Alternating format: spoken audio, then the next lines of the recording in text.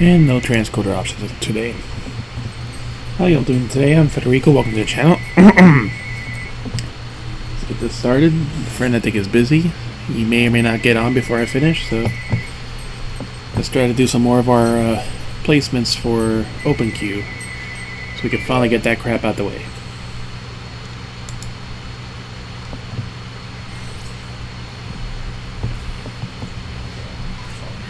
Hope you all been well.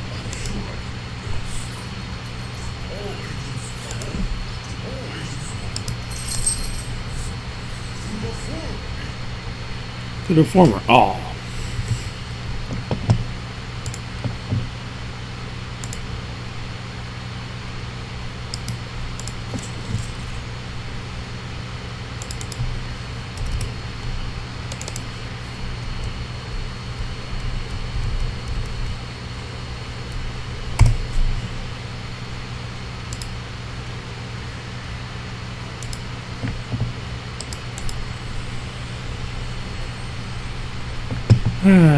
Time for crossplay.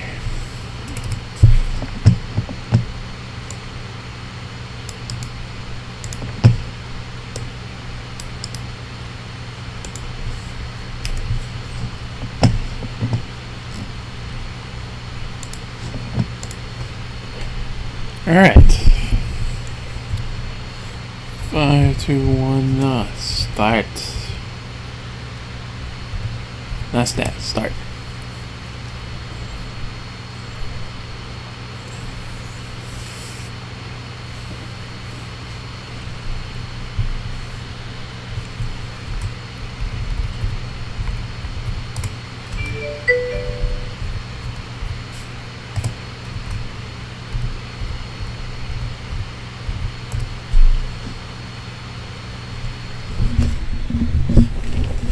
I haven't done that in a while, but should toss my charity links out.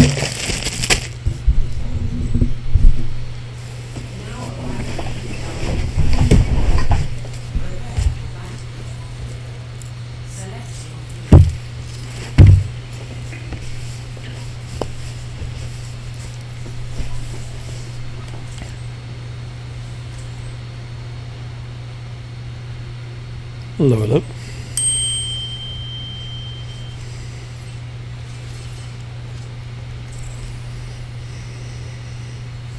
Never stop fighting for the city. I am a different man now. I am home. Stick to the plan. And if you get into trouble, I'll bail you out. Everyone does.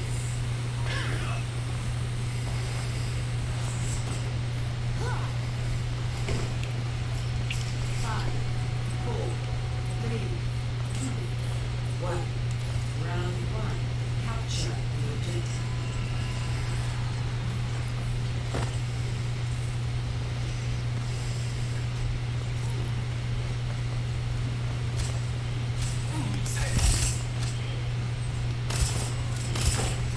Go. I see you. Monkeys are on point.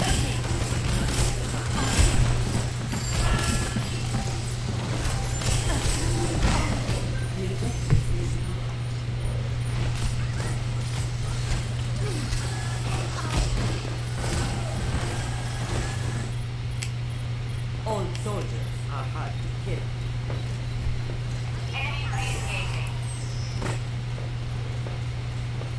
Get back in the fight.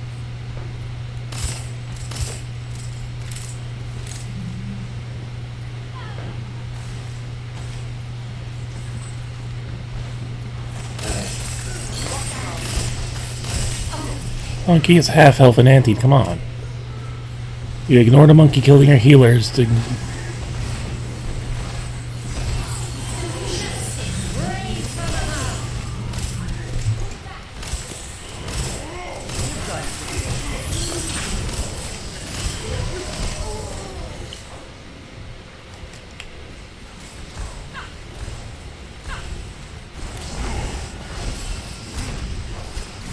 You can't kill a simple monkey.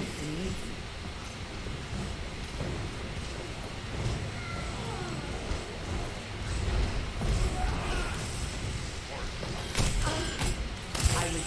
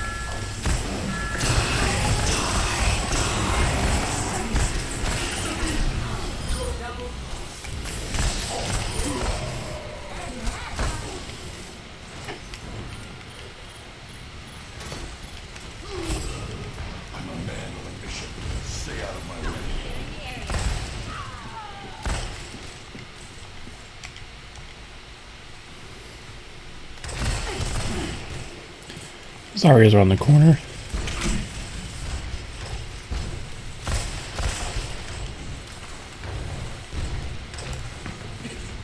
They have McCree now.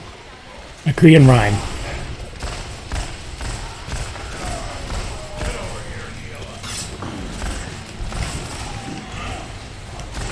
Ryan, quarter health.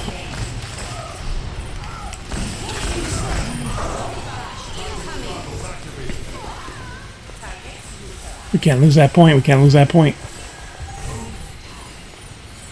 This is not your time.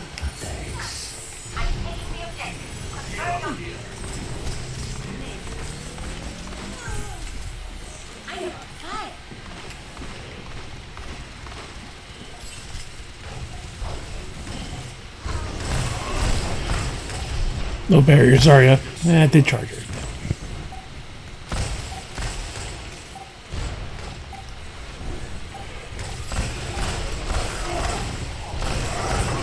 Ryan won.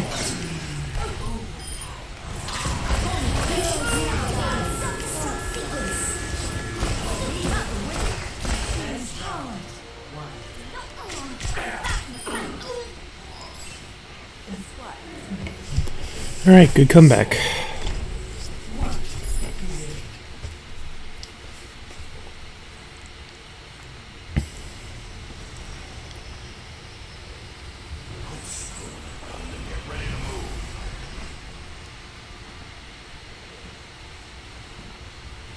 I can't wait to get into the fight.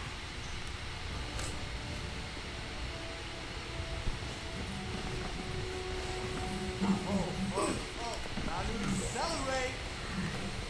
5, 4, 3, 2, 1. Round 2. Capture the objective. Yep, someone left.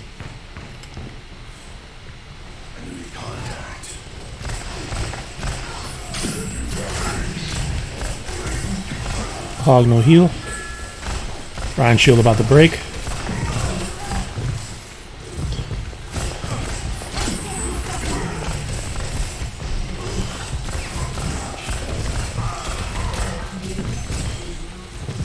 Keeping Hog busy.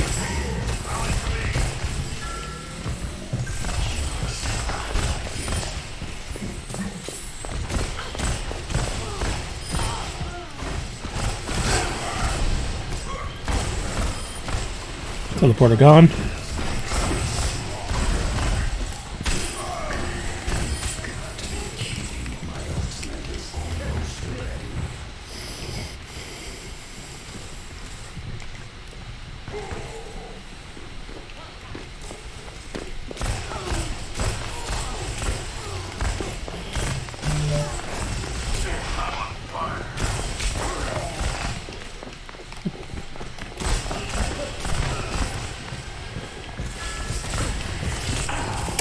Of course, arrow. That's why I didn't ult. Don't go outside. Don't go outside. Just let him come inside.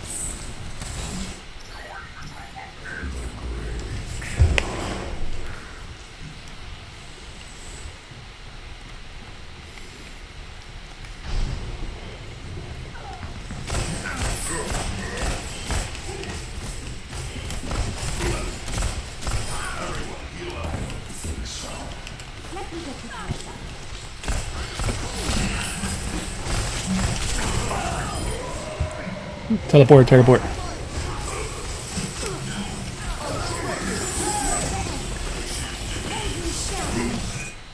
Watch the turn behind you, soldier.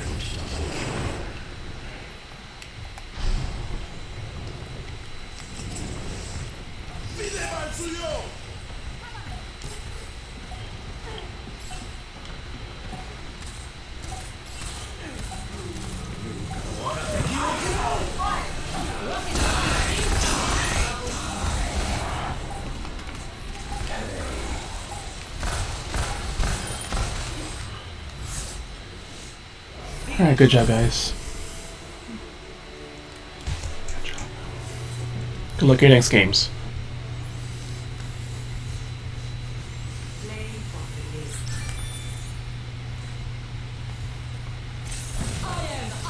Огонь по готовности!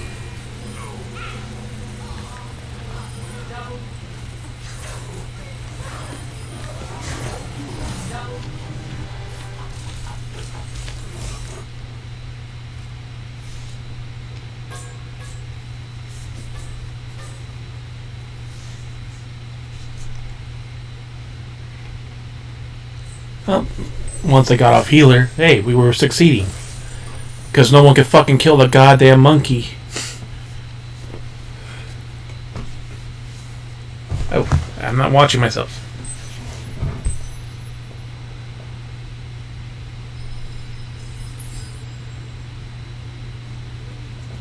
Yeah. 1-1 now.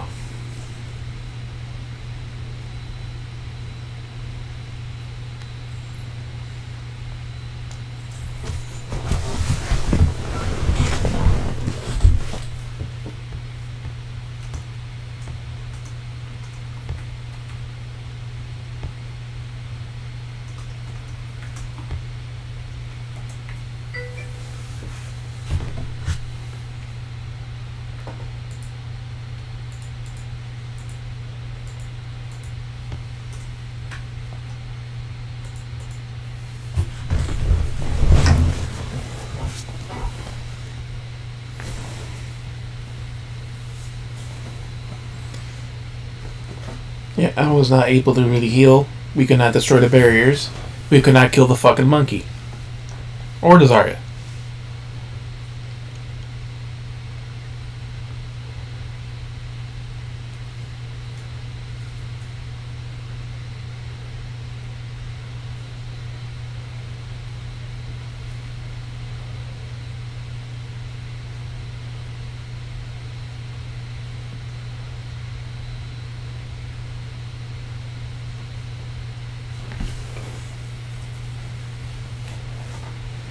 Yeah, Mercy was definitely pocketing me a lot, but I kept most of the attention while Soldier also did side work. He was also flanking them, getting other damage in. He was also focusing the Pharah. I was helping him focus the Pharah when I can, but as a Reaper, there's only so much you can do. But then again, the first map, Pharah had to go inside at some point. Or she just fell off the map because she didn't have enough jet charge and she didn't want to get shot dead.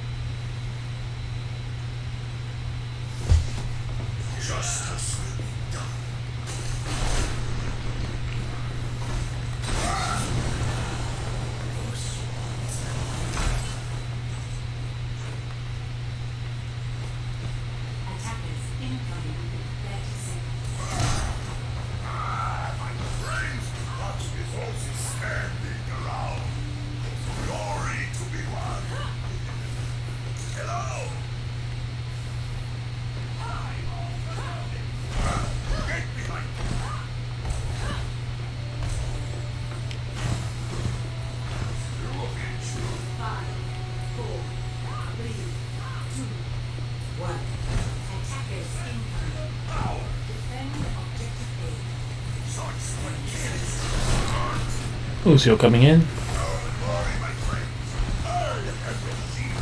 Diva bottom right.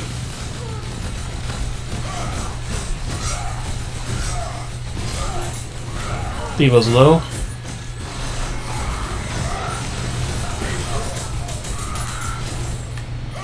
Diva going high ground.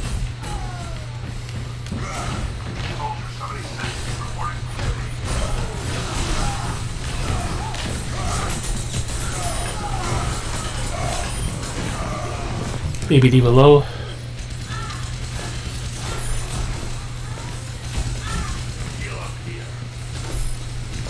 Guess I'm gonna get on the contest. Oh.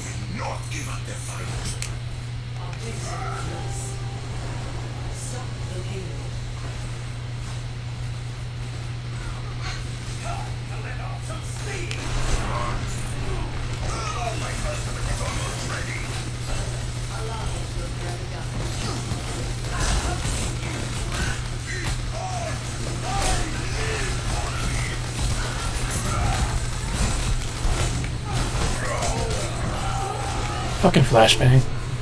The second his shield went down. Focus that Diva, focus that Diva.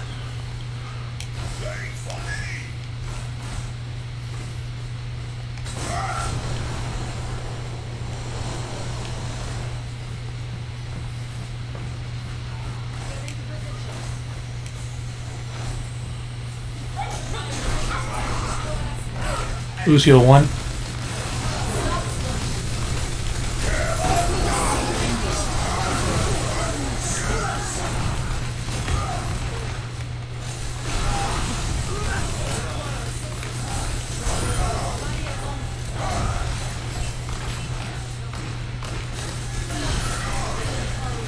Orissa's low, quarter health.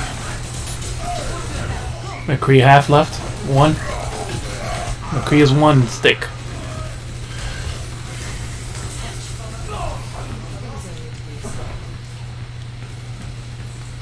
Well, 2 of them left already.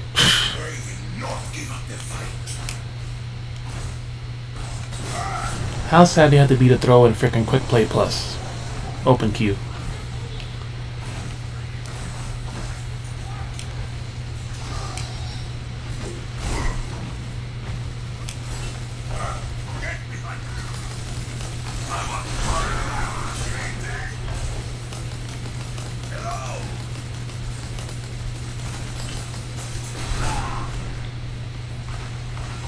They have no heals.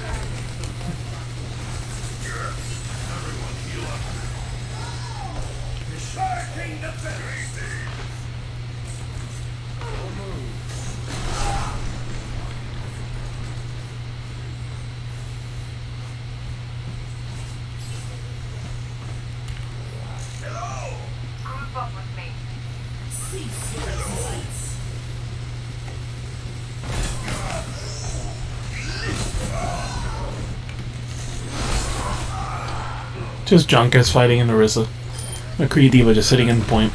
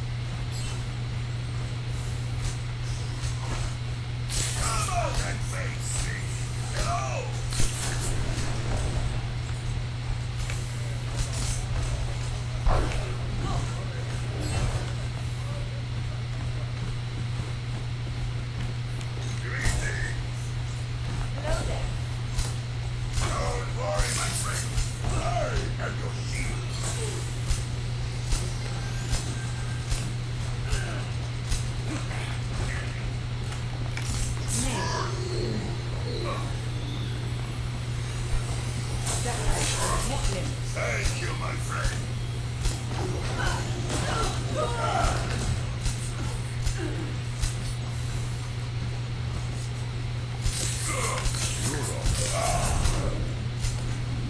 Enemy contact. The dragon becomes me.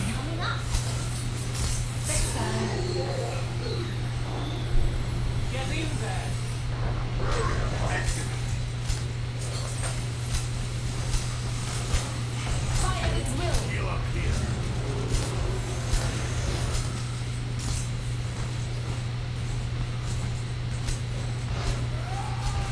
You can just come up here.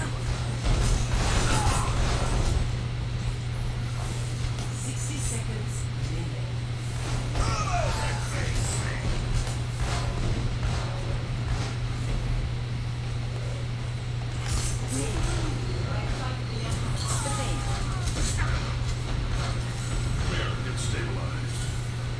When me on a wedding, I am unstoppable.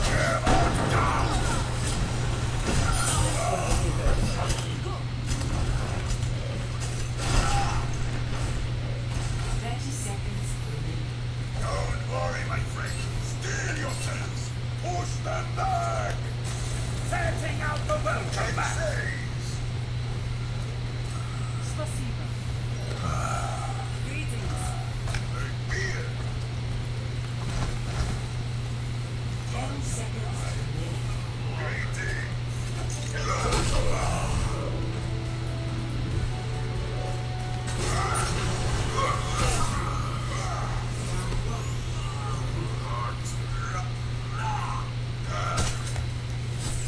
Score 0-1. Switching sides. Prepare to attack. Select your hero.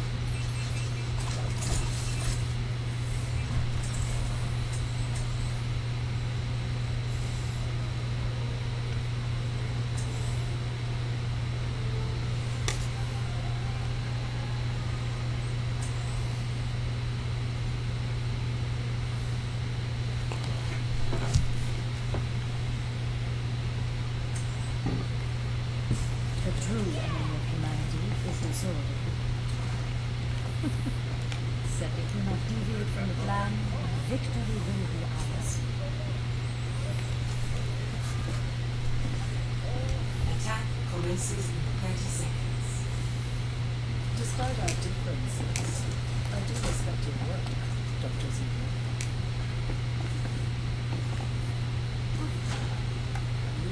Truly is wasted on you.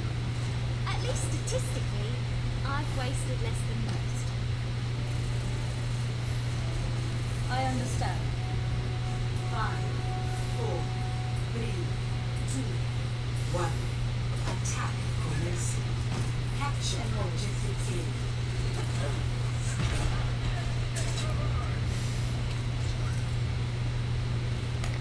The objective is mine. Greetings.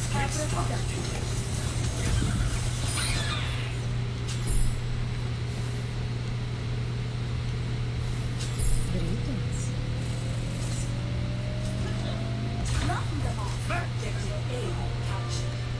Escort the payload.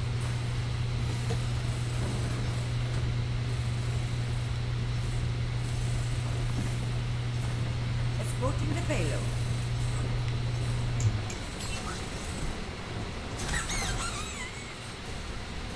Teleporter online. I have opened Payload is approaching.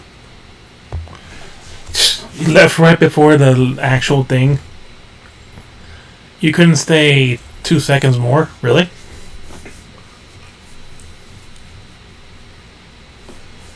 They didn't want to give us a satisfaction.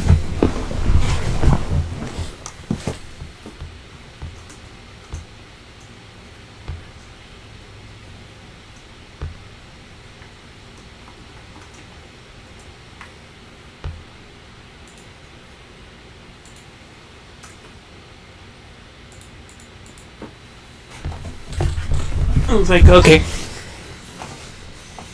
Yeah, it's kind of, kind of tried for fun, but they could also just have fighting. We would have just been waving, emoting, but they don't want to do that either.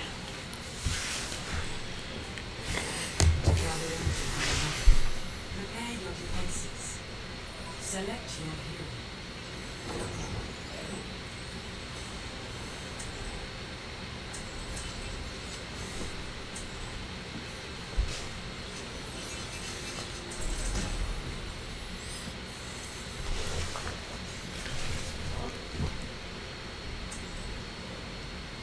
Full trolling from the start. Justice will be done. Greetings.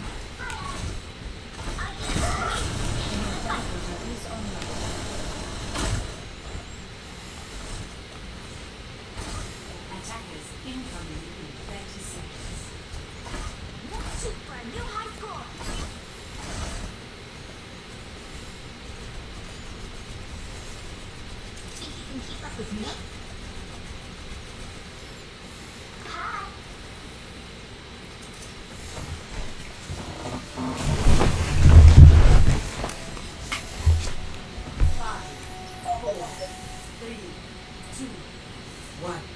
Attackers incoming. Defend objective A. Hold fast! Do not let them through!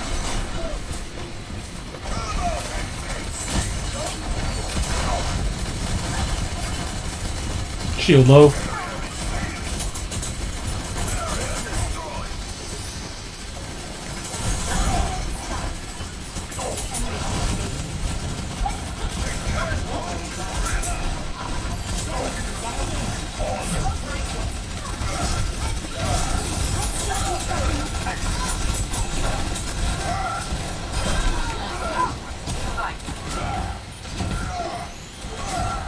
One on point. Sim.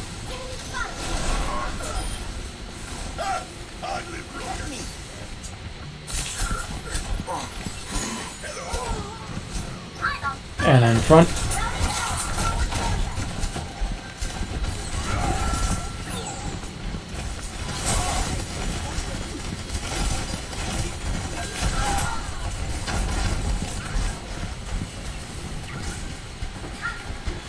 Charging shield. And a half.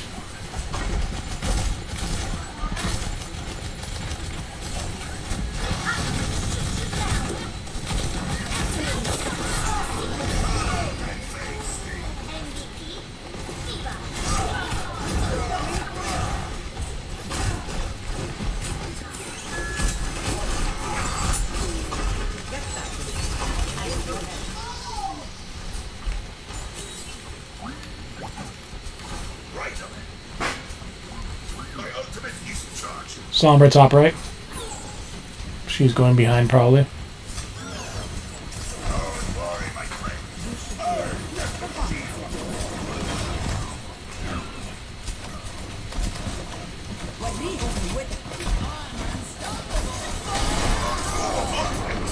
I'm hacked.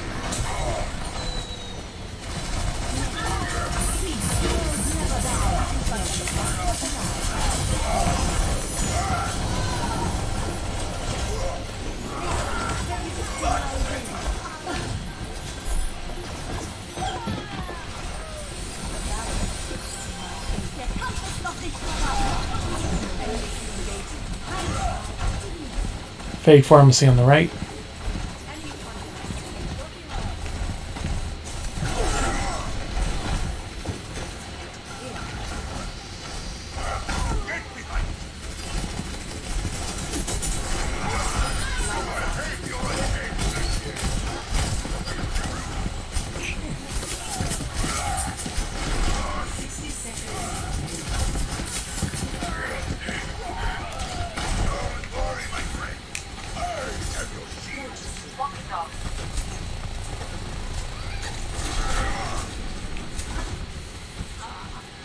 Should recall around here.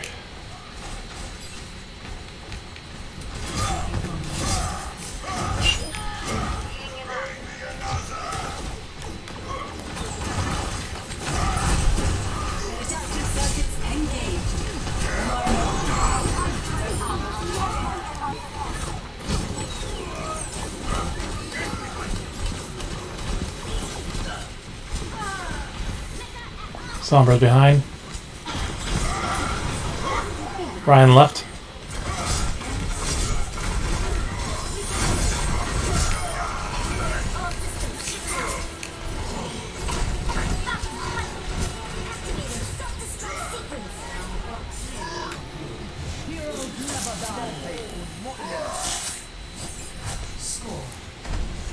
Very good hold. Switching sides. Prepare to attack. 34%, so I guess I got a tick.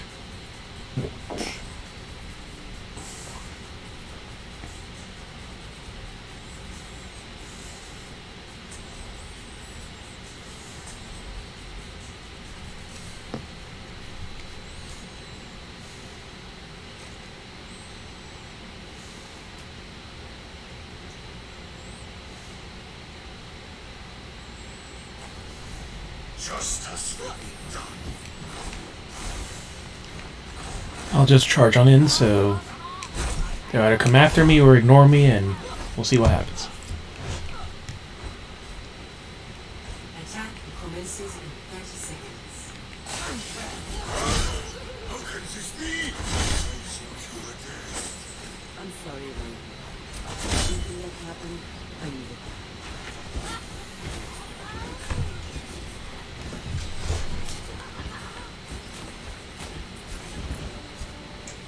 Just saw Lucio or Farah. Okay, so 5, 4, 3, 2, 1. Symmetra.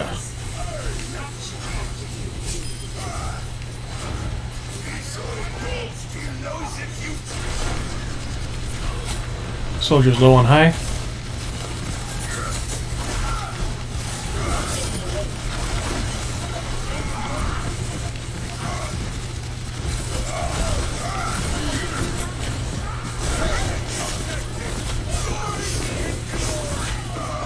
We have a fucking tracer. Turn it behind you, Viva.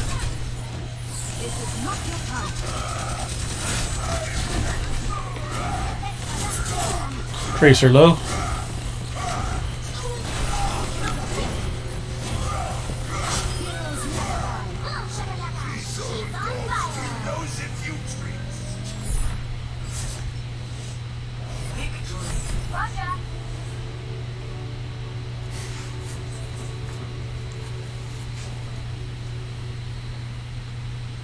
Why 4 DPS indeed. Click your next games.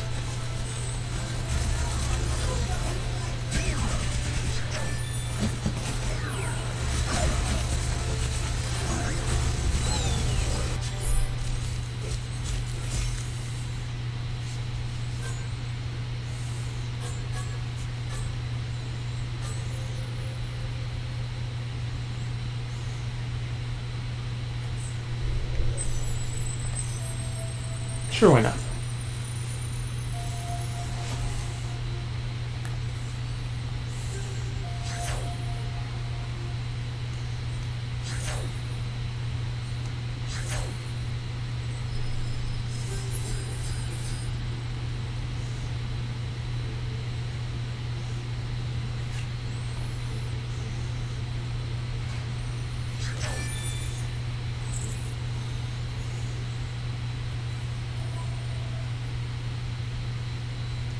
Hello.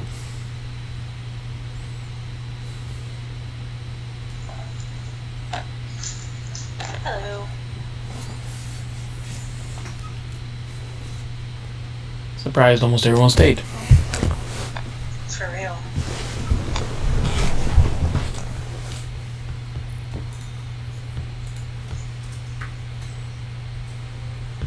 Traveling to Icon.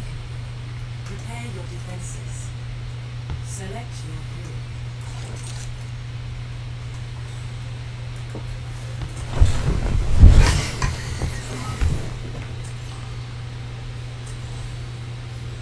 Guess I'm on tank again.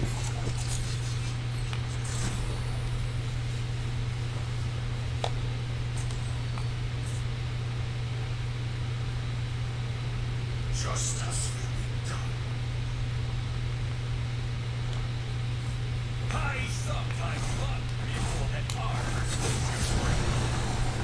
Yeah, and I sometimes wonder if your height is why you're always in such a bad mood.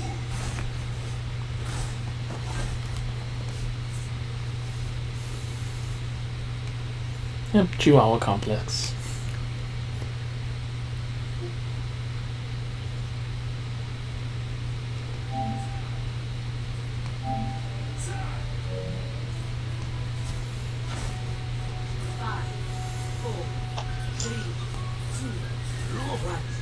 Attackers incoming. Sorry, my friend. I have your shield.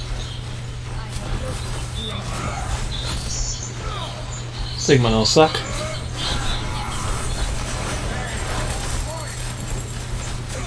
Someone to the left.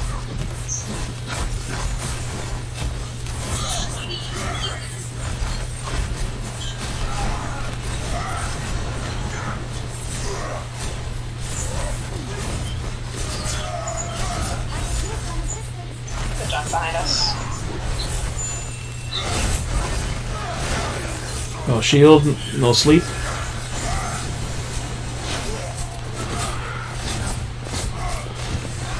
Oh, just squishies here in the front. Oh, Yep. nope. Sorry, wasn't with you. The healers are just healing each other.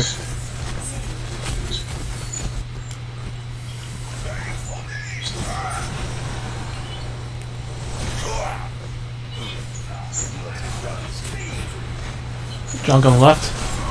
Junk half. Wow. I died after I shattered them, yeah.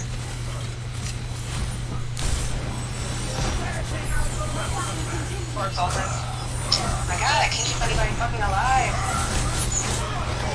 And again, I booped the ball away instead of tackling it.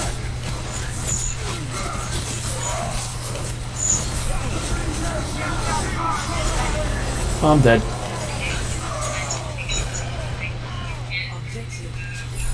They have a spam comp. That's all they're doing.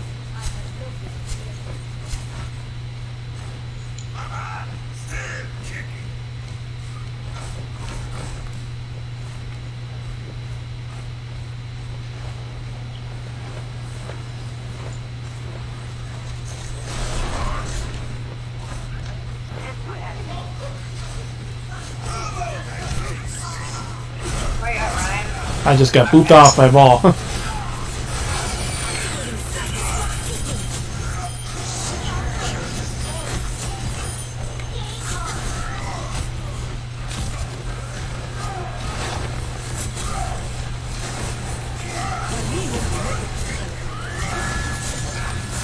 No grenade.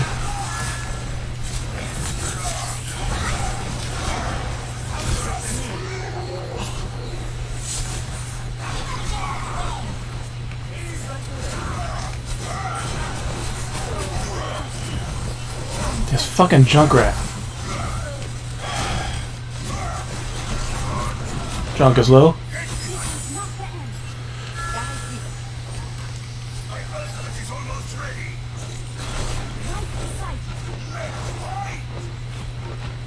Junk in the right room.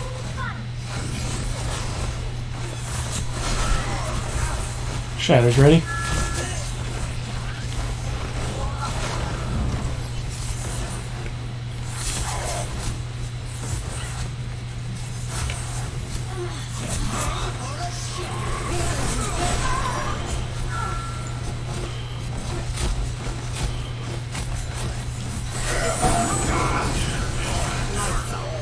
Yep.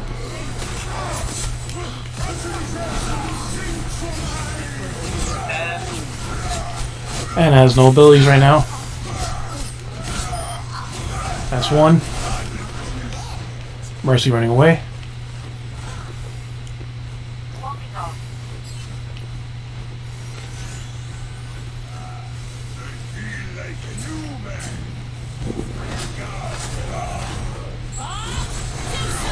Ash is half.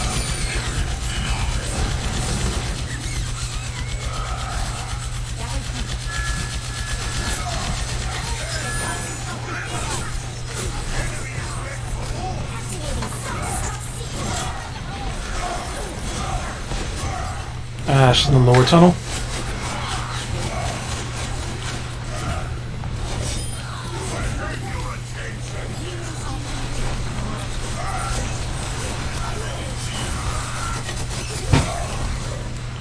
Sigma no suck.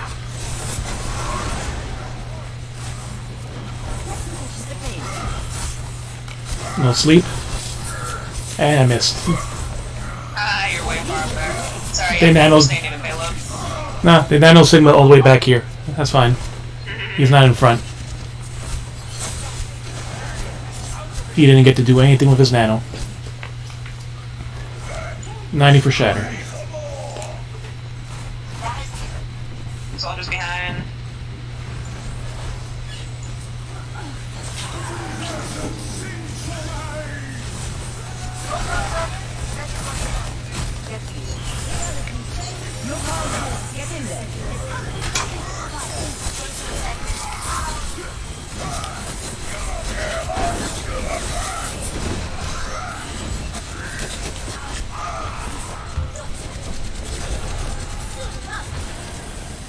Watch the tracers.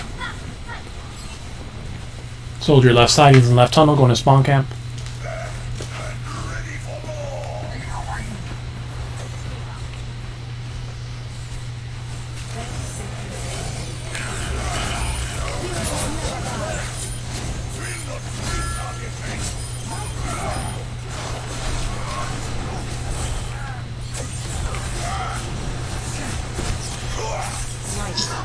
I love how the sleep dart missed me, but then it still caught me.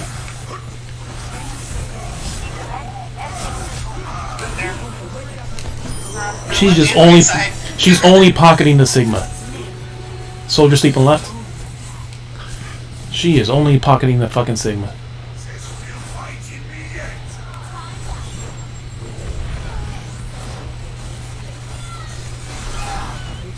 There you go, Sam. Yep, it's a good teleporter too.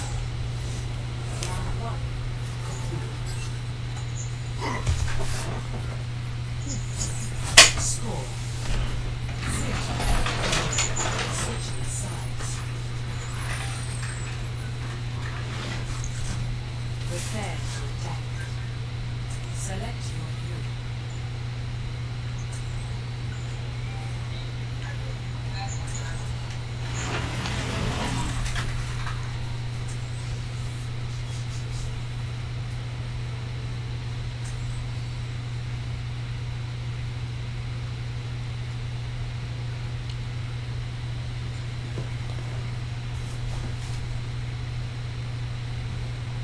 Justice. Yep, if anyone wants to sprays, I'm streaming it, so if you want to lurk in the background. You still need your 6 hours.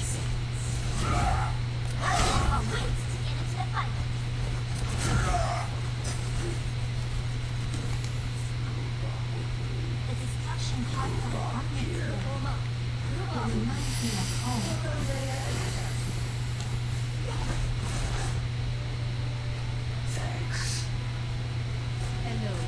5, 4, 3, 2, 1. Attack commencing. Capture objective A. Look up with me as you watch the attack. Be careful. Ryan's down below.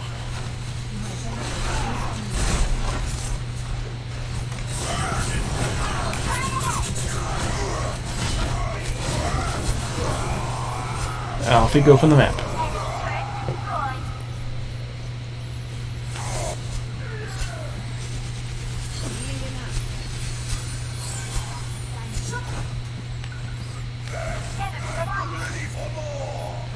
Kill the Ana, Sim. She's low. If you can get to her.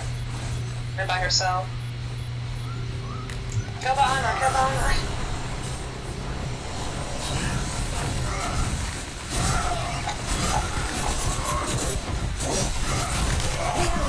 How?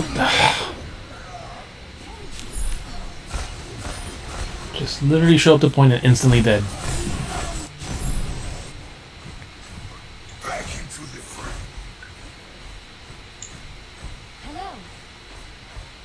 This Ryan just got multiple kills.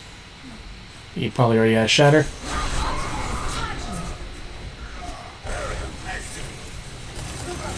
Bastion high ground. Reaper's behind, Reaper's behind.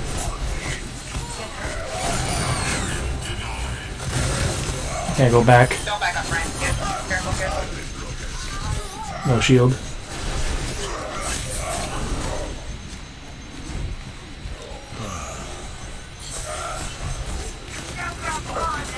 Bastion's in front left. Wow. Yeah. 80 for Shatter.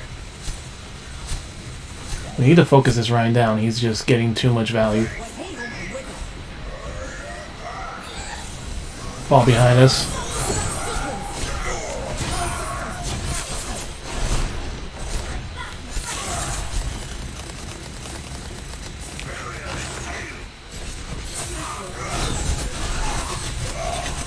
I have no help to Shatter.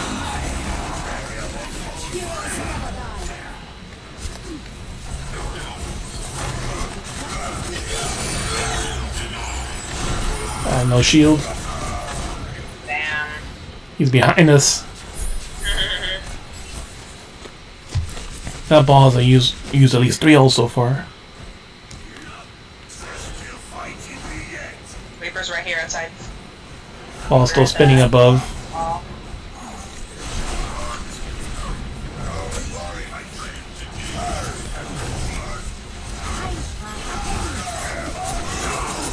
Of course he gets a shatter off and I'm...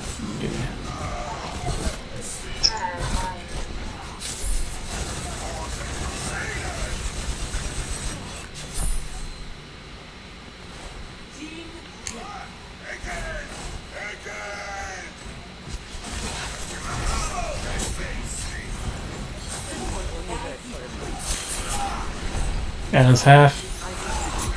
Reaper's behind. Reaper's behind.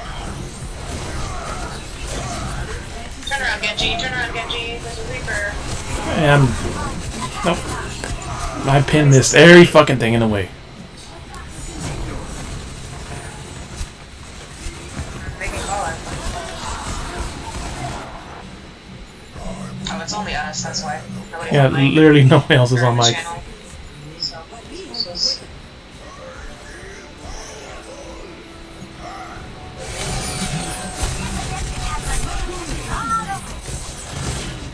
Yeah, nice job, Genji. That's brilliant.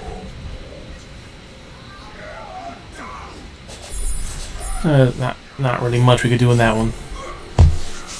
Yeah, the spam comp, and we didn't really have anything to really counter that. We had Diva, but then they also just flanked us from every fucking angle.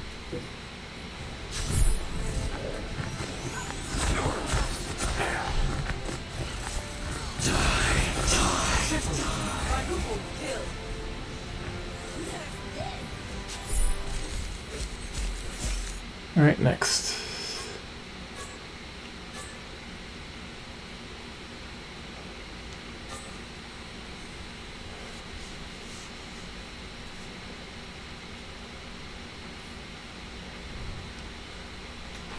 Well, no.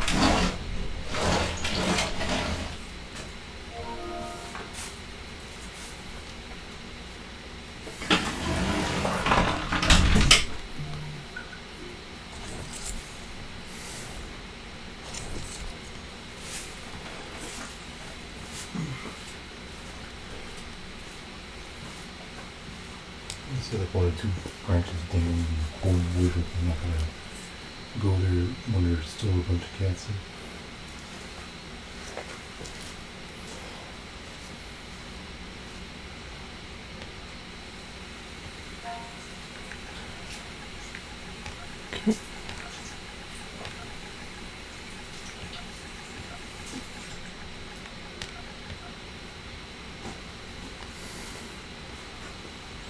And she's already in a match.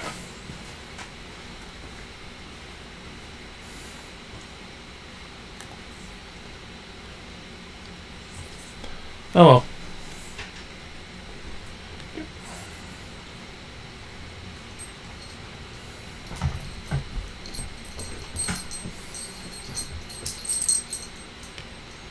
How's he doing? Is he playing comp?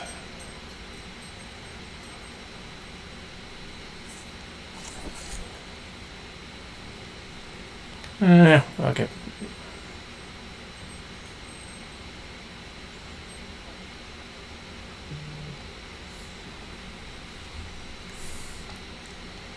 Well, she's already in our match, so.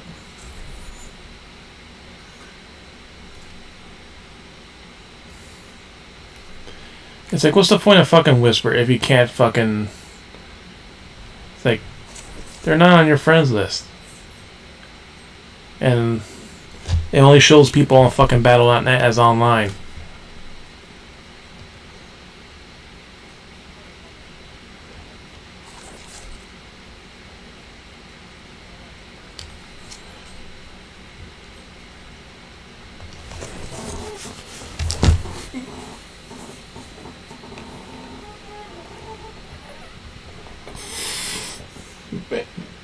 And that's the way most fucking groups go.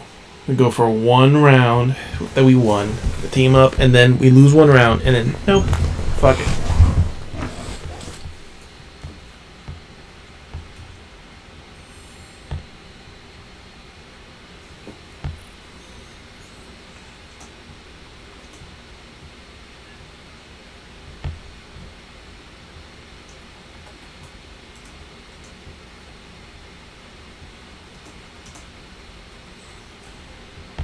Traveling to Volskaya Industries. Prepare to attack. Select your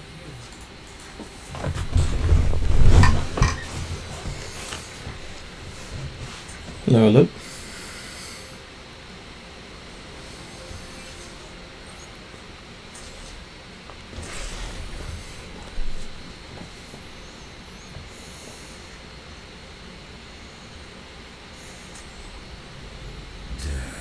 Walks among you.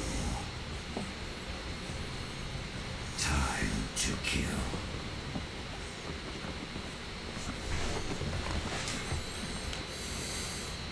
Attack commences in 30 seconds. Keep the skies clear for me.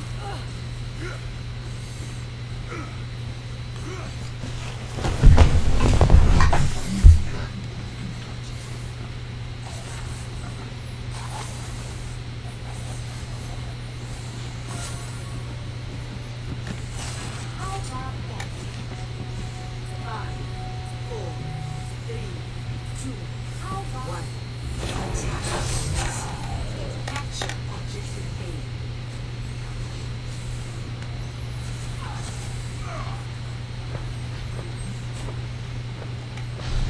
Move out. Turn detected. Enemy turret destroyed.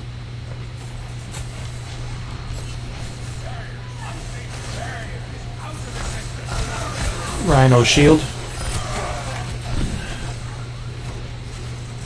Turn on right side with Torb.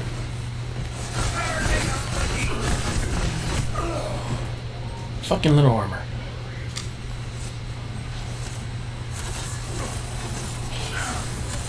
Tracer on point. This time, I'll finish the job. Thanks. Repositioning.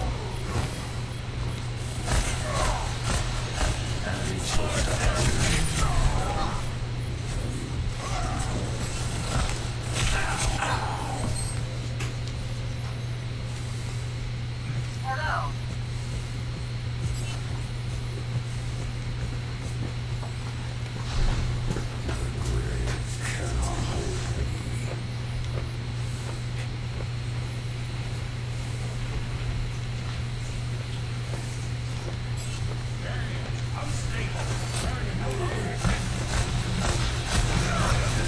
Rhino shield.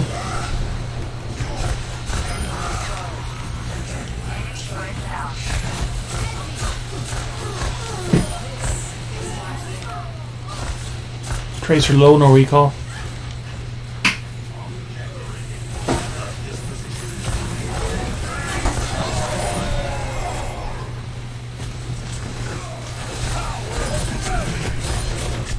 Or half health, no armor.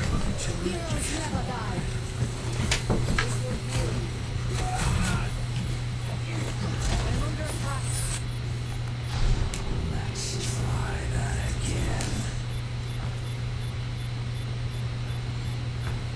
Find their weakness and claim the objective. Death comes.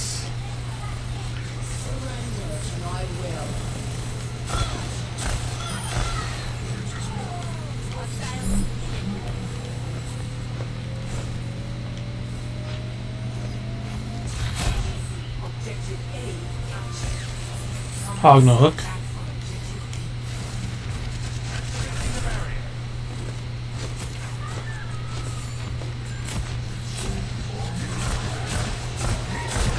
Hog no heal. And no hook.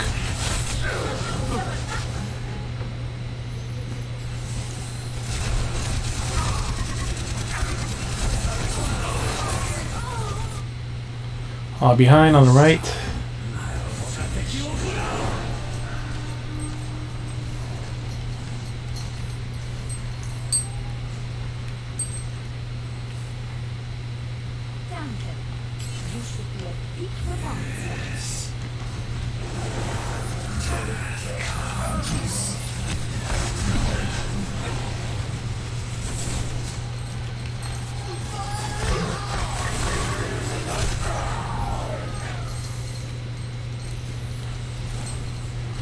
This junk is right behind us. He's in the left building, or was. Behind you, Sigma.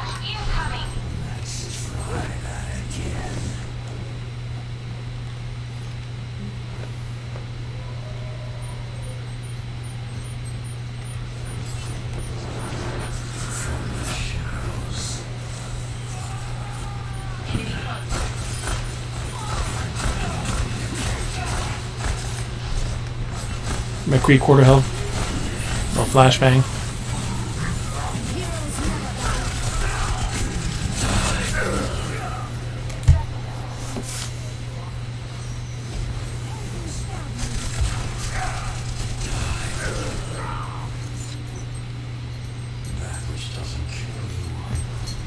On his screen, he took no damage from my ult, even though he's in the middle of it. Yeah.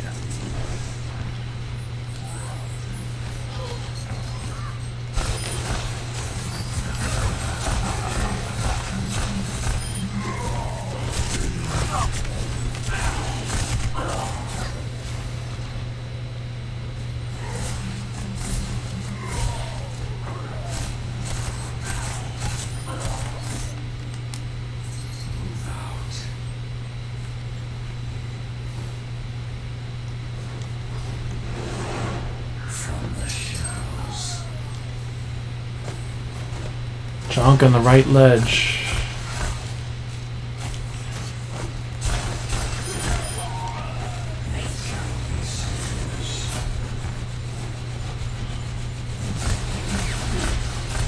Soldier high ground all the way at the end.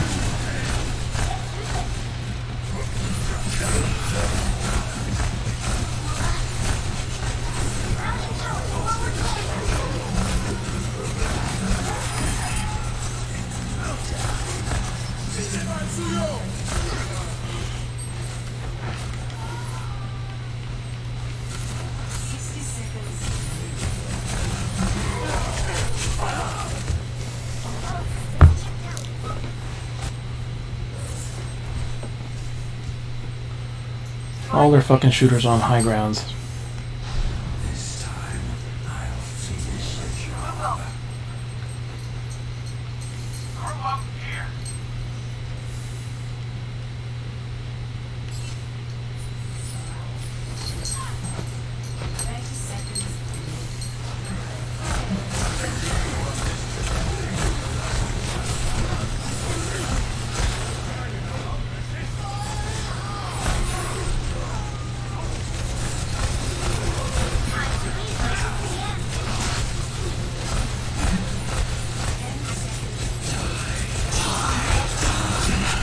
Junk is one. This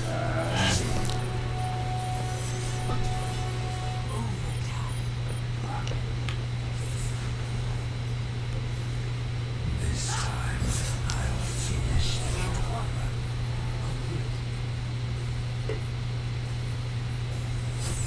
Score 1-0. Switching sides. Preparing the defenses. Select your hero.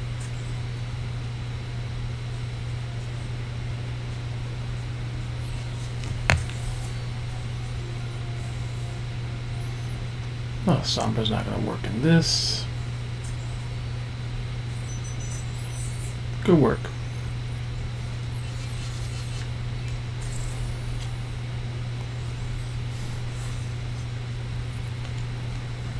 There is no obligation for the universe to make sense to you. I'm a one-man apocalypse. Emma,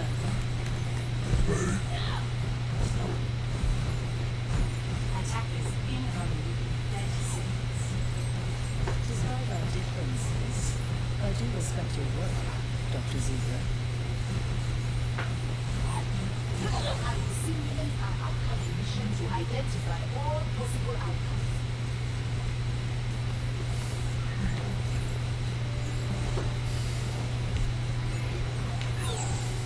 Five, four, three, two, one. Attackers incoming. Defend objective A. Stay close to me and do best.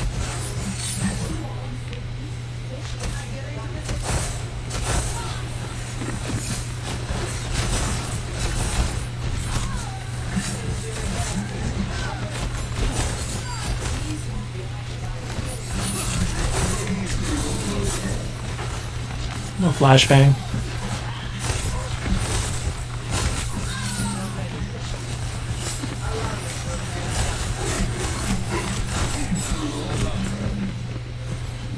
Hog McCree pushing together still.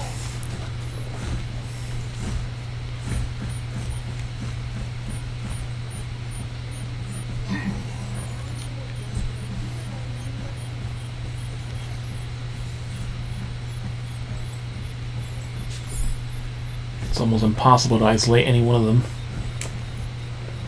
Either die there or come back. Can't really do much.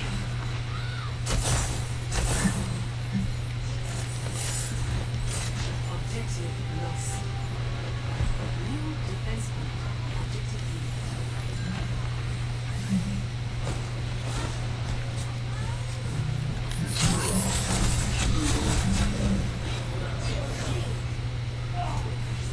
It's alright. My hook goes off, but no, his goes off first. Good picks.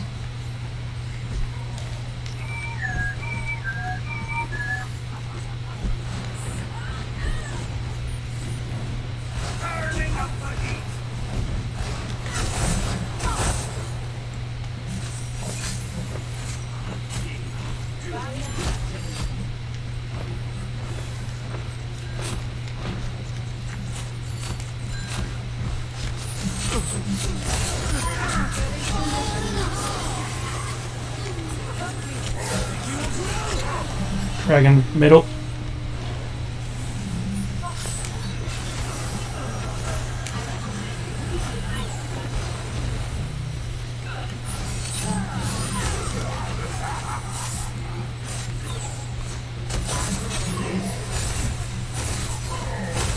Hog very low, no heals.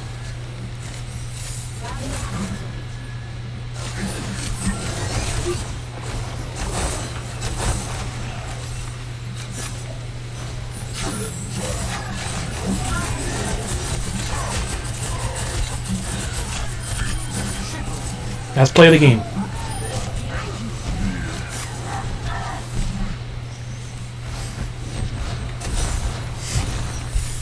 They wanted to push right.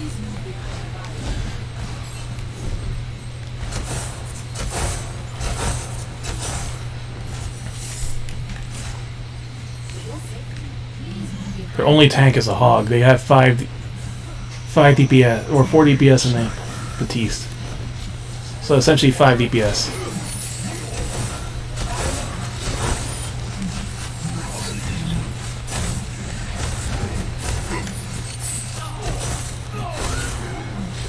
Hog sitting right in front.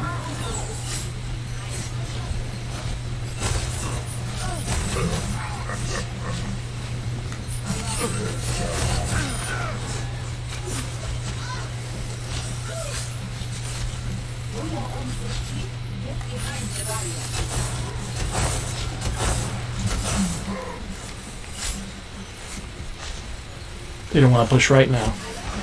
I'll go in high ground. No, you don't.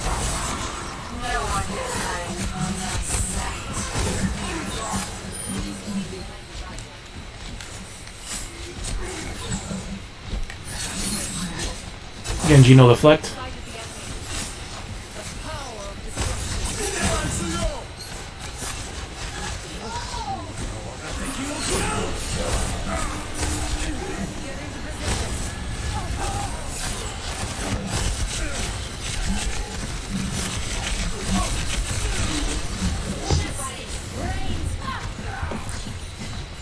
They have window in front, so watch out. Genji on point.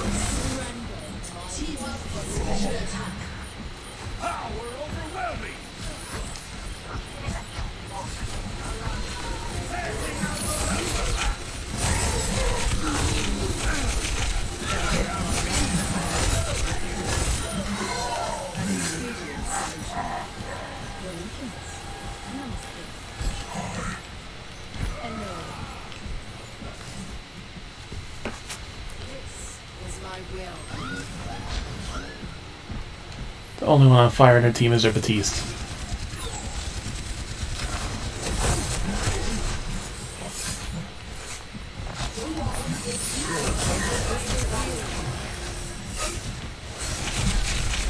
They have double barrier now.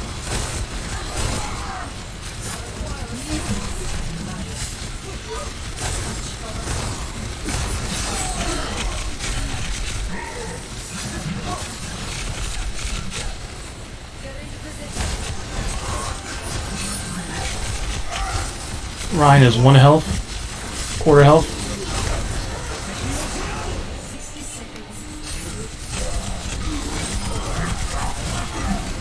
Ryan is Larry low again. Batiste in front. Batiste in front. Batiste in that side room on the left.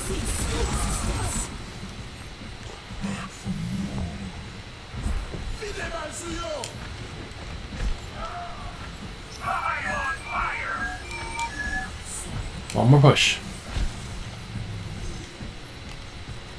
30 seconds.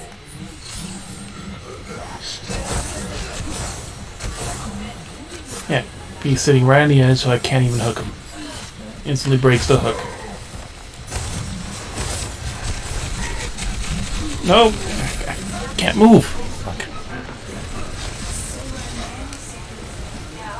Focus that Ryan.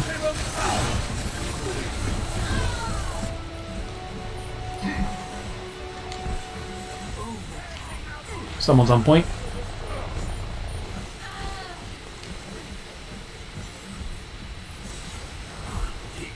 Good hold, guys.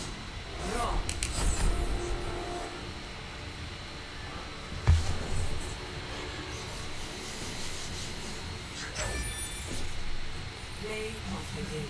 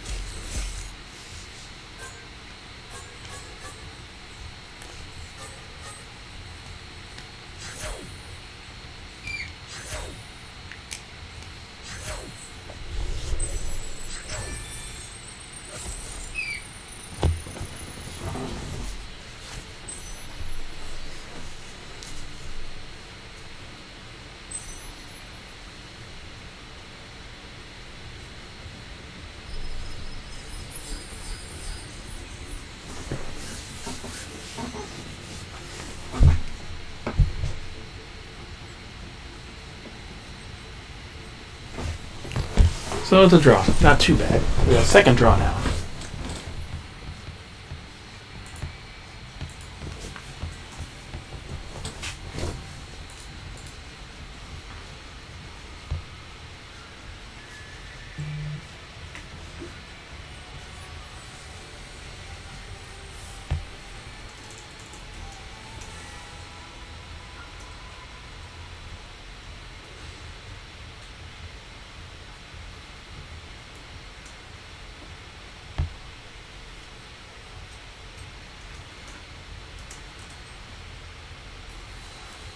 I gotta highlight that.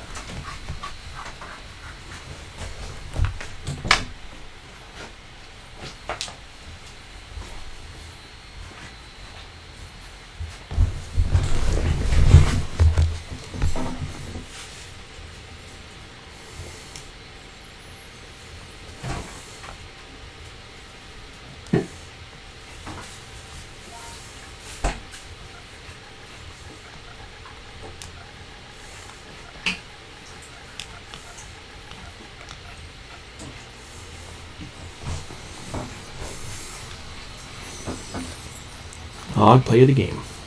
In open queue.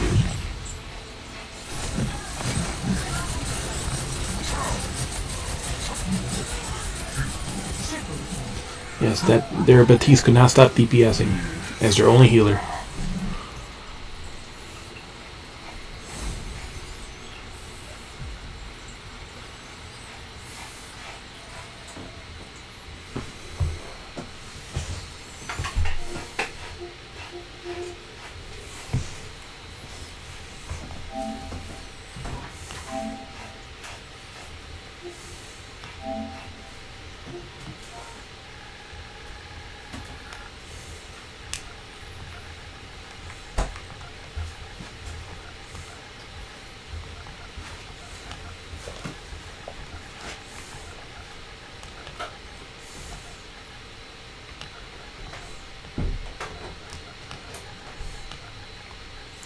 I play the game on OpenQ.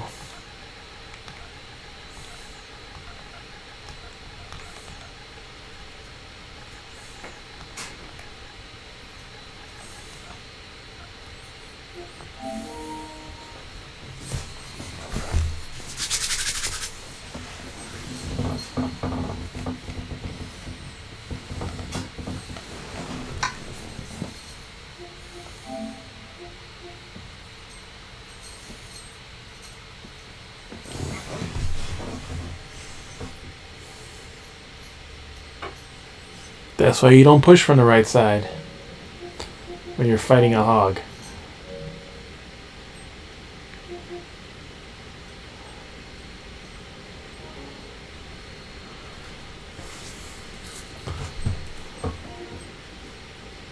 Why not? I'll share it in the group.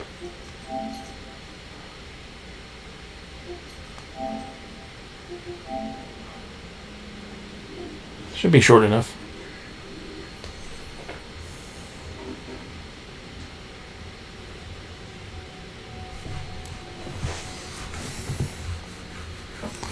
Or maybe not.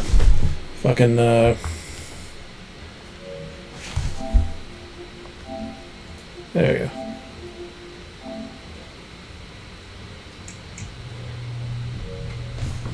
Let me share that on my Overwatch Discords.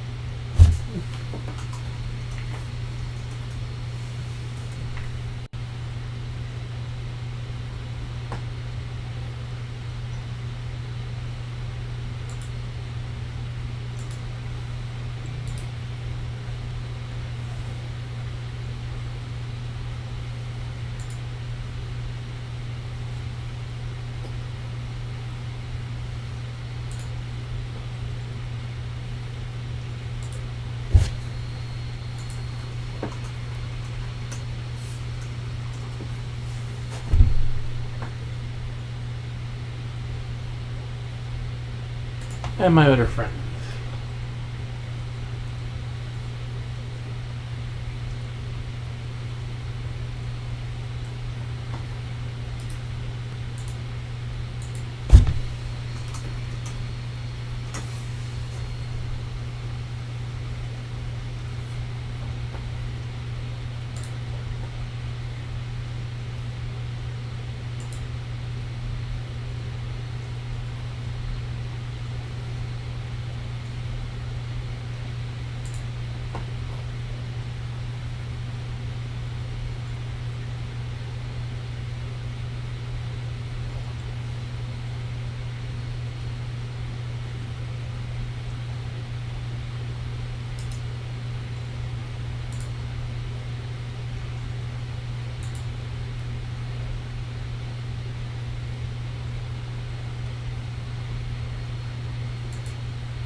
Oh, the Overwatch thing no longer exists?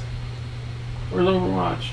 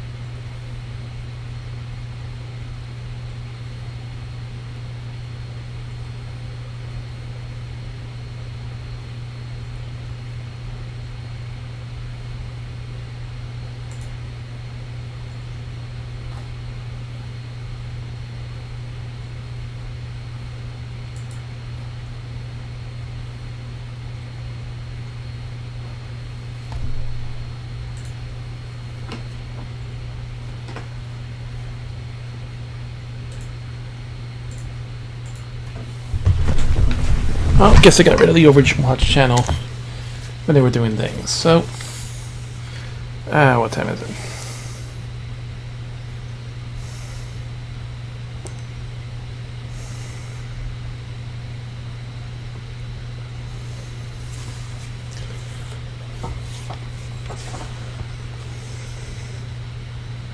Four more games.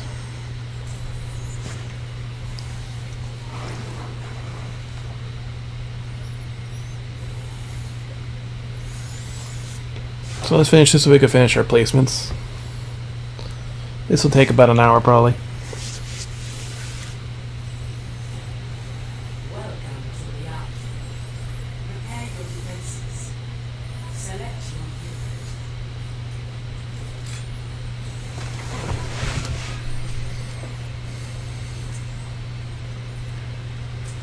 unit. Lower lip.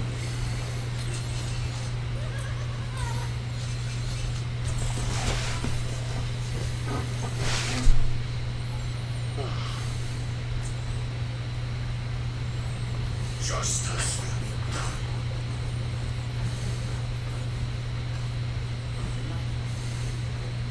Stick to them.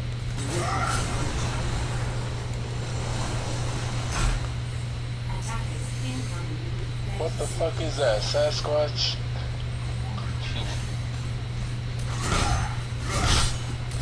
We finally found Bigfoot.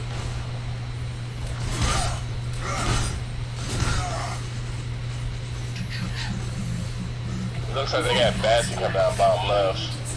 I saw his little gun shooting over there. 5, 4, 3, 2, 1. Attackers incoming. Hog and Brig. Bash and blinking on me. I got bash and blinking. I slept his ass, he's back here. Yep, get his ass, bitch. Come back. Yep, got his ass slipping. Caught him. Dang, everybody else died? How? That fast? This Brig is discorded in half. Coming.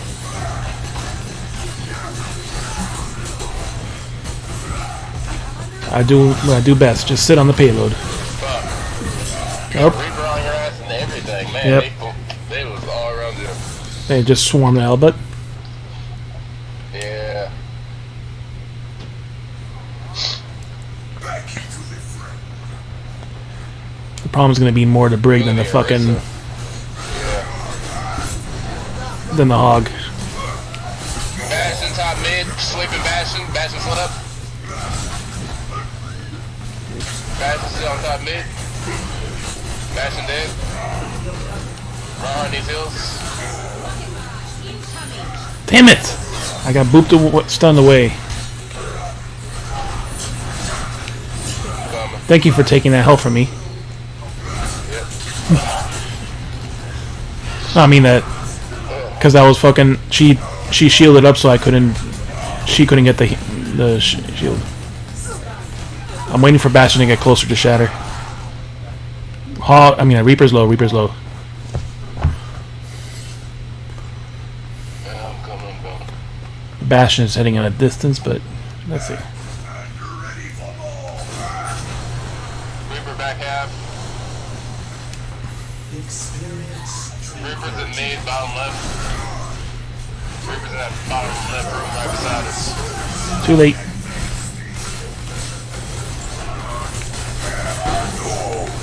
Here you go. Fuck him up.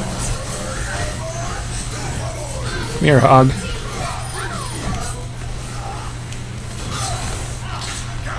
Bastion bottom left. Bastion bottom left. Lucio, high ground right side. Left side building. Bastion behind you guys. He's still alive. We got bottom left Got building. Reaper on me. It's funny how Reaper can, Lucio's pushing him fast. Reaper has ult. Lucio's boosting him. Nice. This is not over.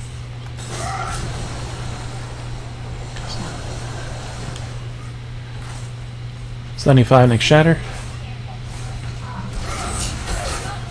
Alright. No personal. Yeah, let's see, though.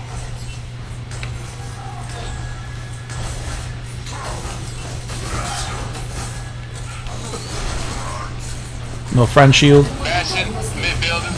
Canton Hills, Bastion. They're all in there. They're all in that bitch. I popped 2 ults right there. Reaper top half. 90 for shatter. I'm gonna charge in. Reaper top high mid. ground. Got him. He slept. Reaper top mid. Bastion left corner. Bastion left corner. He's shattered, but no one's out there. Okay, we got him. Yeah, we're gonna take care of Reaper.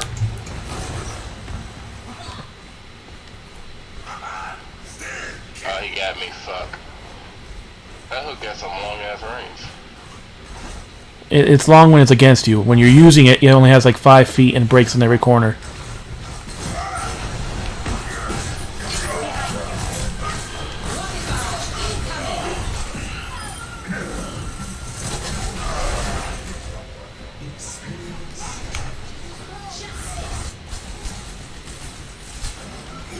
Bastion ulting. Mid, Bastion mid.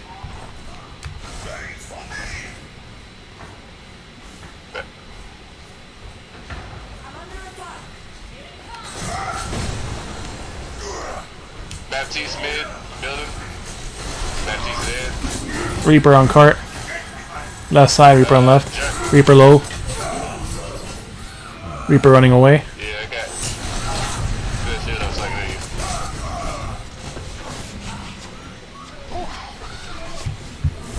Hog his ult. Reaper, coming. Good shit, good shit. Alright. I'm gonna give you the nano boost real fast so you can go in there. Well, Sorry, is half. either way, then. Sorry, on left.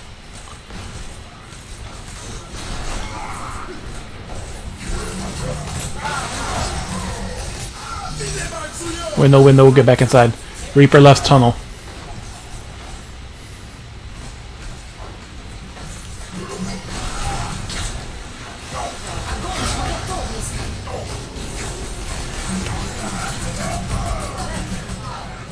Sleep in, who does? Good grenade. Good grenade.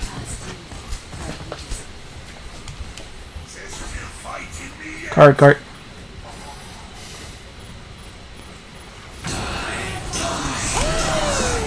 Sleeping him. He's almost dead. Reaper low. Zarya left. Zarya back left. Well.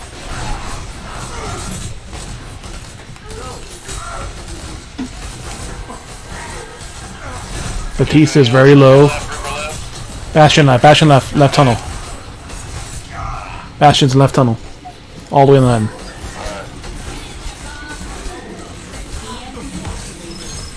Bastion's antied one. Got him. Bastion dead.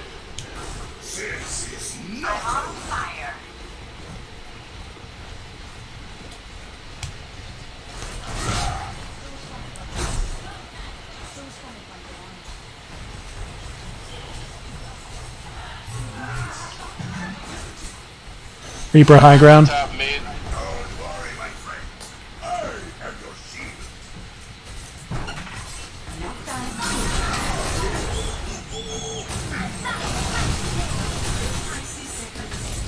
Oh shit, jump right back behind us. Oh shit. I tried to save you. Everything while you dead. Oh man.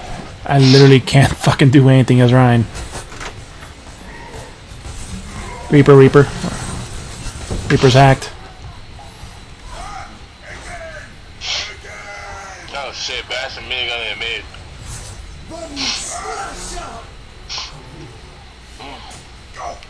People are assholes to choose Bastion anyway.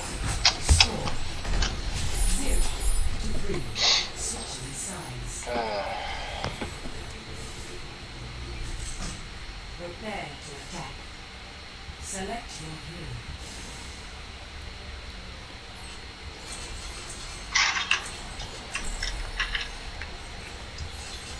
Morning. Cradle power level data this Let me see.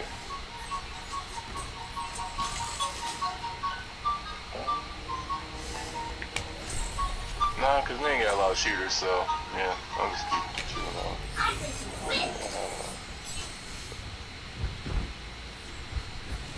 A disciplined mind is your most dependable ally.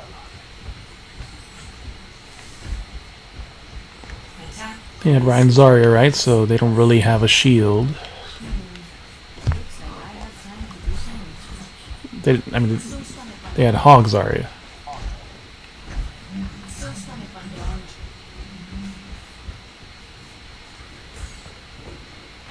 Oh, they got Ryan. I think that's a Hog. Yeah, Hog, Ryan, and Yeah, Ryan's just sitting there.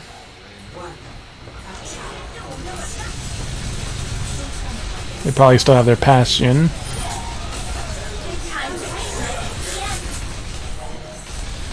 Ryan shield's gone. Hog didn't even hook. He missed. somebody else. Punish Ryan. Lucille, back line behind us. Good Hog hook. He's more on the right. Lucille right beside you on the right. Anna running away. Reaper sitting around corner. Reaper 1.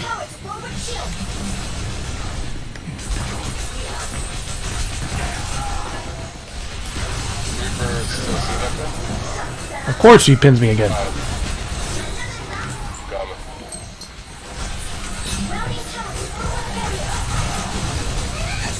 Where you at, man? There's Bastion in front. I'm trying to hear you jumping around so much. Got something Wow.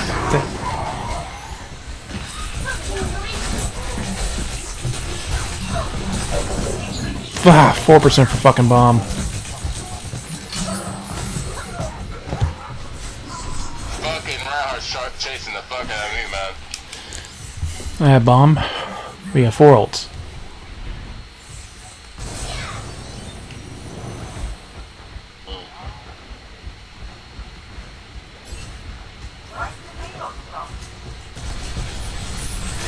Oh, hook.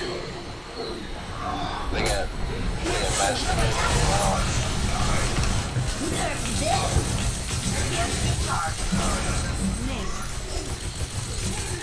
Reinhardt's left on left. Watch out. I love how he hooked me around the fucking corner. Yeah.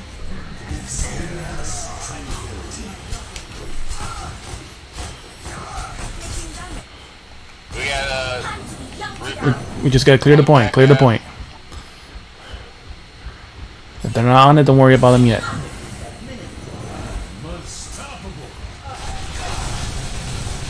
Ryan Shield's about to break. Bastion right side, Reaper. Look at you though. Reaper flanking. Okay, he's dead. He didn't ever turn around to face me.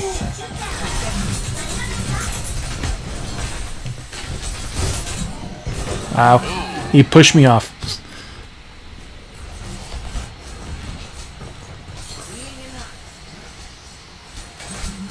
I'll go. Ooh, that was close. Good shit, good shit. Oh, he pulled him off. Oh my god. Behind, Ryan, behind, right behind.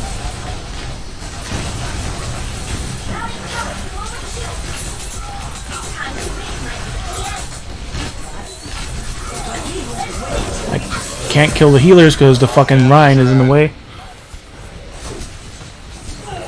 He's antied. They're just double pocketing Ryan.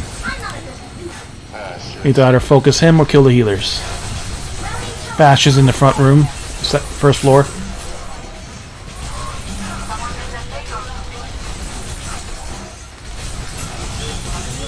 Ryan's just wasting shield.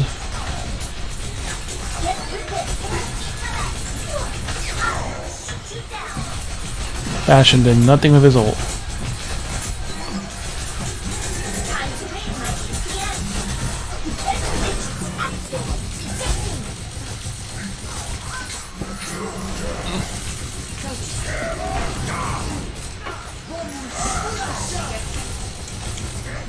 Ryan's antied. Back line. Get these in, got him. Ah! Right as I fucking did it.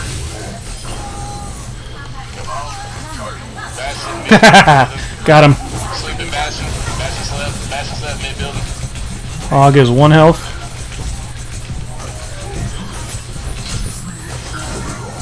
Oh, gives still 1 health. Reinhardt slept.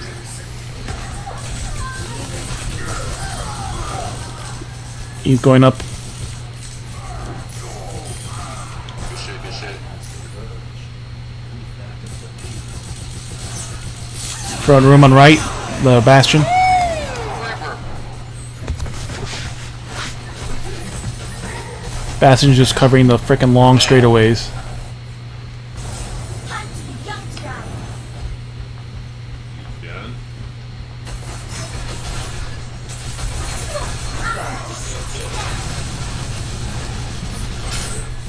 Bastion.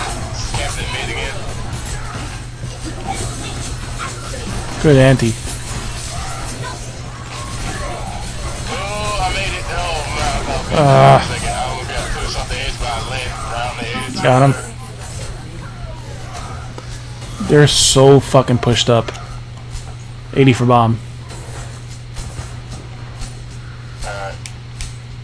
Reaper behind us. Reaper behind us. Reaper on the backside. Reaper on the backside. Watch out for him. Fucking oh. Reinhardt mid. Sleeping Reaper. Reaper slept. Fucking oh, man. And has quarter health, no grenade, no sleep. Perfect spot. Thank you.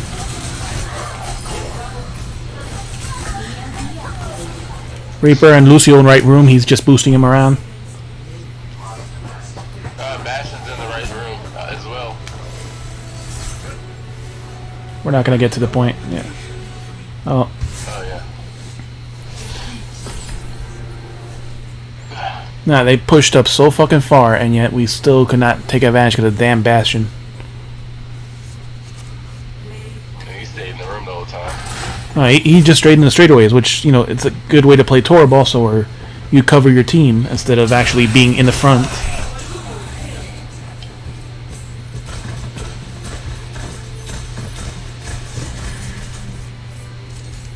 Oh, GG's. Yep. 5 Maravinos.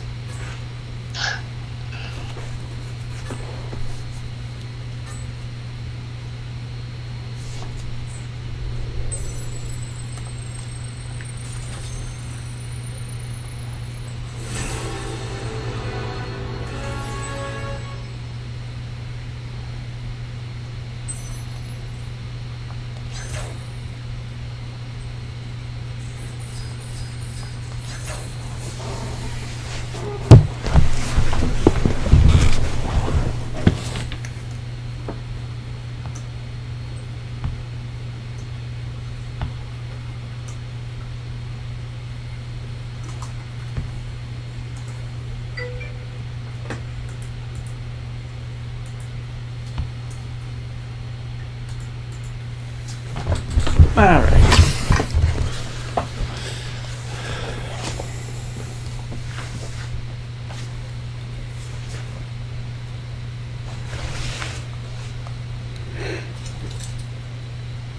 There.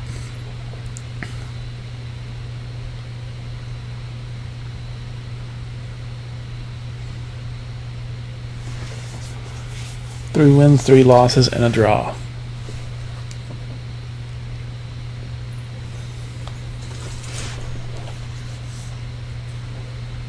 Traveling to home. Prepare for battle. Select your game.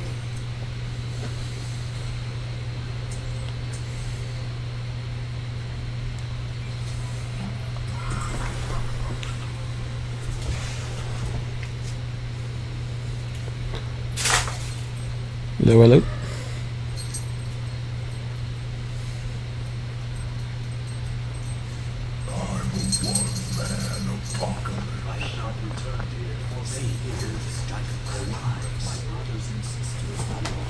Oh.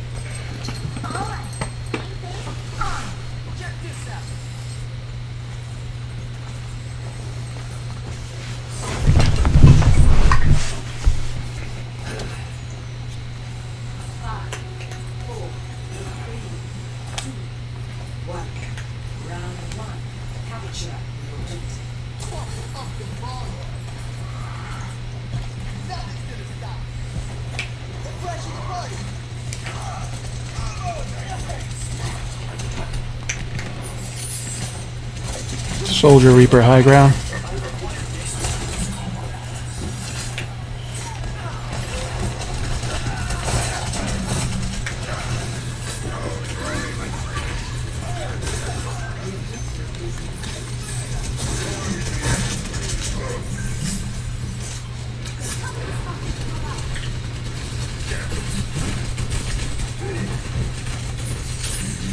Evil on point.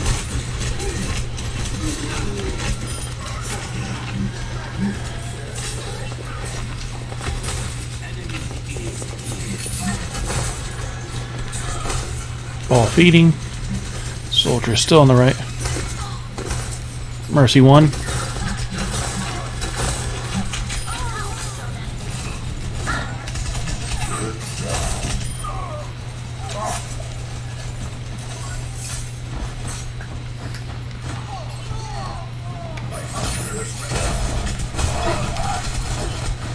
Leave the baby diva, leave baby diva.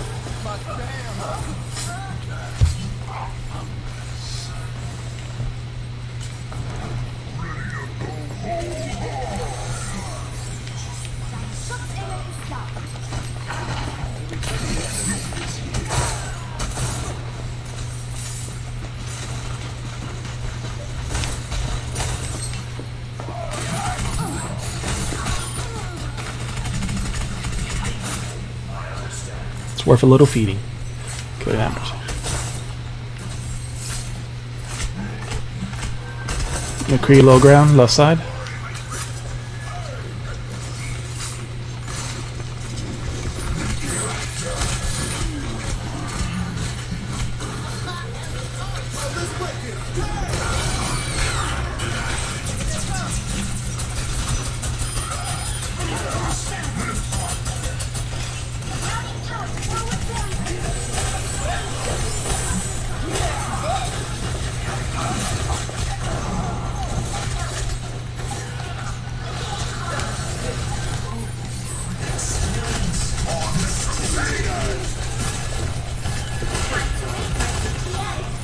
Diva half.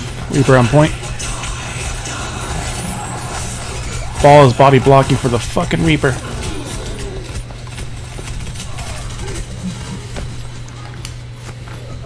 It's alright, we got 99. We just gotta take it once.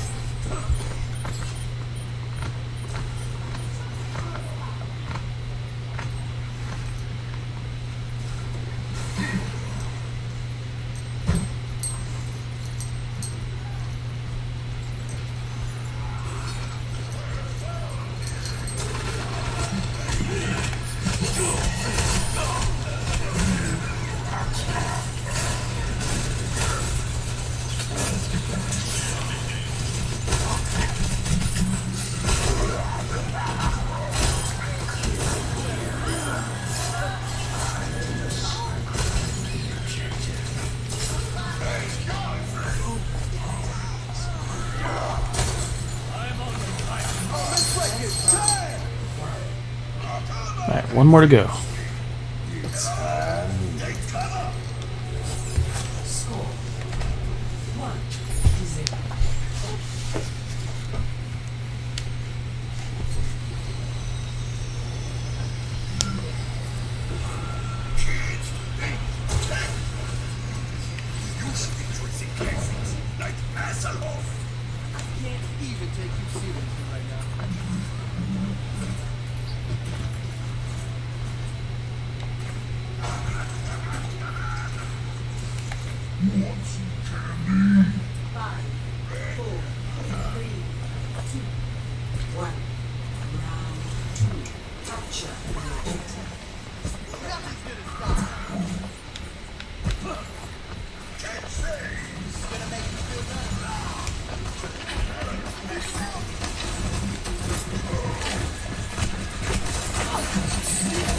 Warrior 1.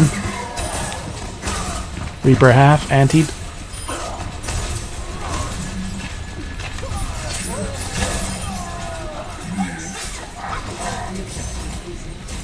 Nice.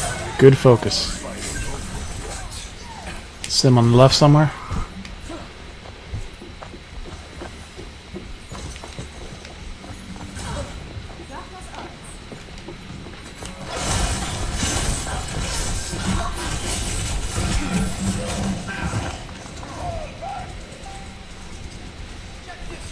Tactical visor activated. Rolling out.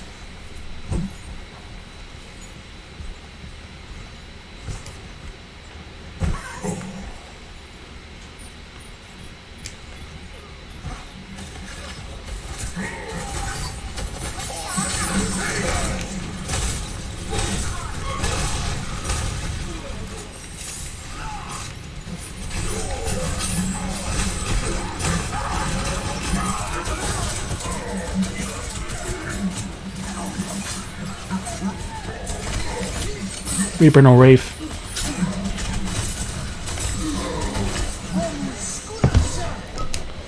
They ulted for no fucking reason. Okay. Reaper, watch a Reaper, watch a Reaper.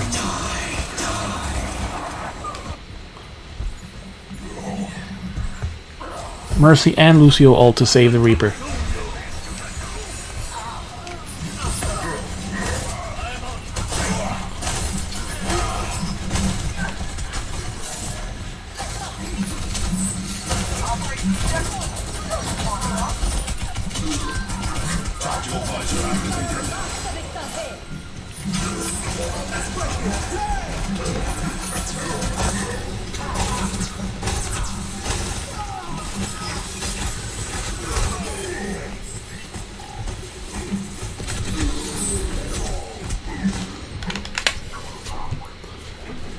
We need to focus that Reaper. Sim got charged.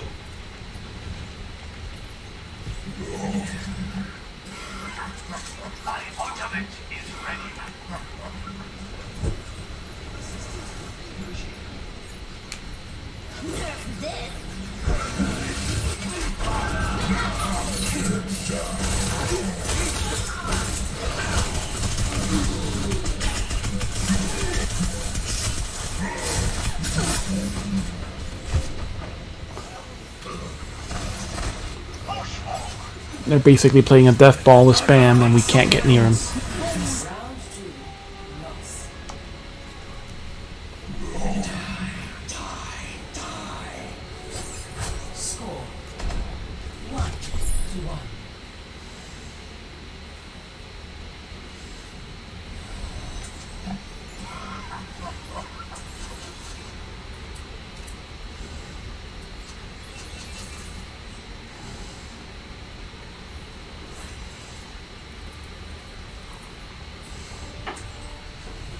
There is no obligation for the universe to make sense to you. 5, 4, 3, 2, 1. Round 3. Capture the objective.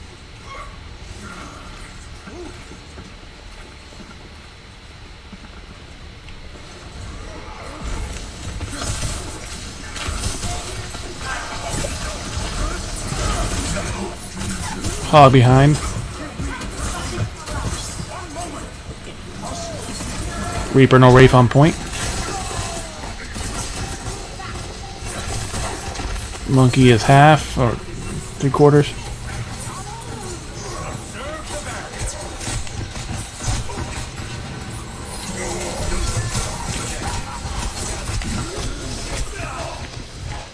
We can't deal with this goddamn Reaper. Reaper's still in the right room. Reaper is still there. Good. Good. Haven't we done this before?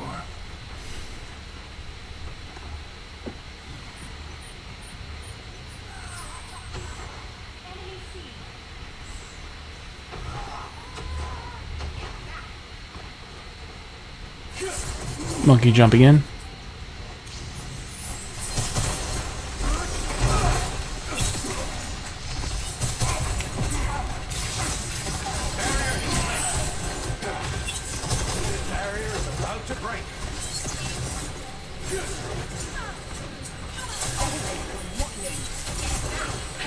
Reaper quarter health, running away, no abilities. Monkey on point. Monkey 1.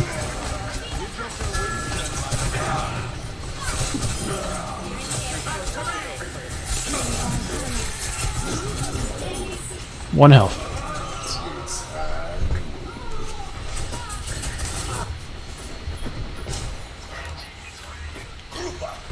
They're basically swarming us from all sides. We need to focus one of them at a time.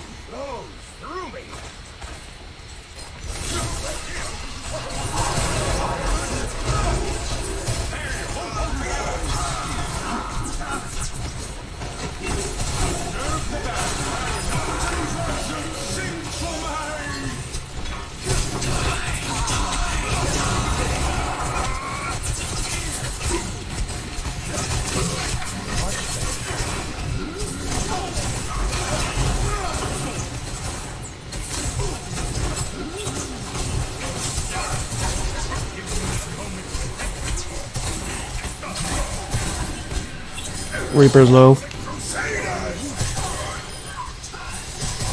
Hog's low.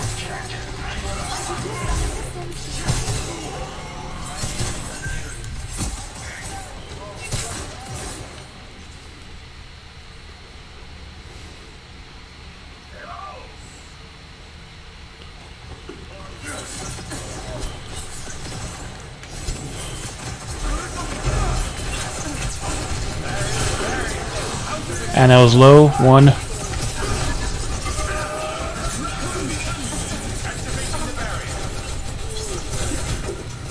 We were no quarter health.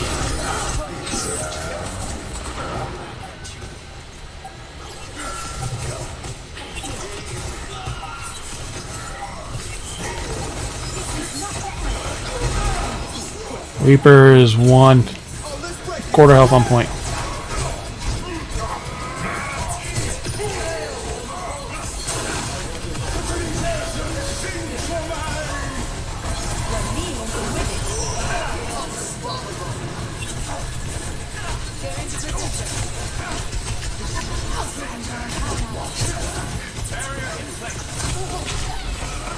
Moira is 1 health.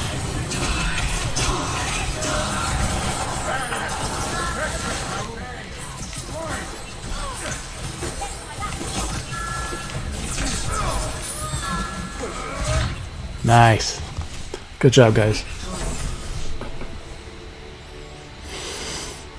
GG's. Play of the game.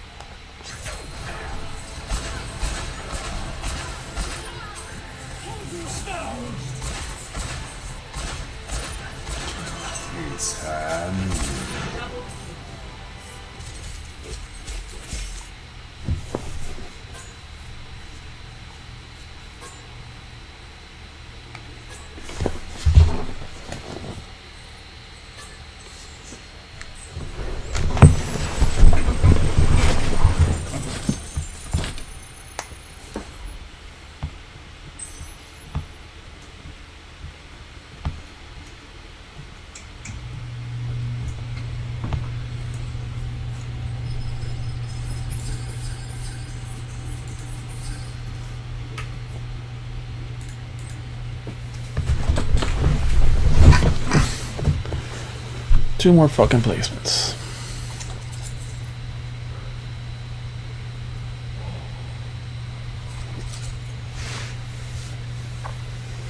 Yeah, I'm gonna finish these placements so we can finish fucking stop putting placements in our fucking thing.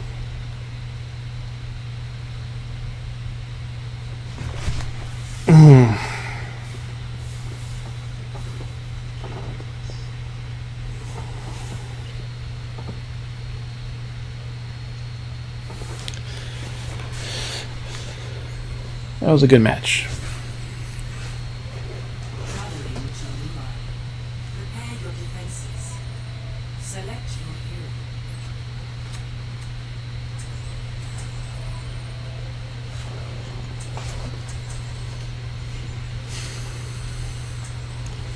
Low loop. Yep.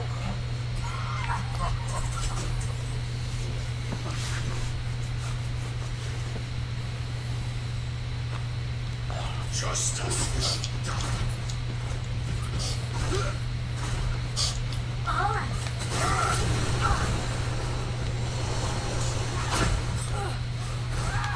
No.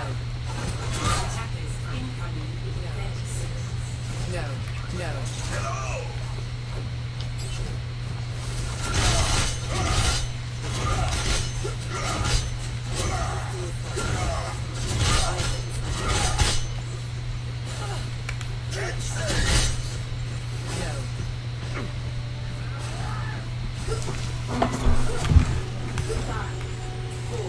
Alright, let's get it. One. Attackers incoming. Fucking Jim Oaks. We have McCree, Lucio. Yeah,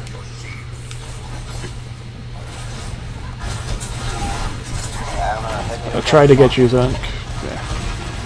Flashbang. Anna, heal. Fucking hit him.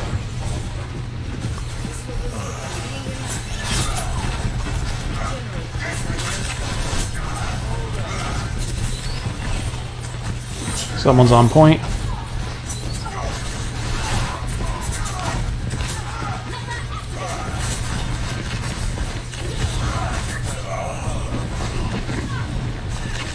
Pharaoh's behind us. Ryan, you gotta keep your shield up, Evan. I got flashed, that's why we didn't have it up. Ooh, death bomb.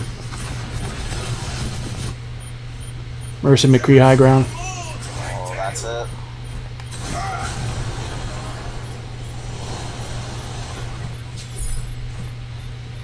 We need a hit scan. We don't need a doom first. I don't think we ever need a doom first, but definitely don't right now.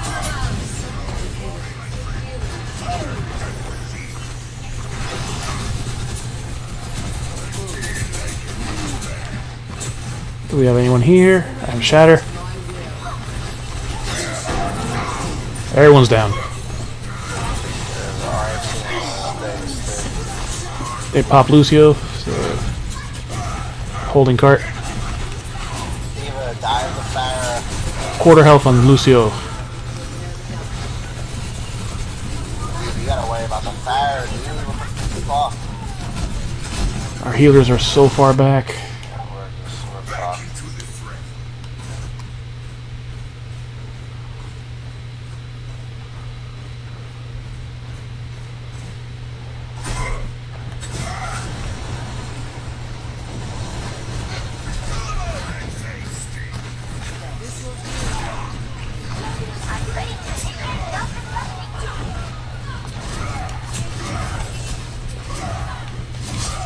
Mercy in the left room, right room rather. McCree, no flashbang, no flashbang.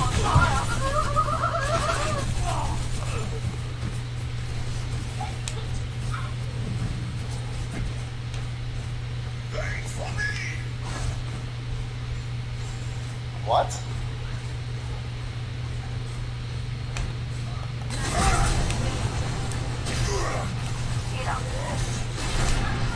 What was that bomb? They're coming. Mercy on high ground. Guys, why have we not switched to a fucking hit scan yet? What? I don't know where he is. I have no help to ult. He's left side of cart. He's hiding on the car.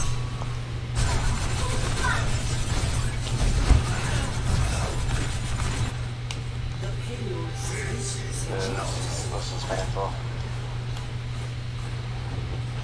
And the Diva just kept shooting Zarya's shield. I'm letting this be. Our Diva has no idea what they're doing. No, she just kept shooting Zarya. Like, I don't think she was even at low health. It don't matter. I still have Shatter, but need a follow up with it.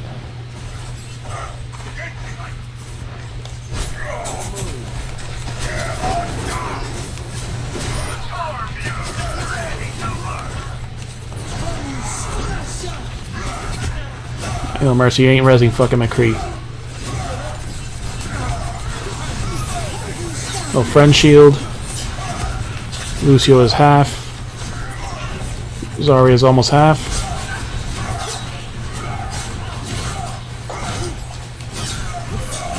Lucio is just pocketed by Mercy.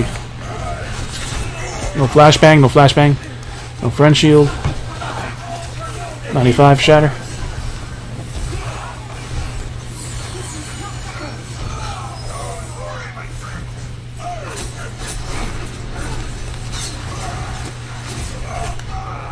McCree is one stick of health. And he's getting pocketed.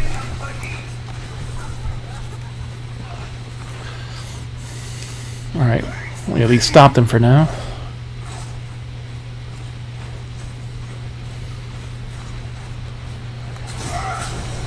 Someone's pushing. Lucio.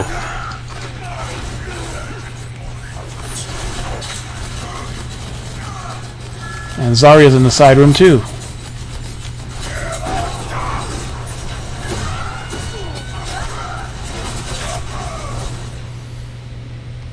Sorry, no personal.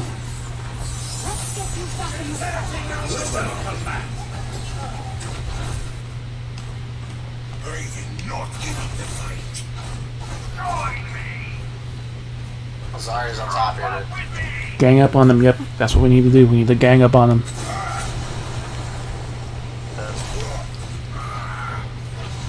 Watching the bottom. Just Lucio and bottom.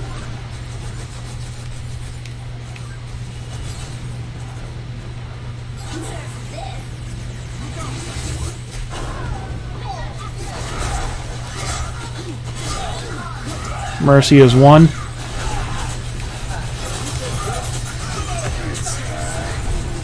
I have no idea where the fuck he is. Stop left.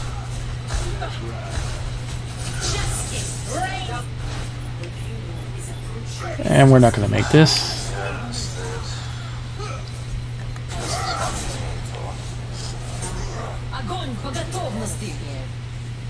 My damage is an ass, dude. I went toward him within the first minute being toward took the fucking damage. If they just look at me, I just instantly fucking get destroyed. Squid stinks. And so I'm getting my shatters, but then no one is freaking following up on it. Or I shatter and then half the team still dies.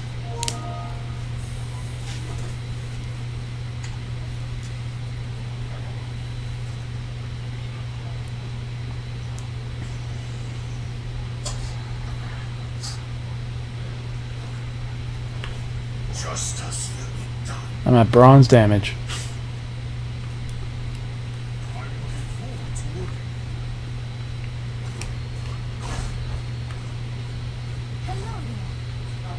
Attack commences in 30 seconds.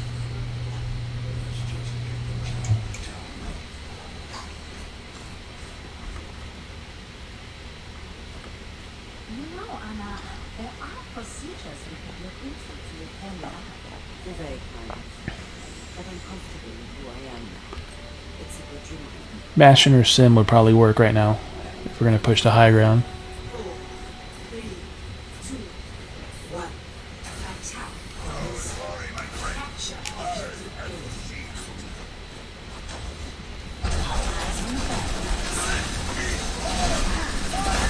Orisa Zarya. Thank you for that. And they rest.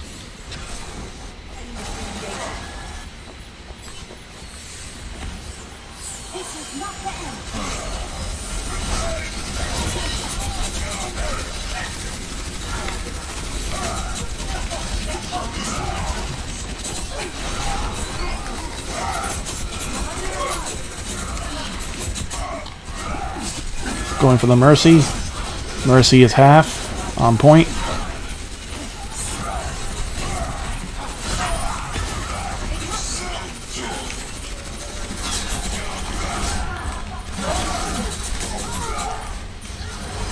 Orisa 1.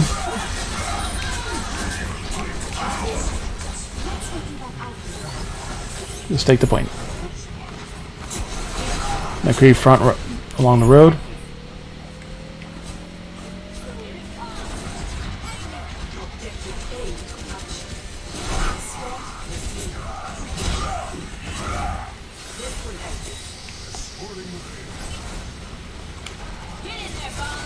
I have Shatter waiting.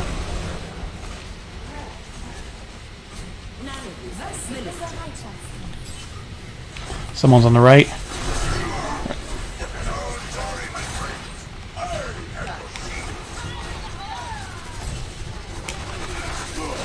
Fucking flashbang.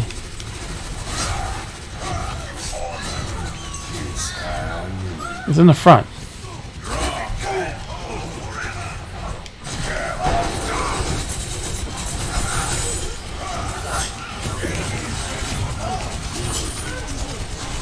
Soldier's half. Lucio's half. They ran up the tunnel.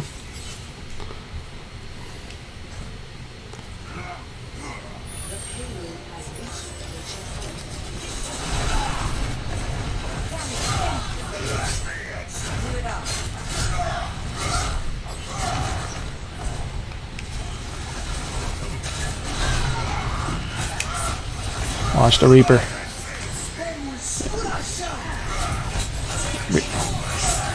Soldier high ground right side.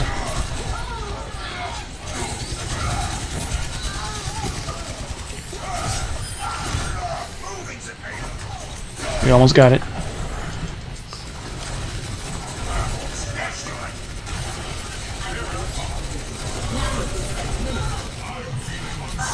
Have fun, monkey. Mercy coming. And she didn't even bother to contest.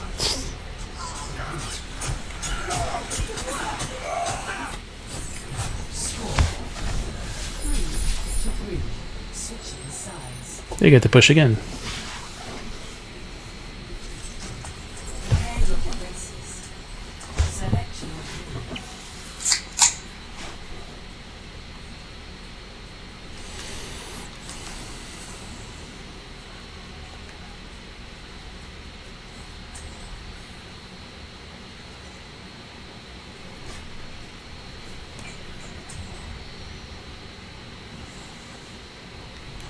Justice will be done. Brother, how can this be? I'm sorry, Ryan. For everything that happened, I need it. I am here. You should be at peak performance level. Silver damage now. That's wild. That means one of them doesn't have a fucking medal. Actually, yeah, it's not as well. I just think It's double barrier, so technically it's not too hard for me because I can hit through it. But the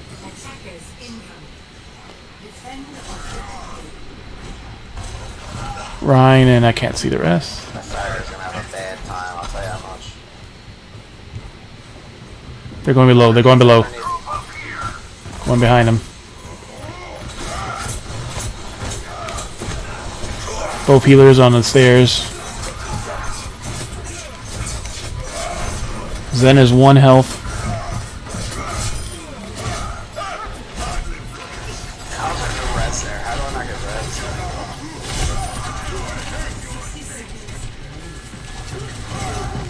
What is Zarya doing back here? Is someone behind us in the high ground? I hear footsteps above. Lucio point. Lucio low. Lucio 1.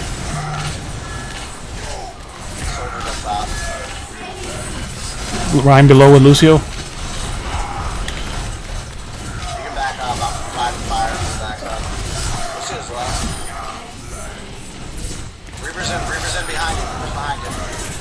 Back. There's so much things down here. He's half health. There's no health pack right now. There's no health pack. Don't go in. Oh, she got the res off. Thank you, Mercy, but Reaper still on right.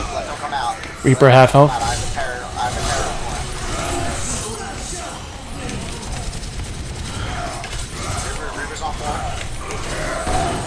No, you don't.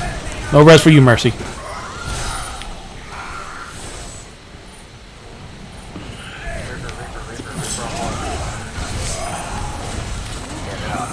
Sorry. No, like, I don't know what the fuck happened down there. That I didn't die. Zen was just running around in circles. Lucille was not really attacking me after the first burst. Ryan was sitting there with me swinging at him with his shield up. Like, what the fuck are you doing? Well, whatever. Like, okay. Benefited from it. Easier for us. I should not have stayed alive down there as long as I did.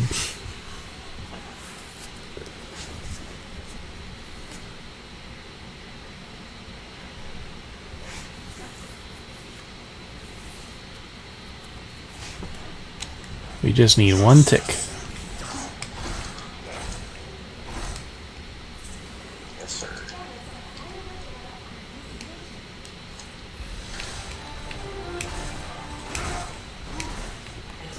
Are you an Xbox or Switch? Now, what'd you say? Are you on Xbox or Switch? I'm on Xbox. Alright.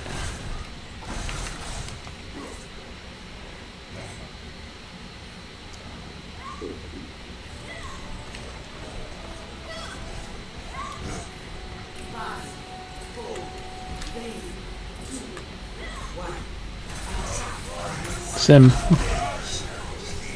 They pushed up.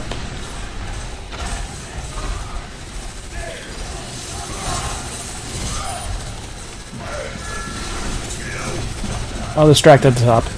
Go ahead and push.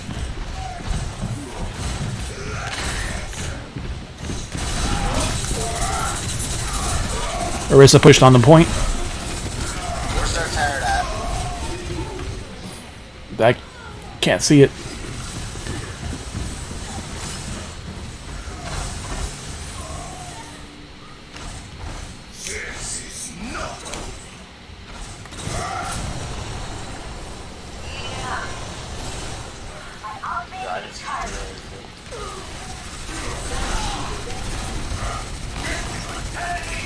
Turret and Bastion. Turret's on the right back corner of the point. Bastion is to the right of that. I need heals, dude. Bastion moved. Bastion's in the back in the tunnel. He's asleep.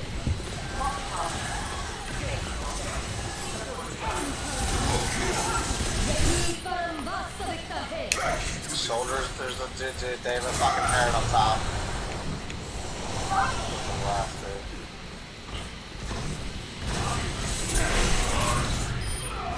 There goes Torb. I need heals. Their Sim is low, Orisa's 1. Bastion's in the open. Left side. He's getting closer. Help her Mercy, she's gonna die. Yeah. Alright, we got a lot of picks. We need to focus at Bastion next. I'm about to pop this shit, dude. Where's the turret? Where's the turret?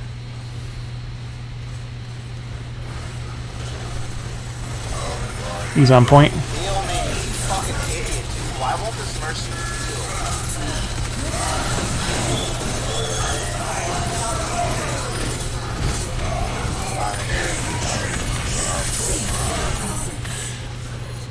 Fucking bongo. We gotta regroup, we gotta regroup.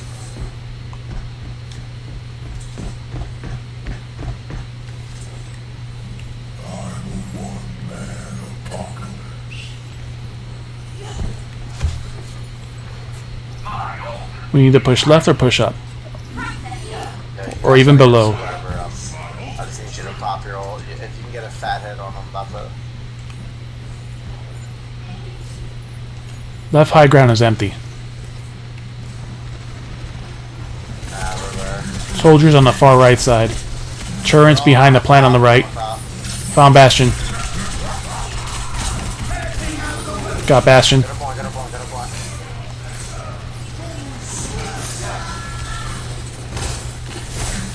You guys gotta shoot that parrot. Fucking one. Turret gone. Sarissa in the fucking... I can't go. I couldn't do anything with that fucking sim barrier in the way. She was just hiding in the back tunnel. Tracer, dude, he's never gonna be able to do it. They have a Torb sim. What are you gonna do with a fucking Tracer, dude? Holy shit. There's no brain power on our team. Like zero brain function.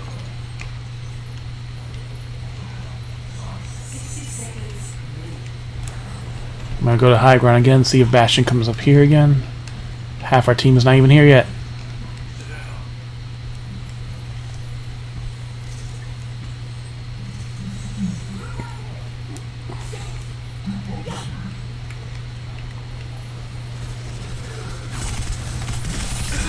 Bastion's in the open on the far right. He's in the right room now, in front of the point.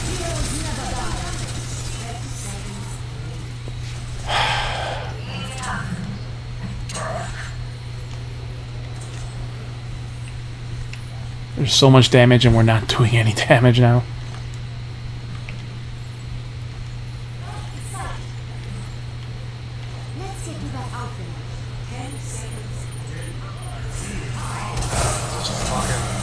Lucio is 1 health. He's antied. We gotta be on point to contest.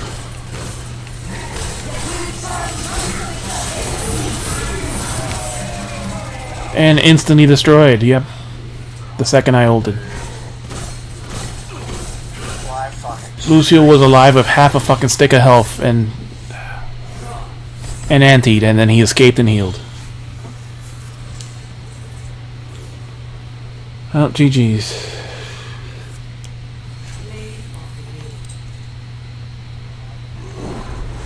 Yep, their turret did all the fucking work, and they just shotgunned.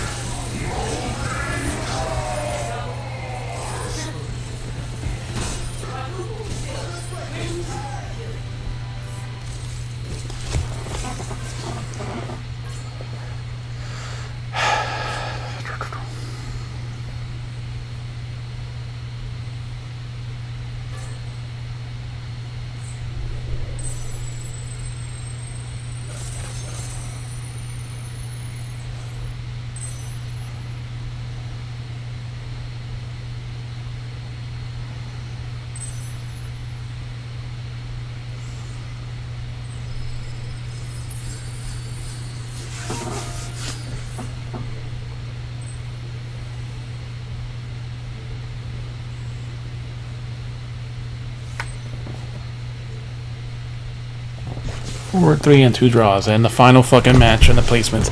So we're done with fucking placements one way or another.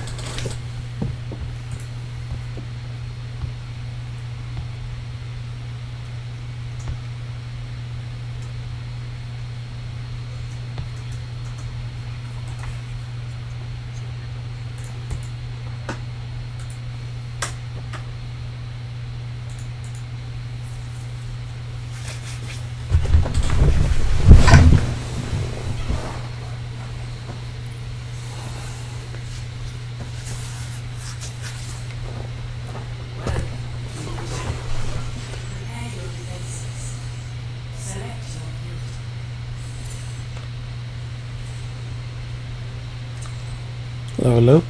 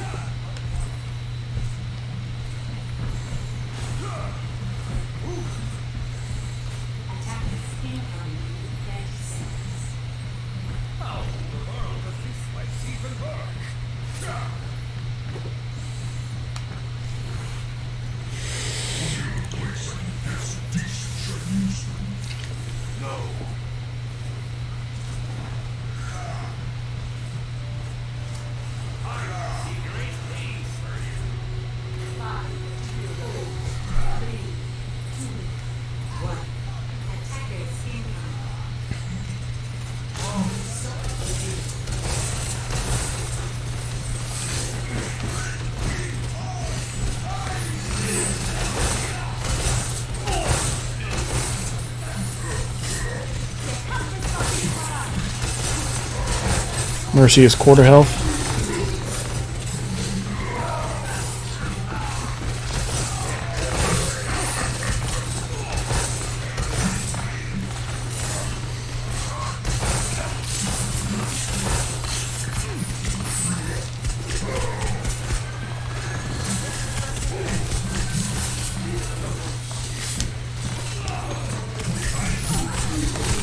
Mercy 1, Mercy 1, Mercy 1! And she got the health pack.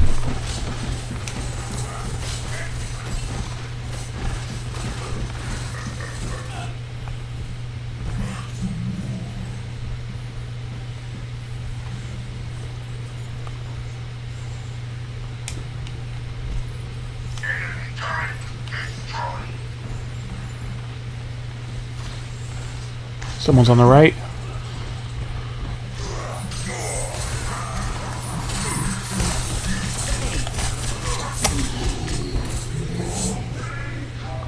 Hog is on the left.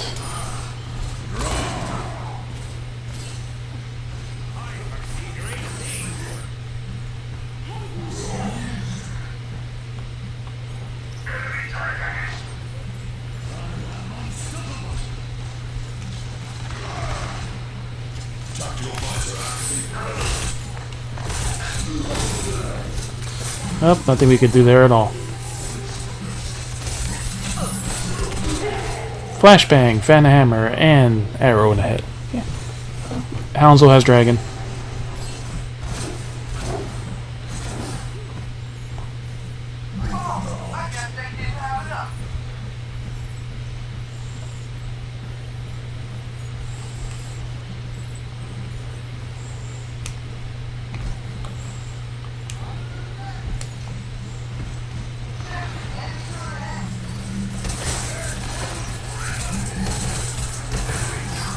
Why do they have so much attack power and no fucking bastion like that?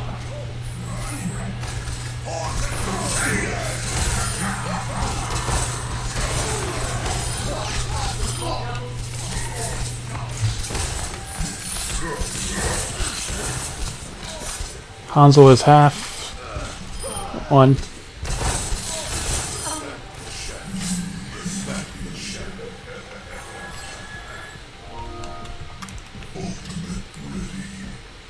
Roadhog bottom.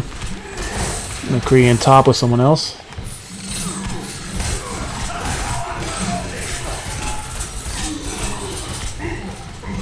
They're both half on top left.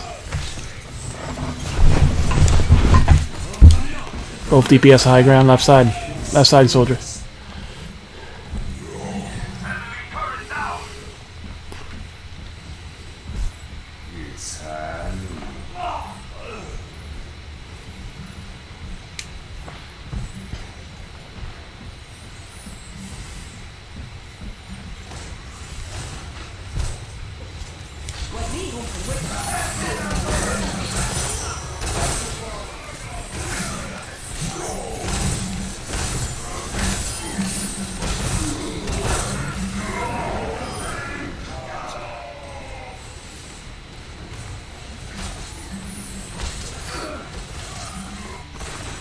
Perfect lock-on headshots, yeah.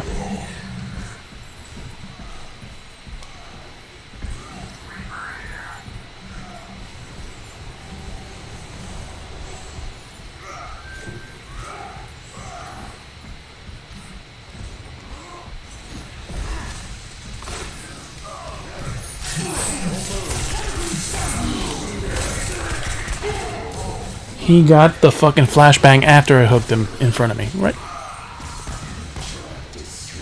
Mercy just hard pocketing fucking McCree, yep.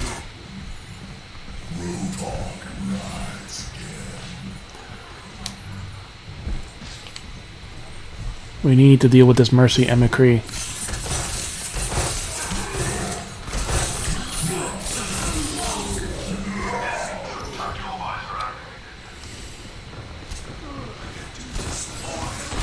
Get that Mercy low behind.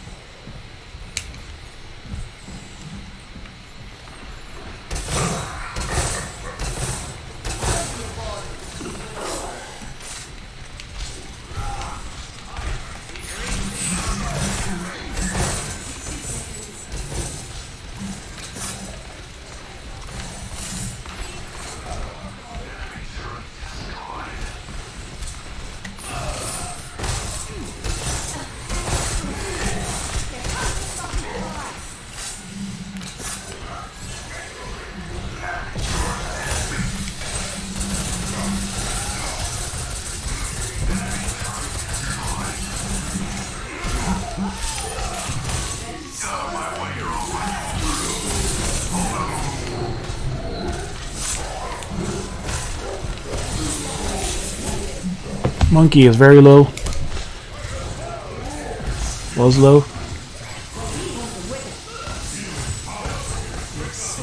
We need to deal with that Anna next. She's getting free heals. So good.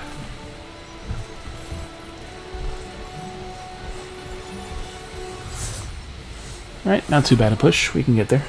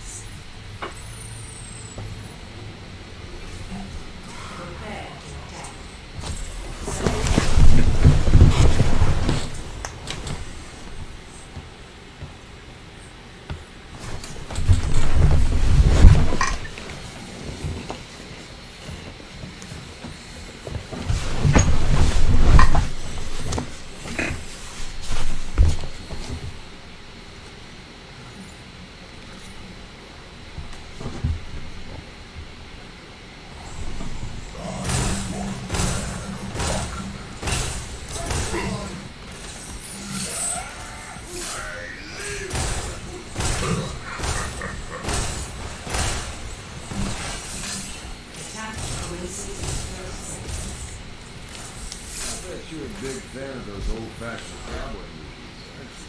I thought it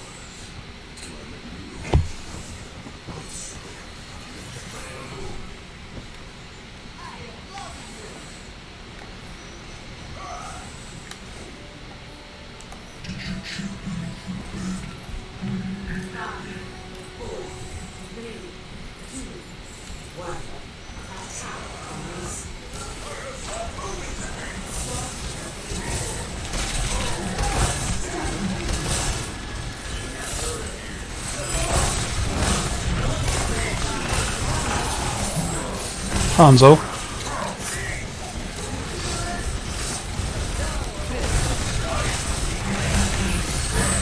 Orissa's very low.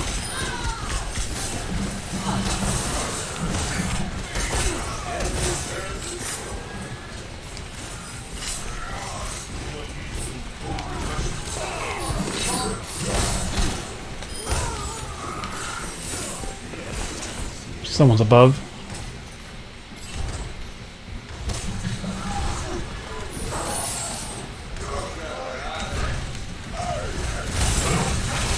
Orisa low.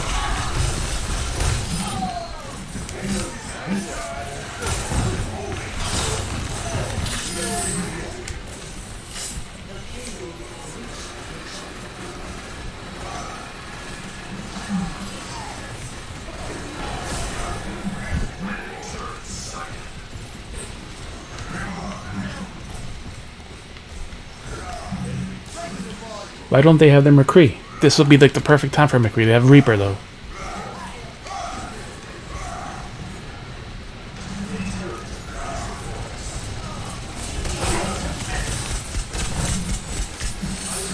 Reaper teleported behind.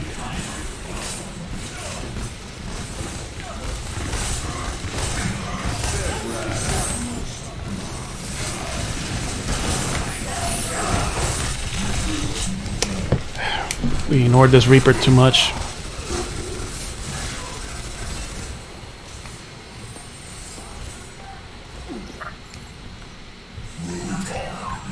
So they popped their Mercy ult.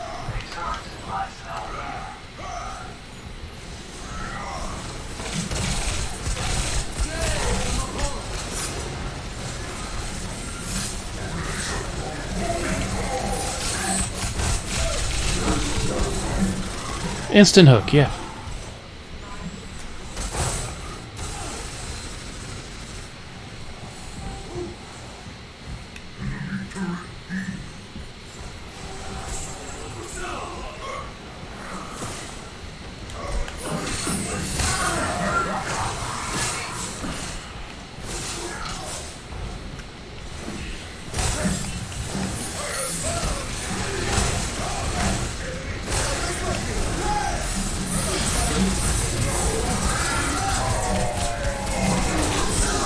Bongo gone.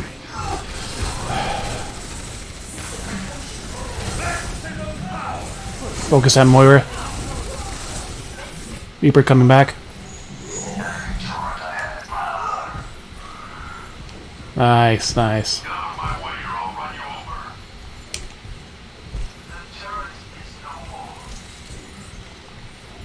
Reaper behind.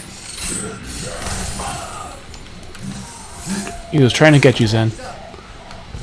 3M point, 3M point. Let's get this quick.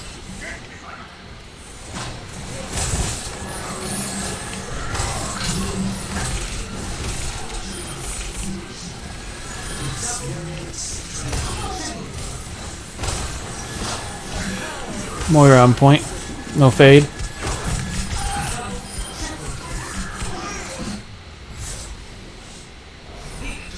Good job, guys.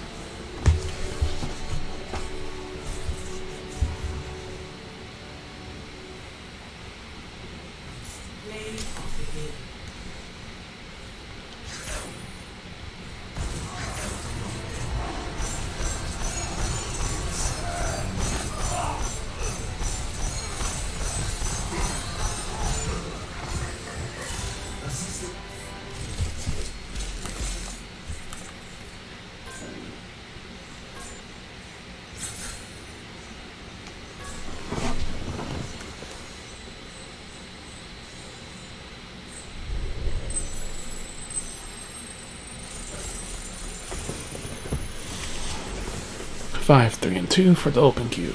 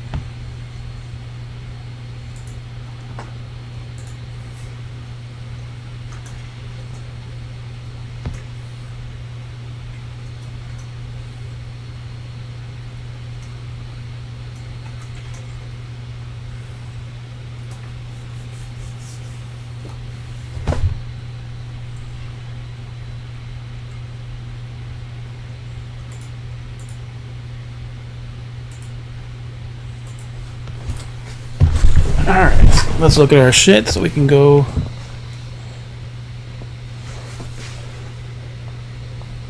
We can go to Great Ace Attorney.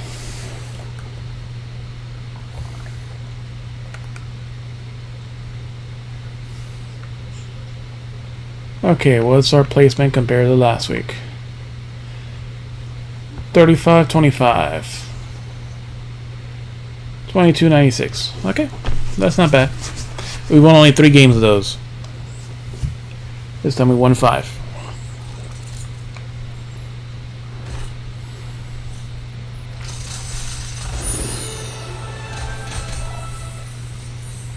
All trash.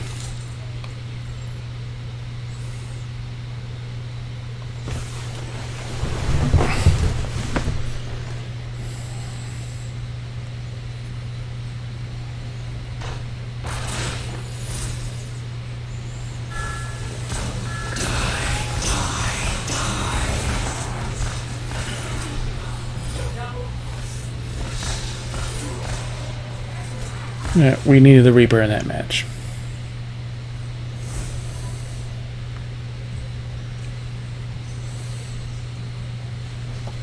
It's not my Lubu skin, babe. We actually landed shots at the things we were actually shooting at when we actually hit them.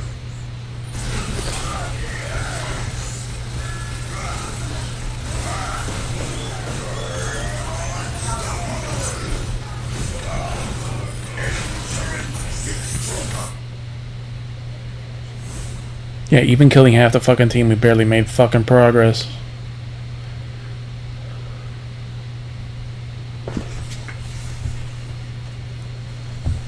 This D.Va outfit is hot.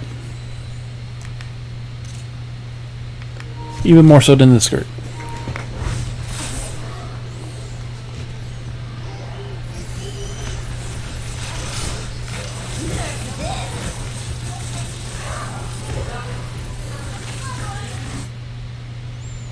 So we got 1 kill. That's not really a great play.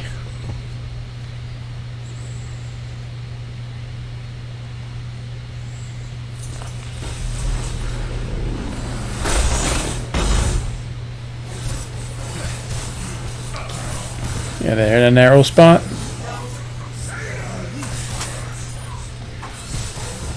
They were just all disorganized after they were organized all before.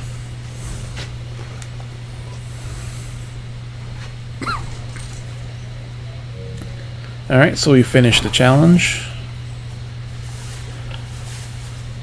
There's like 2 days left, I think. Yep, 2 days left. At 7 o'clock or so, whenever the reset happens, there'll be 1 day left. Exactly.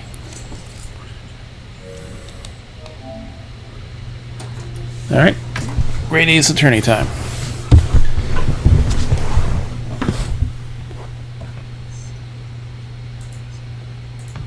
And so ends the period of drops.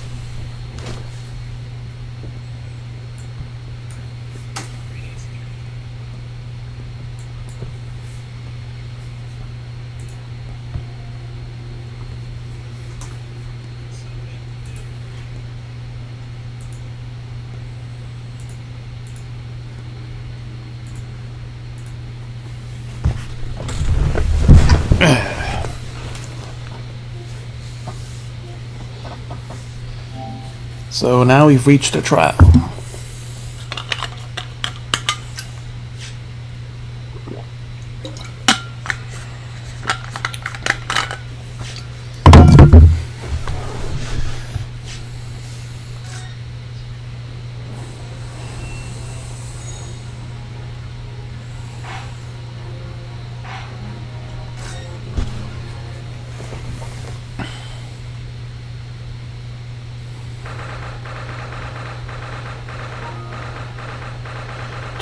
October, 8:52 a.m. Old Bailey Defendant's Antechamber. Can't believe it's been 6 months since I was last allowed to work in the court. And now here I am, back at the Old Bailey. Mr. Naruhodo? Oh, good morning, Professor Hairbrain. I don't understand. It don't make any sense. The atmospheric pressure in here is off the charts. Never felt anything like it. It's crushing me. I feel it every time I'm here. That gravity. Joke. Well, this is Britain's highest court. But you're telling me that it's fitted with some kind of device that can actually control air pressure? I think it's probably in the mind. All in the mind. Yes, well, don't let me down, alright? Will you, Mr. Harold? Counting you in today's trial. To save my life.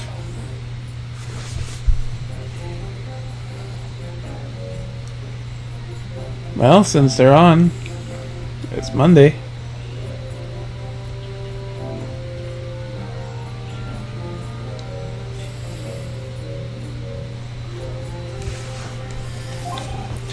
To save the secret of my super high voltage instantaneous kinesis machine from being made public. Yes, I understand. I know what I have to do. I have to establish that the explosion 2 days ago was nothing more than an unfortunate accident.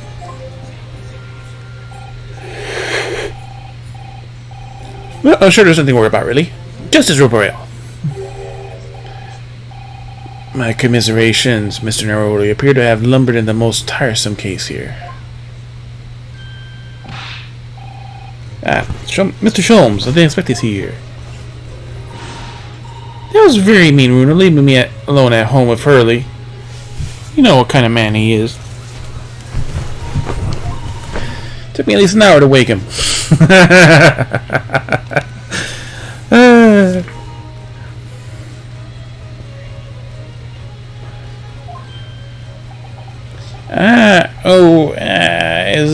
Are you here, Lock Sholmes? Indeed, sir, I am he. Herlock Sholmes. Herlock Sholmes. I am he. Well, I've heard all about your exploits. He was living in Germany. I've heard of the expert. He was living in Germany.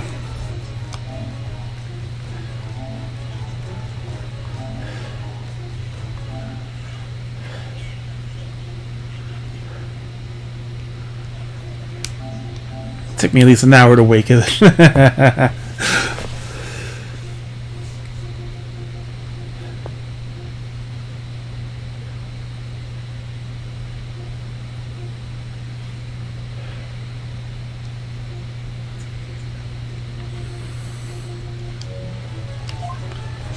Oh, in Germany. Yes, Rand's magazine's on sale in Germany too.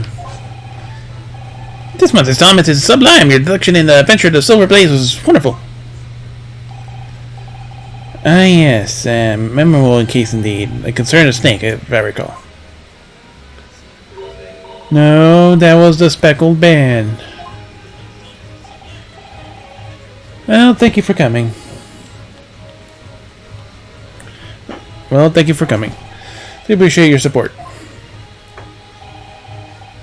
Sorry to disappoint you, my dear fellow. Hey, pal. Sorry to disappoint you, my dear fellow, but I'm afraid I can't stay. Oh? I have urgent business in with Madame Tusbells. You mean your waxwork job? No. The waxwork adoption, of course. Madame has engaged in my services. So you're trying to get to the bottom of that ransom note, are you? Week's wages all depend on it. As for the safe return of the waxwork, naturally. As such, I intend to give him my undivided attention as he goes back to sleep. Well, never mind then. I understand. Of course, with my observation skills and reasoning, solve a matter as easy as proverbial pie. I shall return forthwith. No, you will not. For until I solve the case, I shall have no money to afford a pie of any description.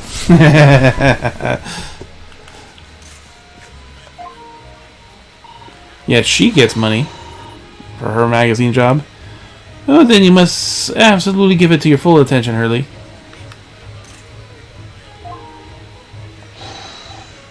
Quite, Iris, quite. Quite, Iris, quite. But life is riddled with irony, you know? Whenever I give something my full attention, I have a quite insatiable desire for pie. One of the most intractable mysteries, you might say.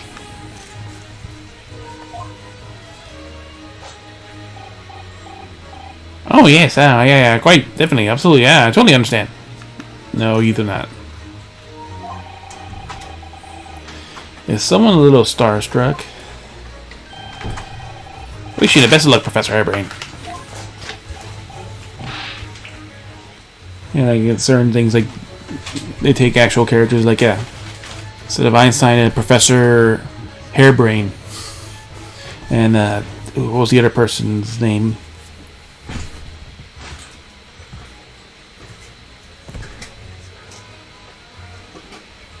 I don't remember now. Because you can't have the actual likeness of the person. Oh, yeah. O.D. Assman. Oh, the ass man. Reference. Before I depart, Mr. Namahodo, a word of your ear, if I could, please. What's this about? As a remarkably little grounding in science, I feel I'll inform you.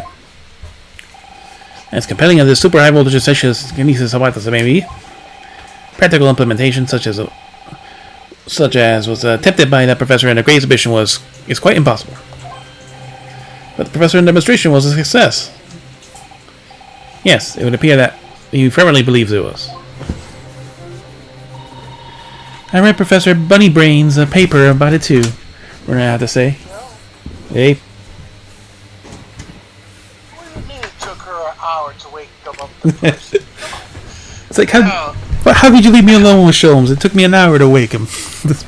Like, jeez, what the hell did she have to do to not fucking wake him up? Like, fuck.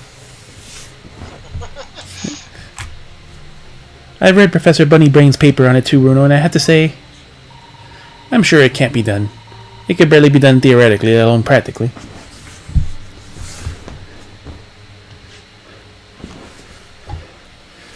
Yeah, the professor's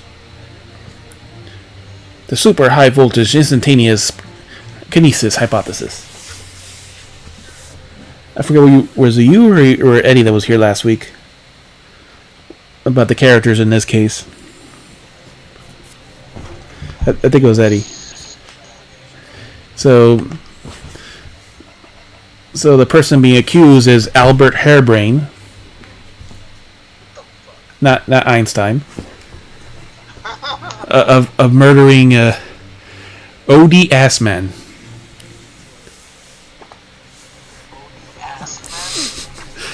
Spelled O-D-I-E-A-S-M-A-N. He killed the ass man.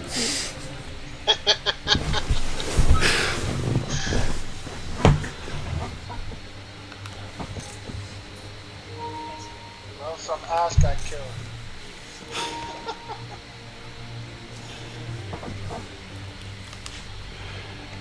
Well, British people have a sense of humor, it seems.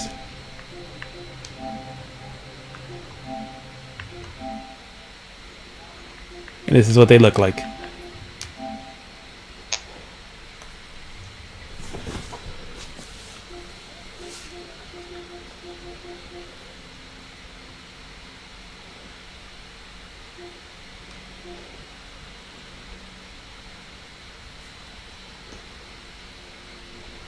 John's actually playing the new Sword Art game. You know, I've never seen this other person on that they invited Val Talks to Bees.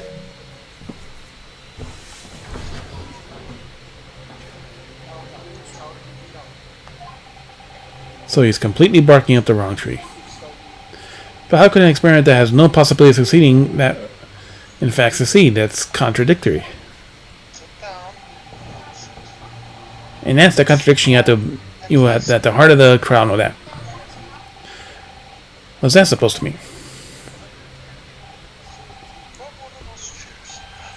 Now, I must hurry along. I wish you the best of luck, my dear fellow.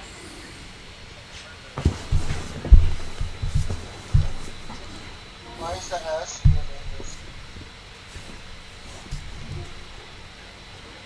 The guy with the hood, with the mask, looks like an S.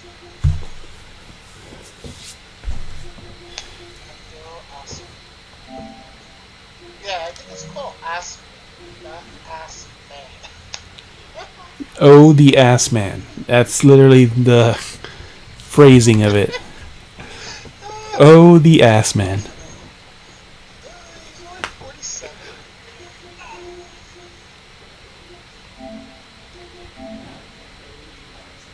Wait, did I do this? Oh yeah, I presented the band. That was a special thing for this trial.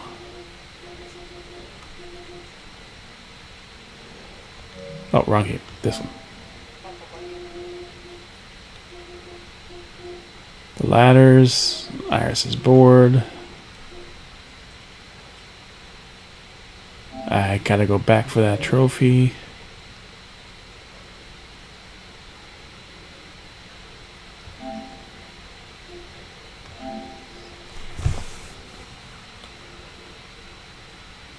Okay, so that's something that happens afterwards.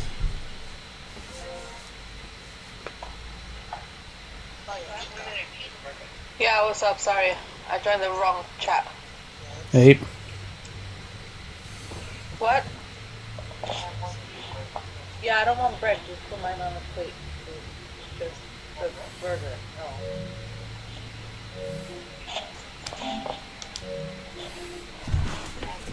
Just a burger and like an extra slice of cheese. Eat it properly, or I'm going to stick with the stick.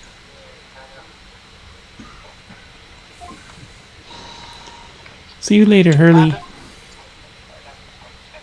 To put on the burger? You could do that.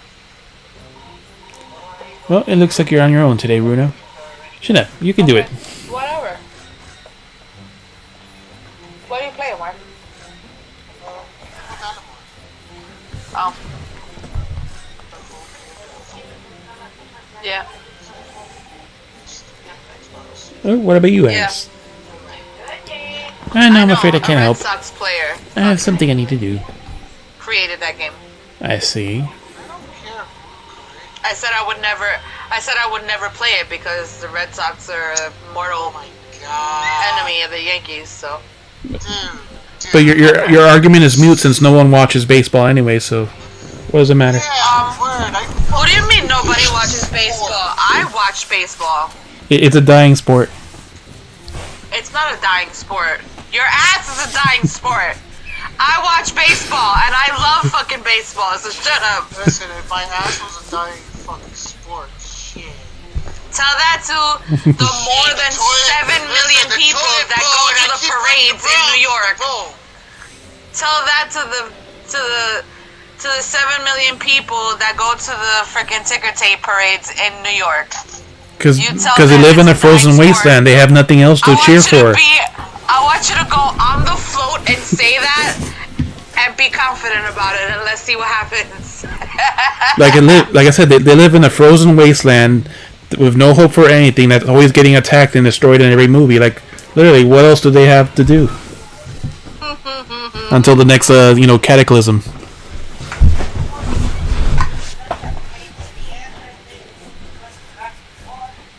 It's gonna be a big surprise for you when you find out what it is.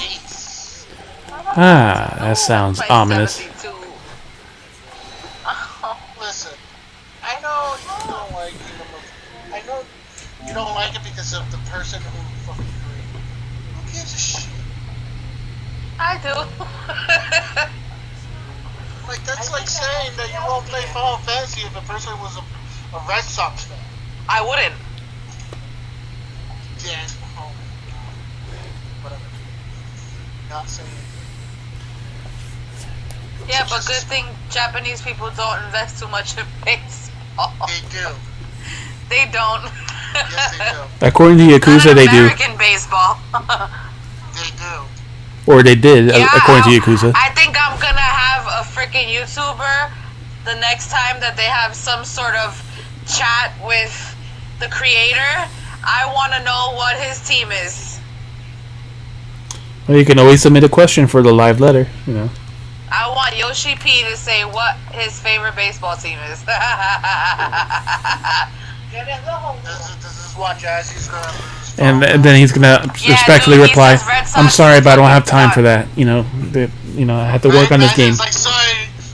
No, Yoshi P. To do with Final Fantasy or the game or anything because. Do you guys even watch him? Sports. I have once, but it's kind of pointless to watch a stream that's all in fucking Japanese, really and you have to see some other fucking thing to see it. Like, I'm not gonna watch a video to then watch another video to translate the video. It's like it's 100% pointless. Yo, his tour this time around, he spoke with a bunch of YouTubers and he spoke with a translator, and they asked him questions from anything under the sun, and he said that anything was game, that they could ask him any questions whether it concerns the game or not, or his life or anything.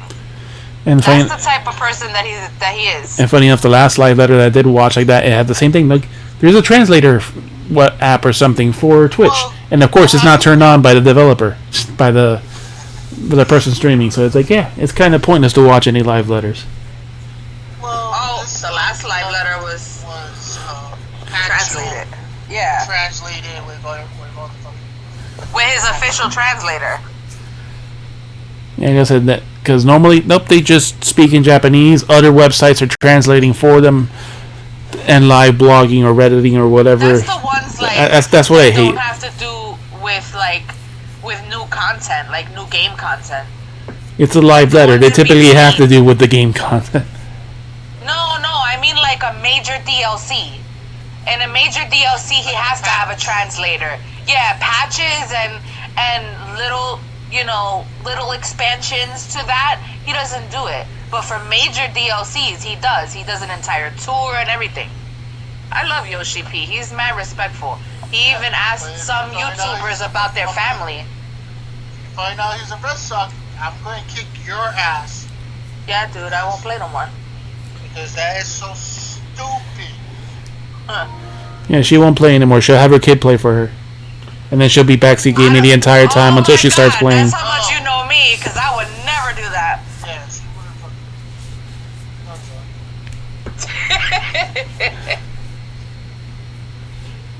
Counsel for the defense and the defendant. What am I doing? What am I doing? Court is about to be in session. You know what?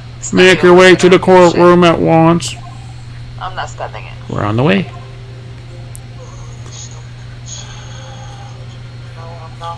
Still can't get fucking Toma. Whatever. An experiment that the laws of science can't possibly succeed. And a scientist who's convinced that it did. Yeah.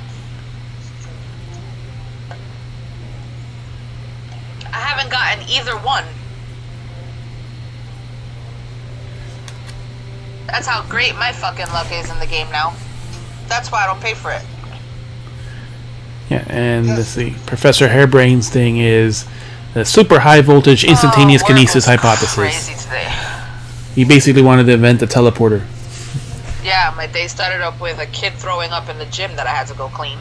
And then, frickin' Sure it wasn't Vincent?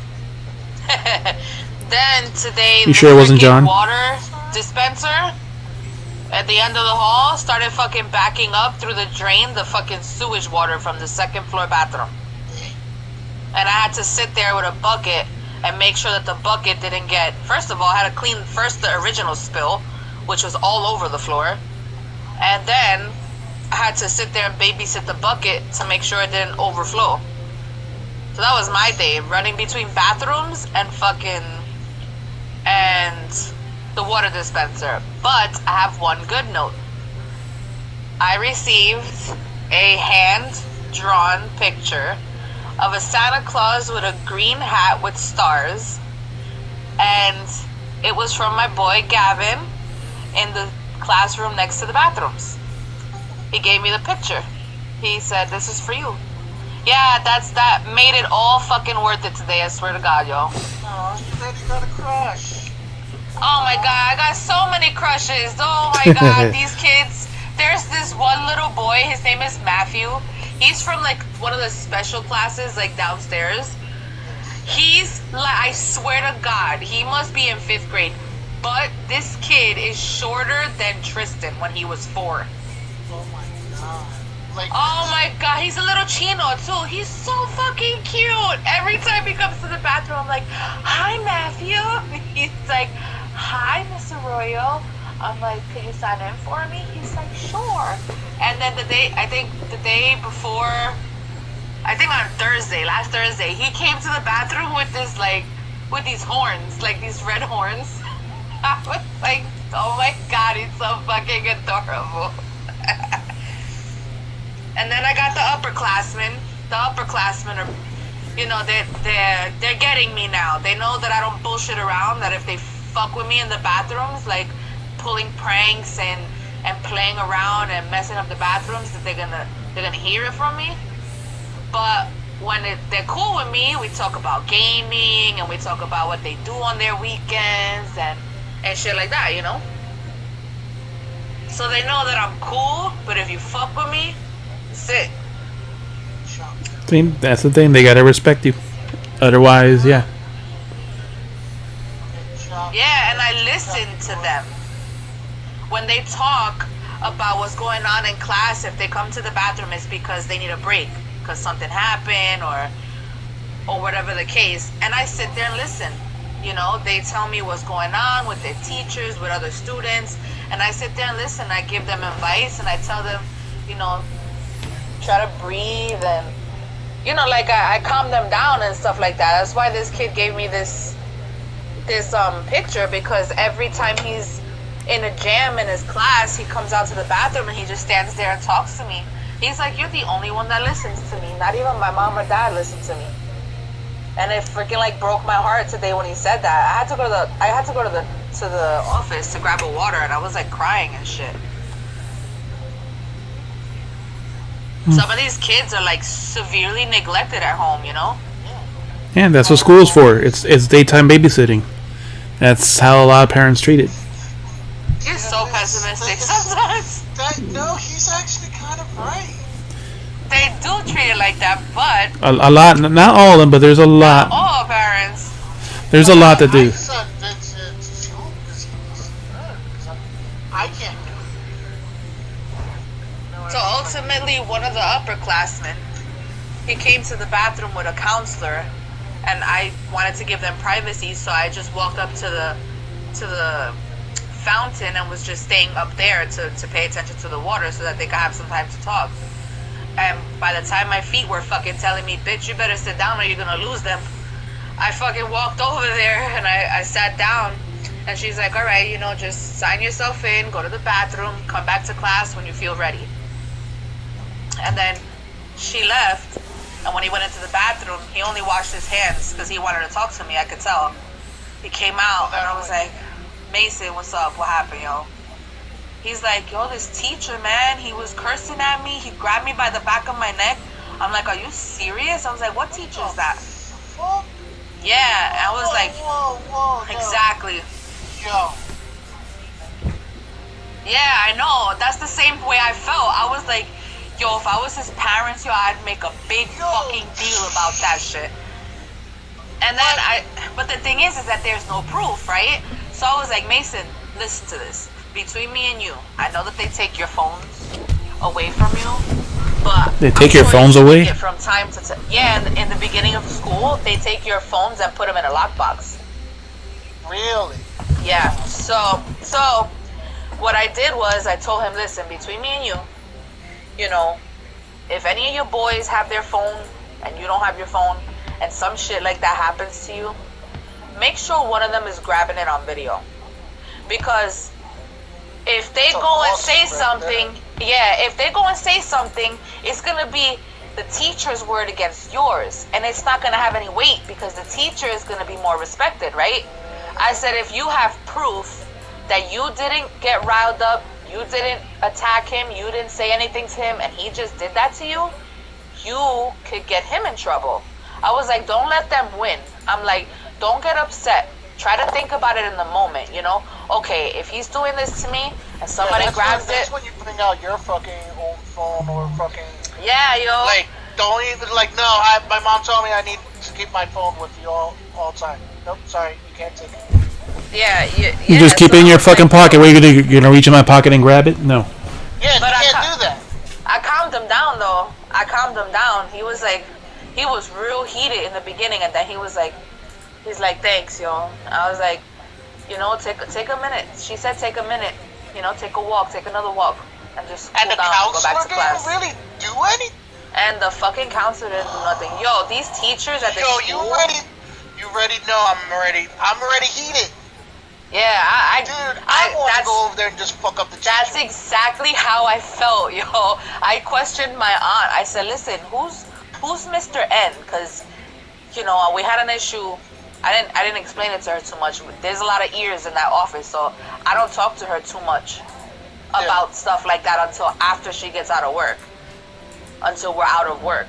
Because, one of the problems with the boy that gave me that note, that drawing, was one of the girls in his class is a student, but her mom's she works in the office. You know what I'm saying? So she treats everybody like she's privileged, because her mom works I want to fucking put her down. And I've seen it. That's the thing, and I've seen it happen, right? So I'm respectful to all the kids, no matter if it's the teacher's, daughter, son, whatever. I'm respectful to all of them, but I keep all that information so that when I'm asked about it, I can give information and say, hey, listen, no, she does treat other kids that way because I've seen it. Because they don't listen. They're not listening to this boy.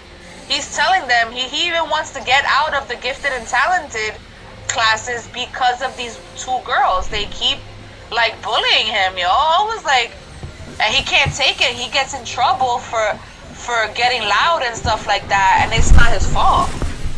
I would get upset too if nobody's listening to me and this girl is treating me like she owns the school. Hell fucking no. That's exactly almost word for word a Yakuza 3 plot. Kid being the teacher's son and he's bullying everyone else and everyone's saying and no one believes him because the teacher said there's nothing happening because of his fucking son. Wow, really? That's a good point. I'm gonna bring that up to my boy Gavin. I'm gonna be like, And especially with Japanese bullying, has the same type of stuff that's going on. and the Japanese bullying is a very big thing, you know. Yes, that is really bad. Here, no one gives a shit. That's why they get mostly, like, they get into suicidal tendency a lot. That's the riddle you have to unlock here today, Vito. So get the key to the case. That shit bothers me when I see my favorite kids when they're like, they're upset. I don't even know the kid and I'm already upset. That's how I felt, yo, when he told me all that shit. I was like, that's like someone. What about us getting upset? You're my kids. You're actually my kids. And we know how you act. I have my favorite kids at school. You see? 23rd October, 9:10 a.m. The Old Baby Courtroom. By a 5th grader. He hands you that. That's so cute. Just be lucky I don't have favorites between you guys, okay? It's a lie. Every parent has favorites. Hell no. I don't have favorites. No, I like all of you equally. Yeah, that's bullshit. My mom said the exact same thing. And I fucking... Who's the best one? Who's the best one here? Tell me no. Do I not spend equally on all of you? No.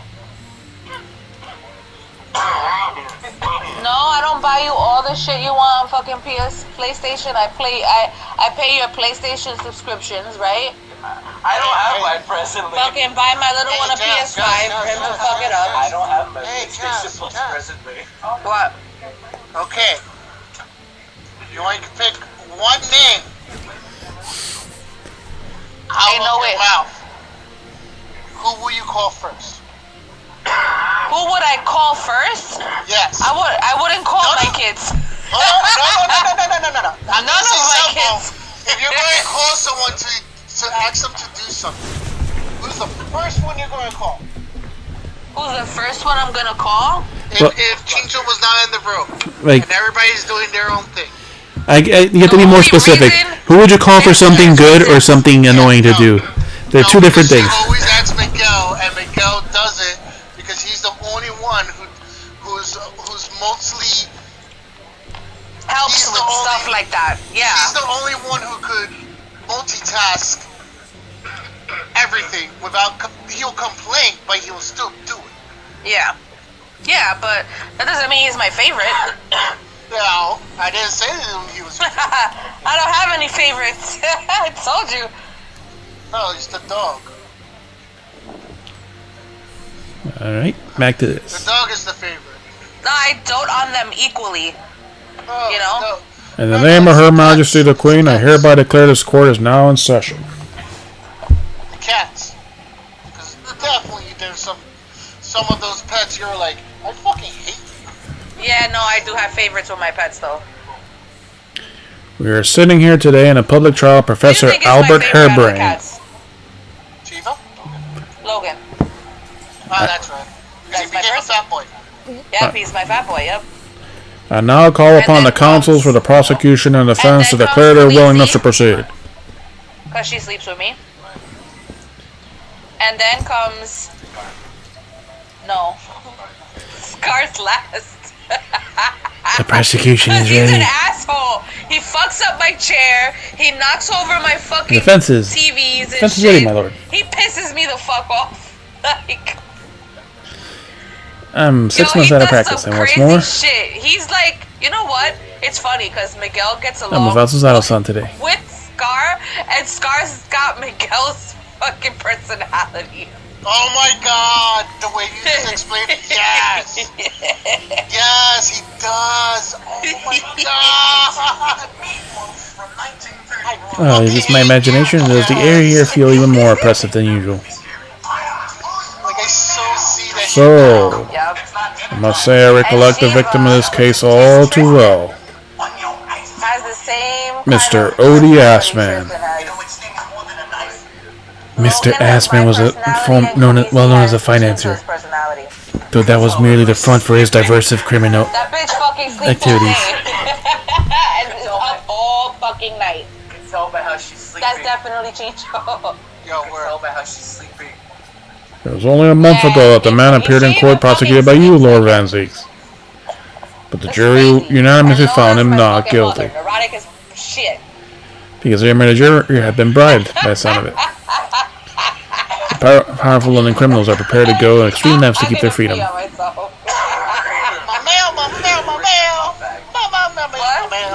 But 2 days ago, on October 21st, Go, Lola! Mr. Assman met his end. Lola's my mother reincarnated, I swear to God. Oh my God, yo. The work of the Reaper, was it? I hate you, and I do like the dog too. She's always fucking barking really loud. That's my mom. She's always barking at us. No reason. And that's how your lordship would describe divine intervention. But the fact remains that Mr. Assman's death all the time. was a direct result of the actions of the accused, Professor Hairbrain. Lola doesn't ever get mad though. Yeah, that's the thing. Very well done. Now, ladies and gentlemen of the jury, you have been selected at random to represent the will of the people. Are the 6 of you ready to fulfill your societal duty? 16 voices. I don't feel like it right now. Most grateful to have been selected to carry out this important civic duty, my lord. Why do all these people look rich? To have a man's fate in the palm of one's hand? Oh gosh, oh golly, it sends shivers down my spine. And a magician with Batman cards. Science experiments, magics, conjuring, courtroom tricks are nothing more than performance. Nope. Nope. There's no fucking way in hell that I would try that.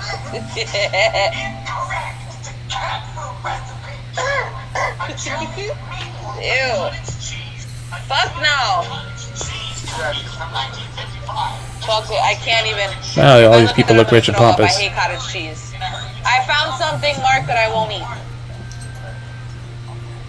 Any surly scholar that defies a reputation of science deserves a hang. I'll eat everything else. I'll try anything once. We have to listen to us on both sides of the fence, right? That's settle one. Is that it? Another policeman. Oh, it's so fucking nasty. Hey, that's the guy that was at the museum. Wasn't like this in my day. Wasn't like this at all. Pull out his gun. That's the police killer Automole look-alike again. And he's exhausted as ever, it seems. Now, as I'm sure you're all aware, the incident we are here to judge today tragically took place at the Great Exhibition, shortly after its opening. Though the death toll could have been far worse. With the exception of the victim, no one else was killed. Nonetheless, the dream of the science being exhibited rapidly turned into a nightmare for the spectators. I had a stroke. BDYLANH. A tragic turn of events, and as such, the eyes of all of London, of all the world will be on this trial. From an almanac from years ago, even like 1800s type stuff. And he makes them.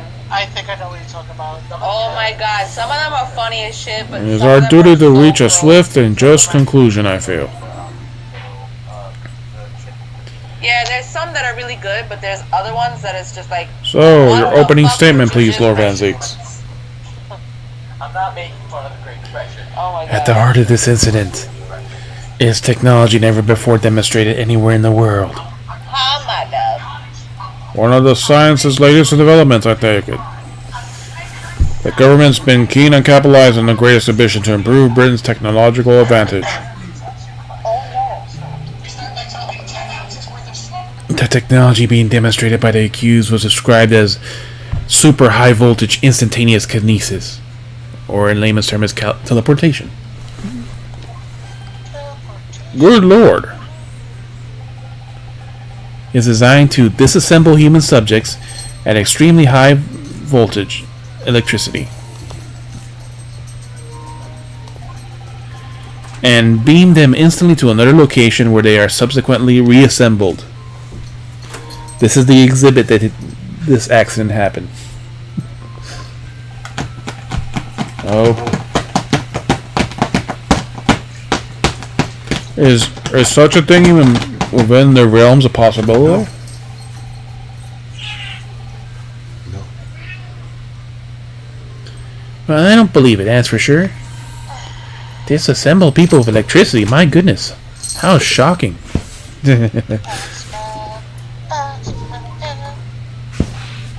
Ha, the whole idea is absurd. The hypothesis would never stand up to scrutiny. Sir, I believe you're a fellow of the Royal Society, are you not? Are you an expert in your field? I am. And my word on the matter will be considered final. Instantaneous kinesis is poppycock. Ah yes, the age of poppycock. Not the poppycock! Not the poppycock! So this experiment, Mr. Sholmes, the expert and Sholmes are in agreement. It's impossible. What is the prosecution's view on the matter? The prosecution would assert that the accused's instantaneous kinesis demonstration was a success. As the defendant says, what? What rot? What? What? Order! Order! The professor's hypothesis is currently under investigation by the British government. If it is deemed to have merit, a substantial research grant would have been available. Hope you stop scratching that. The accused made use of the invention built on his new hypothesis to take Mr. Assman's life in order to be the sole benefactor of the grant. But this disastrous demonstration was no accident. It was carefully designed from the onset to end the life of the victim. Since he was the financial backer of the experiment. The Assman. Thank you, Lord Van Zeeks. The prosecution's stance is clear. But you will now bring forth witnesses to substantiate your claims. Never! Clearly, my lord. And he's already taken the cape off. Bailiff, show the first witnesses to the stand. Professor Harebrain and, of course, Inspector Gregson. Witnesses, state your names and occupations to the court. Yes, sir. Tobias Gregson, Detective Inspector of Scotland Yard's Homicide Division. I was on duty on the demonstration on the day in question, and in charge of following the investigation.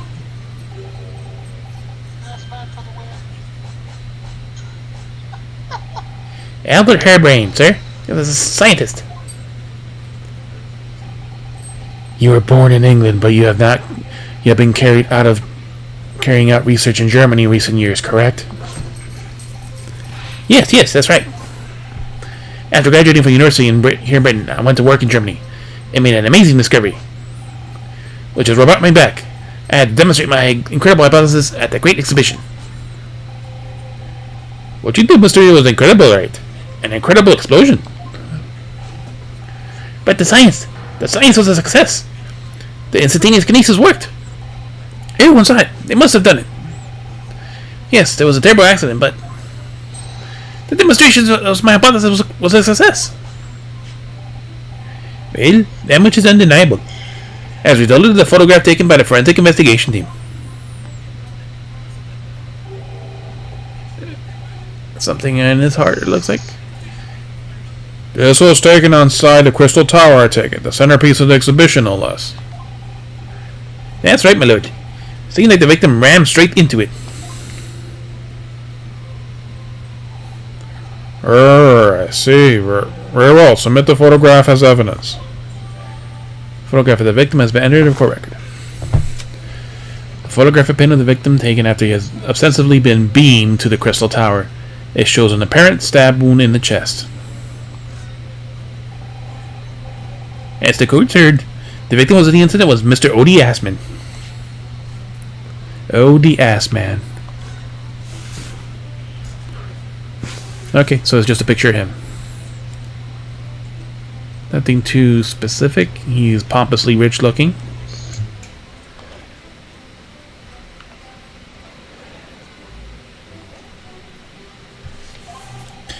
There must have been a number of allegations made against the man, but putting them aside for the time being, he was a man who financed the research of the experiment and demonstration itself. I see. So, to summarize the situation, the defendant is accused of taking the life of the man who funded his work. Would that be correct? Exactly. But could it be that the explosion was caused by a malfunction in the apparatus used for the demonstration? That's right. Must be it. My splendid machine. My poor splendid machine. You saw it yourself, didn't you? You can't even examine the wreckage thanks to that special dispensation for Scientific Equipment Act. What? The wreckage! The wreckage! But that being the case, how can the facts be established? How can it possibly be determined whether there was an accident or a deliberate and malicious act? Extremely simple, my lord. I beg your pardon? Isn't that right, witness? What? Oh, sorry, me? No, your neighbor. Yes, sir. It's a murder, plain and simple. Anyone can state that. Anyone can state that with a complete certainty. What? How can he possibly think that? Thank you, Inspector. I think we better proceed to formal testimony. You will explain to the court on what grounds you claim this experiment has been a front for murder.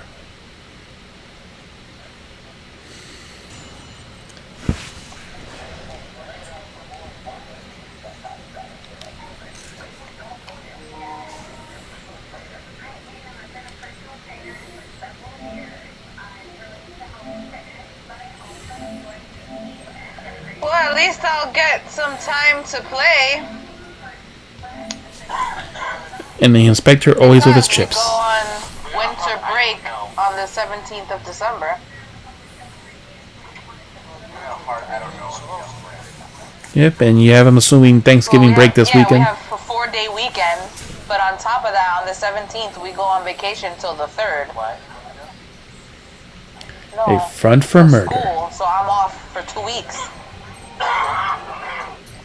God. What the fuck killed Chincho? Oh, he had a bad cough. Remember, Sophie got everybody sick. The corpse went on casting through the crystal tower, had a broken neck. What happened? I said what? Did Sophie kiss everyone? No, it's that Tristan got sick first, and he was upstairs. And then fucking everybody else fucking followed suit. That's how school works. Yep. Everyone shares, and once you share it, you feel better.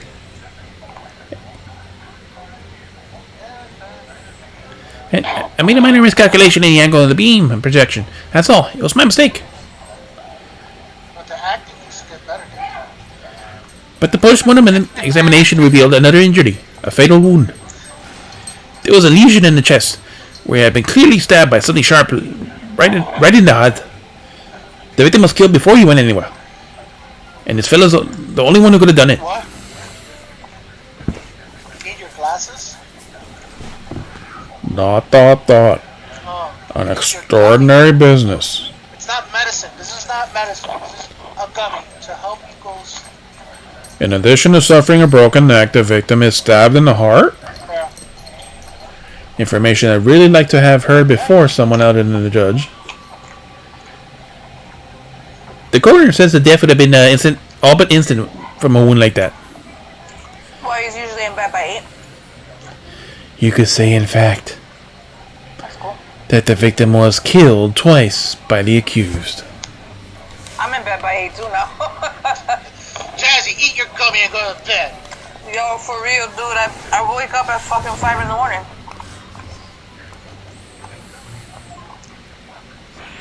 No, no, and no. That couldn't be further from the truth. I viewed the experiment plan document that was submitted to the security team. I didn't know you could speak. The victim stood himself inside something called the bird cage, ready to be beamed instantly.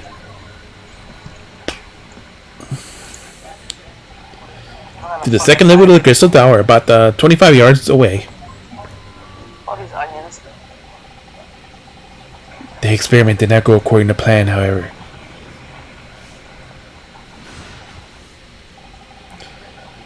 And the machine was put in operation. There was a large explosion. The blast caused the beam transfer to a point higher than intended. So I'll be able to play early tomorrow. Oh.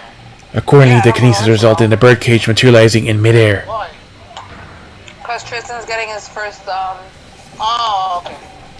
shot. From where it subsequently fell, crashing through the glass of the crystal tower's large round window. The insurance situation? Yeah. It's free though. Well, we were trying to get a COVID test and shit like that, and those are also free. Well, if you go somewhere else, it's free. To get everything settled. You can also buy it at Walgreens and stuff. I know it's fucking free. Yeah, you should go. To like, yo, the one right there by you is that place on Barrow Street. You know where the plaza is on North Avenue? You know where Morley's is? No, I don't. Okay, you know. Like North Avenue. I don't pay attention. Well, okay. Landmarks North then. Avenue, right? That they've closed it. My word. One assumes the victim's neck was broken upon impact for the tower then. What do you mean? It's still closed. I'm so sorry. I didn't mean this to happen. And she was just too powerful. Bossy, No, really, North I Avenue, swear. the plaza area by. It was just an accident. A terrible accident. Unfortunately, the ask youths can't save you. Not by Why? you, all the way down. No, I can see the sharp murder weapon that pierced the victim's heart. So. Murder weapon? What are you saying? What a murder weapon? What are you saying? If you're going towards. Here's the autopsy report submitted by the coroner. It's like a tiny street. The prosecution would like to enter it into the court record. They have a bus there. Roll across the ground or castle. Free testing. The autopsy report has been entered in the court record. The autopsy report of the victim, Mr. Aspman, the neck was broken in impact of the violent fall, and he's stabbed in the chest with a sharp object. Fast rapid test. They wanted the long. That's not a rapid. That was the impression, you know. It's the PCR. It's not the whole ludicrous performance. No, we just have to make an appointment with it. So it's just. She wanted to like knock out some of the things with the doctor.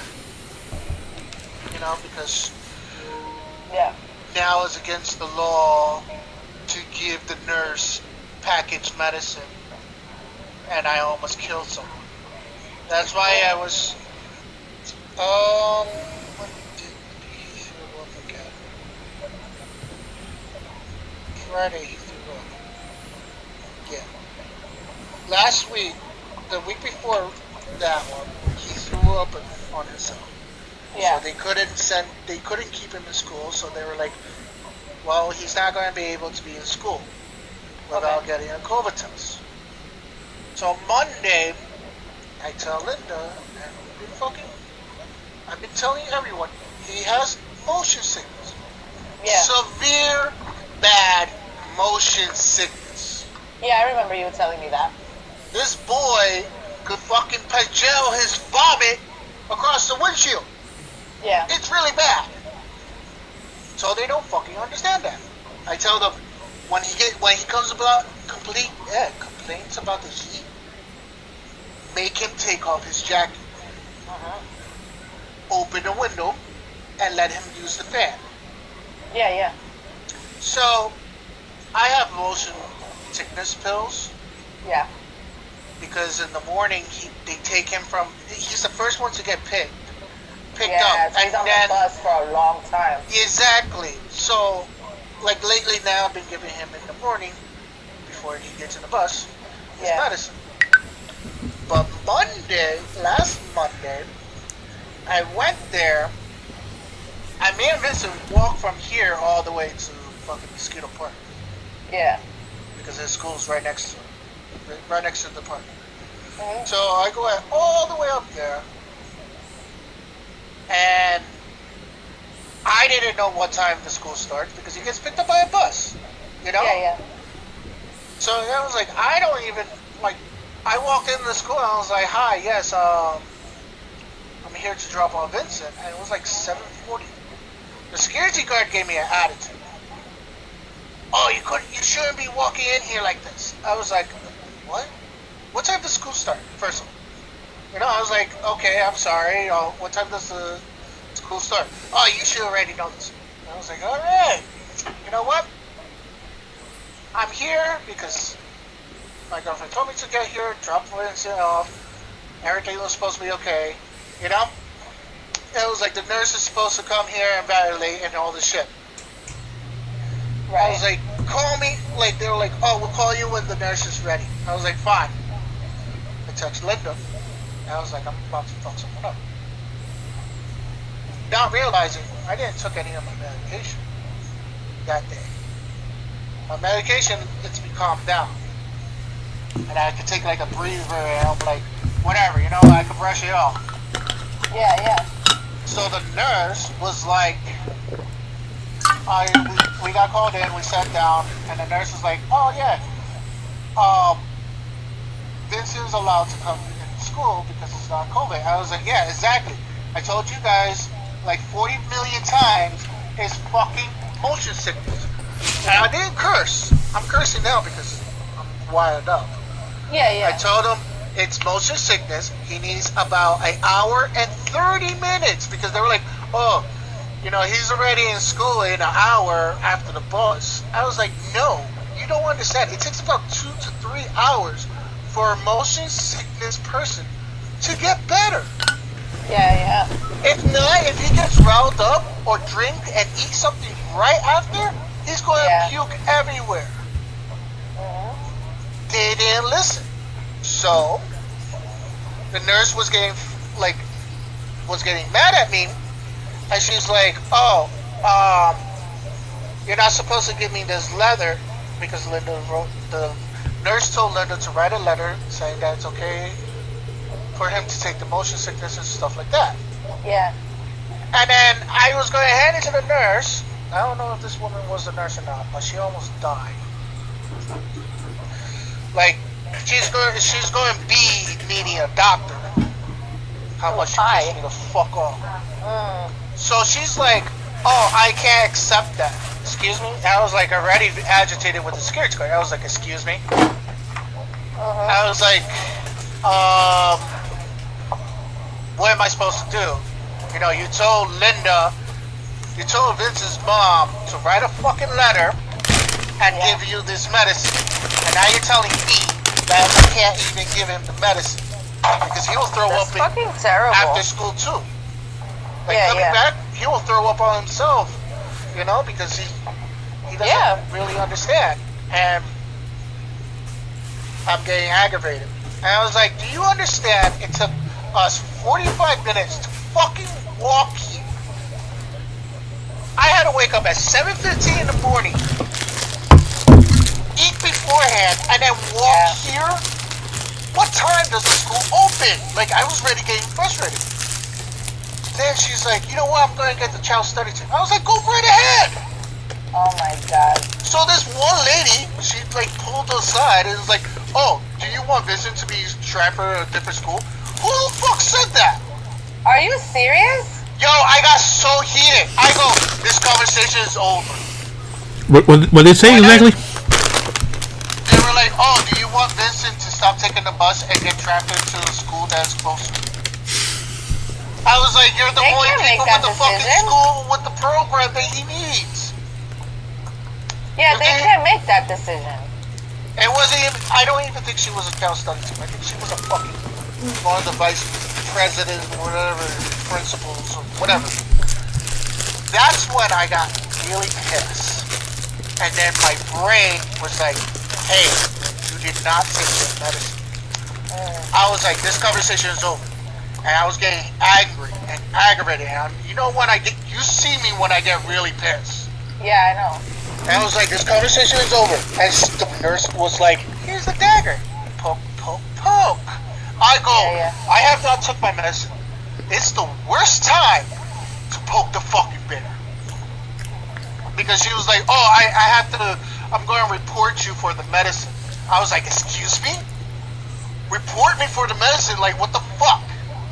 I was so heated. I would have been heated too. Then I was waiting outside. I was like, you know what, Vincent? We're going to fucking wait out here. And we're going to wait until your teacher comes out and pick up all that fucking shit. And then we're going to talk to your teacher. Talk to the teacher. And she's just like, oh, yeah, she was calm and nicely. I was like, I just wanted to know if he's still getting dropped off and picked up by the bus. Because last Friday, you guys told me that you're canceling the bus service. And this was just want to know if the bus was still open. Yeah. And they were like, yeah, he's still on the bus, yeah. I was like, yeah, the stupid fucking lady over there, the nurse, was like, oh, I don't know. I was like, how do you not know? You're the one who told me that it was canceled. I was so fucking mad. That's crazy. That's fucking crazy. I know, that's how you could tell that nobody's ever on the same fucking page at a school, yo. Nope. And then this lady came up, and she was Vincent's child study team counselor. Yeah. She came up and she goes, here's the paper that you need to fill out so we can accept medicine. And I was like, okay, I'm going to explain something. His motion sickness is very bad.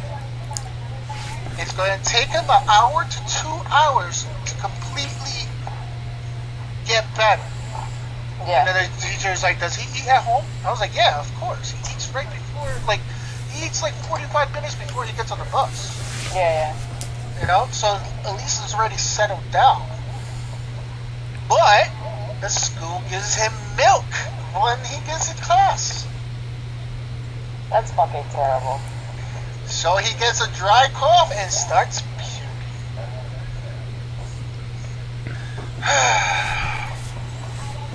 That's crazy.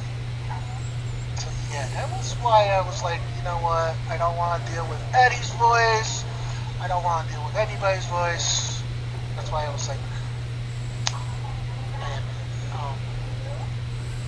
I am A. Yeah, I get it. I get it.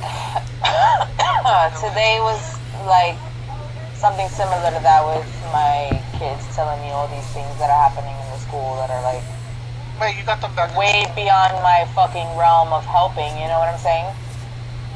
They're going back to school? No, my kids in the school that I'm in now. I'm saying things that help me.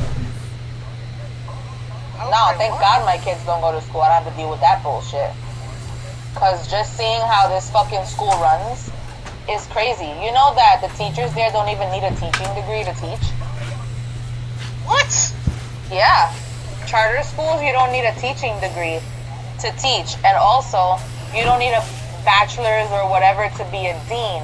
For a principal, yeah, you need all the schooling. But to be like vice principal, you don't need that.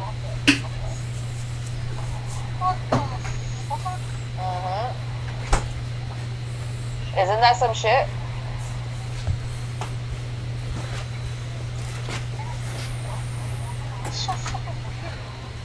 It is. It's absolutely fucking crazy. My aunt has drank some of the Kool-Aid because she's like, oh, this school's really good. And I'm like, to me, it feels like a fucking cult. Like, first of all, you don't call your students, you call them scholars, which is kind of weird. And what the fuck Harry Potter bullshit am I listening to? Yeah, it's some crazy shit, dude. Like, I feel like I am in fucking, like, And aren't charter schools you have to pay for? Makes the score. Fucking Harry Potter, yo. The way that they roll, yo. None of the teachers bring their kids to the door at dismissal. They're all dismissed according to stickers that they have on them that are printed just before dismissal to tell like what bus they're on. So they're let out, guided by teachers in certain points, but their actual teachers stay in the class and dismiss the kids according to what bus is being called. It's insane. It's really fucking crazy. What the fuck? Yeah.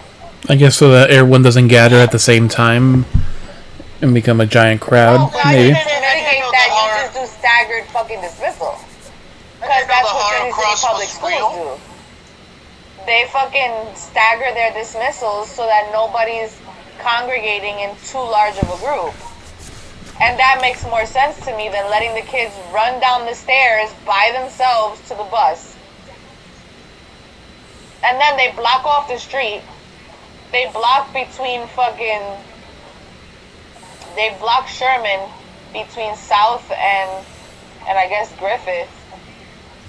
So that all the 5 buses that are called are just in the middle of the street, parked, waiting for the kids to get on the bus. So they lock up traffic for like 15 minutes, sometimes 20.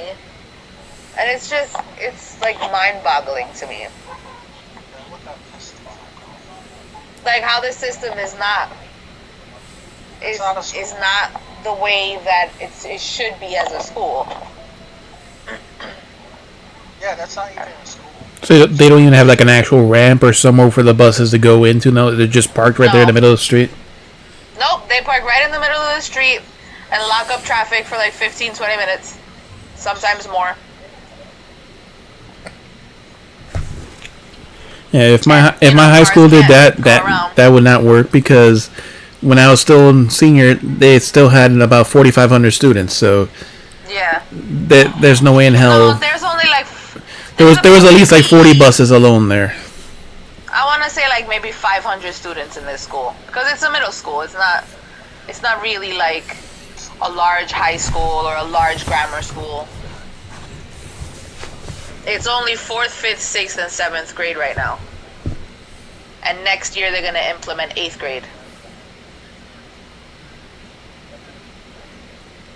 But is a charter school a paid school, or is that a free school? Okay, a charter school is considered a public-private school, if that makes any sense to you. Because it's privately owned, but it's for the public. So you still need to have... and they get to make their own rules. Yeah. You know what I'm saying? So it's basically a private school. They hire as teachers. Yeah, it's basically a private school, but made to the public on a lottery. Yeah, because like a lot of the middle schools and high schools have been here now. A lot of them are freaking charter schools all around here. And it's like, what the fuck is a charter school? Like, what? Anyone can start up a charter school, and it makes great sense for a business person because you know, you make great donations. They get great donations and things like that, and they don't even need to spend all of those donations in the school. They could just keep half of it. Yep. And it's legal. You know what I'm saying? It's a loophole there.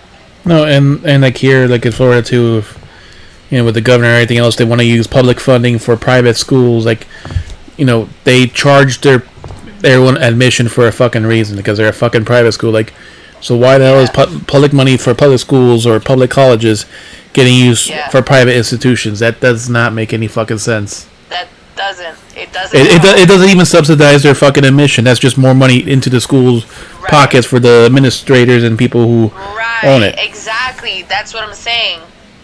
That shit, like, even though I'm an employee, it still, for me, it really pisses me off, because I'm like, damn, these dudes are making so much fucking money, and they're only using maybe a third of that for the school stuff.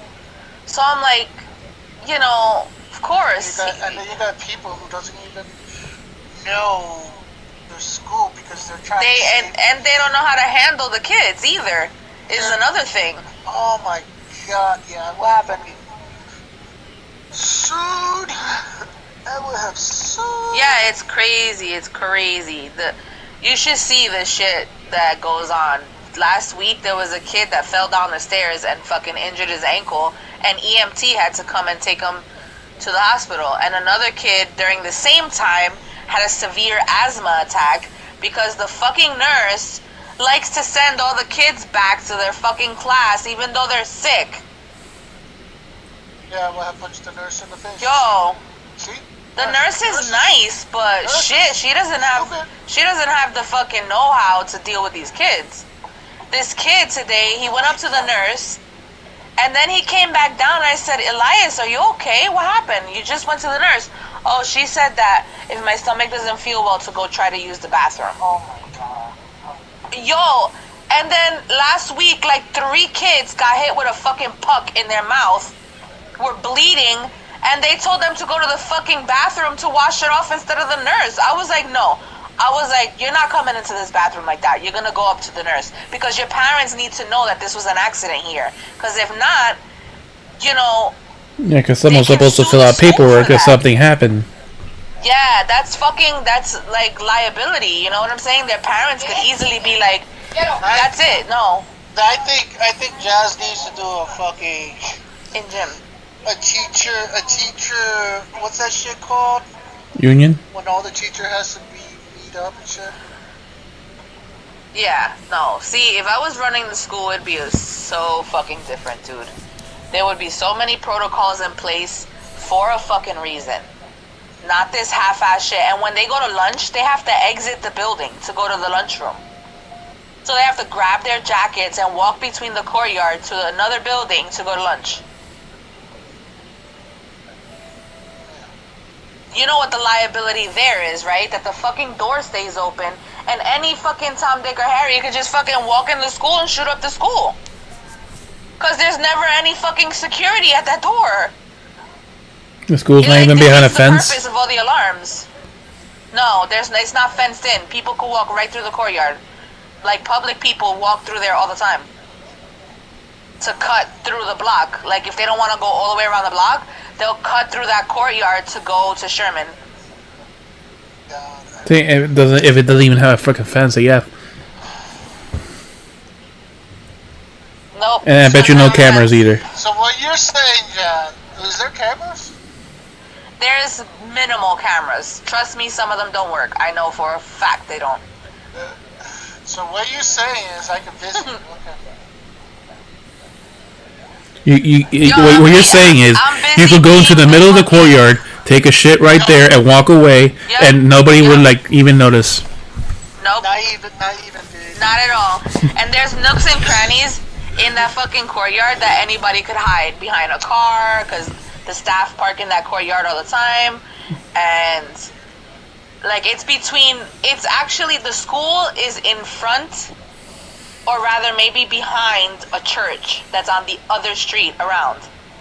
Wow, that sounds like A Street. Yo, it's fucking crazy, man. And just because it's next to a church doesn't mean it's safe. My friend here lived behind a church here, and he had his apartment broken into. The church is the one that owns that school building, and they rent it out to the charter school. It's insane. It's just fucking like so many security risks everywhere, and holes. It's fucking crazy. Like some of the doors aren't even connected to the main system, meaning if that door opens, the security front desk doesn't even know it's open. The ones who know it's open are the people that hear the fucking bullshit alarms that you have a key to turn the alarm off. It's like that antiquated. Oh my god. Yeah, it's fucking crazy. Well, you want me to stop by, right? What? So you want me to stop by? What, to scare the shit out of people? You show up in a trench coat and go say hi to Jazz, and then just walk away calmly. Just just Yeah. walk right up into the school. Hey, Jazz, what's up? with, I'll be like, what with the a fuck? hat and dark sunglasses, and you know, you show up there a couple times, like you're scouting out the area. Just a mask and that's it. Like what the fuck? You can't say nothing to a person who's wearing a mask already. You can't even say anything to anybody. Nope. What are you gonna say? Take off your mask so I can see how you look. Craziness. Alright, well, I gotta get to bed because I got to get up fucking stupid early tomorrow. Alright, have a good night. I will head out and I will see you guys tomorrow. I'll be on earlier. I have 2 days to do all my work, so I'm gonna be busy the next 2 days. Yep. Alright, guys. Good night. Alright. Bye. What? Alright. Back to this. Autopsy report. Coroner, Courtney Sive. Victim, O.D. Assman, male, 47. Nationality, British. Time of death, 21st October, around 2:20 p.m. Cause of death, hemorrhagic wound to the chest that pierced the heart, inflicted by a sharp implement. Additional observations. A broken vertebra, most likely resulting from an impact after a sudden fall from considerable height.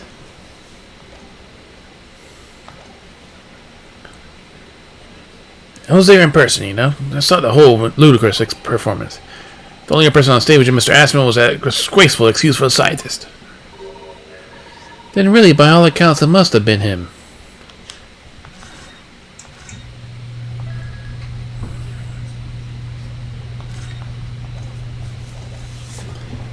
Before fingerprints and anything else. Hard to think otherwise. Really? Very well, counsel for the defense. Proceed with the cross-examination, please. Oh, yes, my lord. Need to focus here. It's been a while.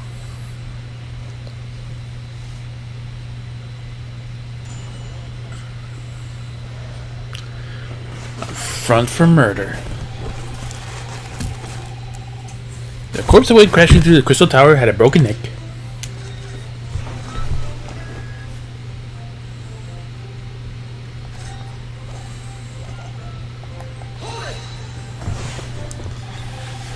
Are you suggesting that's because he fell from a considerable height? Exactly. Which highlights something else about the whole rum business. What's that? The fact that the instantaneous... No, wrong person. The fact that the instantaneous kinesis was a success. Ah. After the explosion, the cage on the fell inside suddenly appeared out of nowhere in midair. So, although the experiment ended in disaster, the so-called instantaneous kinesis did actually occur. Remind us, Professor. What was the cause of the fatal disaster? I made a minor miscalculation in the angle of the beam. That's all. That's all. It was a mistake.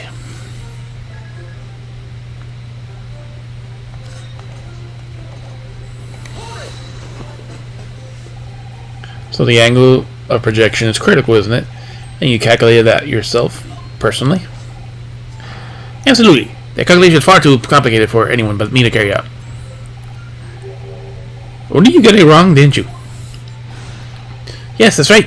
To the point. The calculation was so complicated that even I can make a mistake. Do people fall for that brazen confidence? I should try it. I took into account the subject's height and weight, wind direction, ambient temperature. Consider every possible variable, so I don't understand how could it have happened. Obviously, then you had to include the weight of the clothes Mr. Assman was wearing at the time, I assume. Ah! Crackling comments! The answer should have been 3! So much for safety first. 3 must be for safety third. But the post-mortem examination revealed another injury. A fatal wound.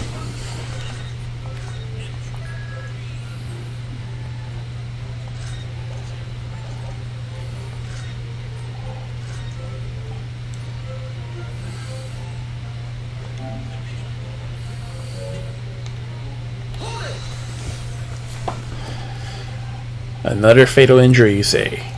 That doesn't make any sense. I didn't think I had to spell it out for you, but here we go. Just because there were 2 fatal wounds doesn't mean I'm saying that the victim had 2 lives to lose, does it? 2, right. Obviously, at first, we thought the bloke had died due to the spinal snapping in half as well. But you're saying that's not the case? You'll get your answer once I finish with the fish and chips. And don't you be buddying every few seconds. Him and his goddamn fish and chips. But we all know that's the bottomless bag. Yes, we do. He never runs out of his chips. The victim plummeted 30 feet into the glass tower. It would be reasonable to assume that it was the cause of death.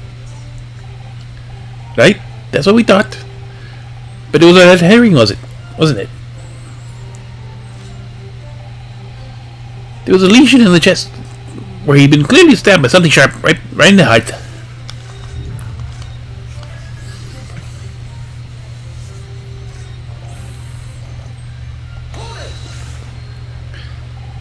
The defense knew nothing of this crucial information.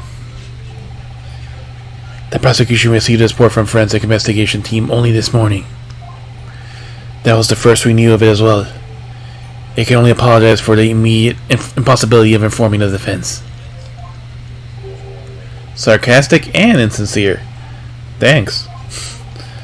So what was the nature of this sharp object? Among the accused tools were used at the demonstration. One is of particular interest. The screwdriver. Oh yes, that would appear to be some kind of screwdriver, wouldn't it? There he is. My trusty little companion, Andrew. Andrew? Of course. He names his fucking tools. How do you know each other already? He's one of my dear friends. Like all my tools. They know them all, you know. We're one big, happy family. ...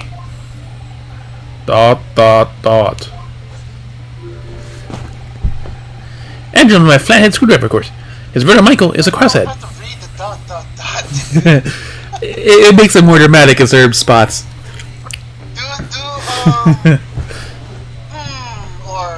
But he's not saying he will say when he's saying Yeah, but I thought is just means like, just the dramatic pause or dramatic confused pause, and each of them do it sometimes, especially when something really weird happens. So the entire fucking courtroom, even the gallery, sometimes is confused.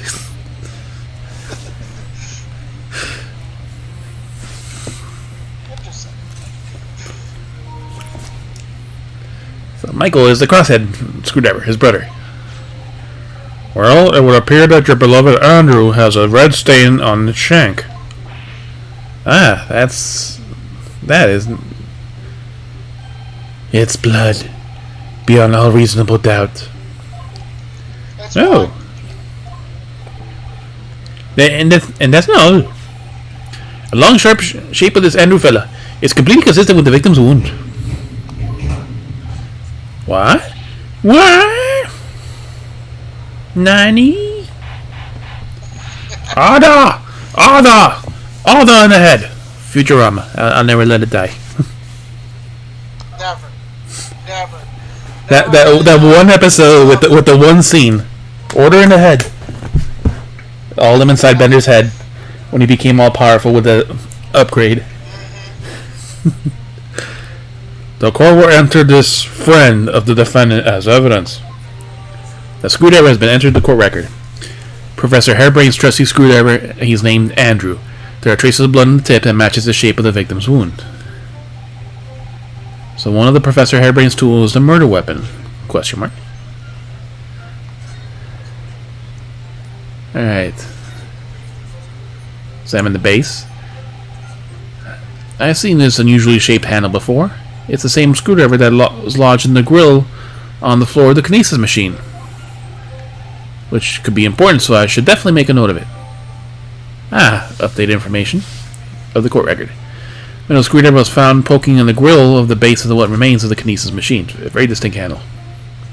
Okay, so that's important information. Now the blood. This is blood, Mr. Assman's, no doubt. This is a problem. This is the problem with looking at murder weapons.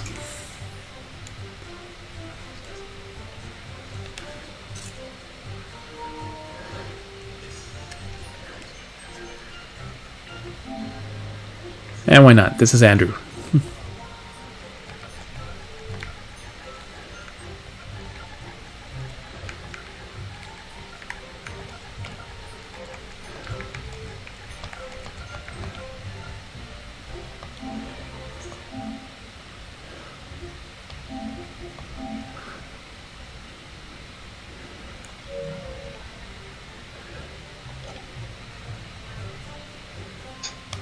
Why does this guy has a fucking French fries and fucking newspaper? Those are his fish and chips. He's always eating his chips. What the fuck? He's always eating his chips. Do you have a fucking magician? Oh my god. Yeah, the people in the fucking in the trial are just this is a bunch of rich, pompous looking assholes. So it's like a Kyle Rittenhouse probably jury.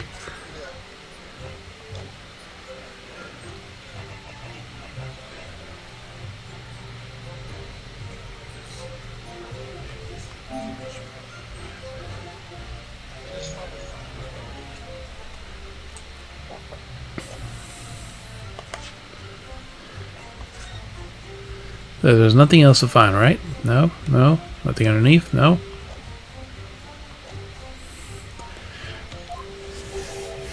Great. Alright, so we found some evidence. So the victim was killed before he went anywhere. And this fellow only had the only one who could have done it. And he appears also in the Sherlock Holmes story, so he gets his appearance fee from Iris. So he's famous. On what grounds are you saying that? Do you need to ask? There are only two people at the public experimentation stage. In front of the whole crowd. Not really, because the crowd was below them. The victim, Mr. Odie Assman, and the accused, Professor Hairbrain. We know for certain that before the experiment, the victim was alive. That's right. I saw him with my own eyes. Juror number 4.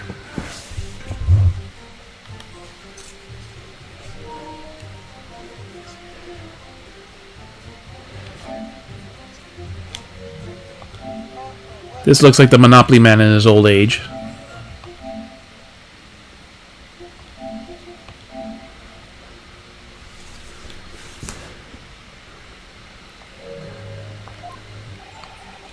Furthermore, following the explosion and kinesis, nobody went anywhere near the body. He does not look like... He looks like Humpty Dumpty ate the Monopoly man. Like I said, he looks like the Monopoly man in his fucking 80s because the medicine's keeping him alive. You know, have you ever watched Thomas the Train? Nope. No? Nope. Well, the mayor in the Thomas the Train almost looks like him. No, in like the case with Beeple, like my brother's on the 3rd case now. Like, yeah, there's one guy that basically looks like a fucking Lego action figure. He looks like like the round Lego people. He looks exactly like one. He's the head of the carriage, company.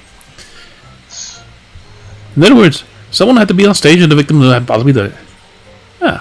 He has an idea. Pursue. Professor Hairbrain, do you have some information that may be relevant here? Professor! Sorry. I just calculated the optimal coefficient of the electrostatic and separating molecules in the human body. And the witness stand is the best place for that. It seems as though you might have something to say about Inspector Gregson's last remark.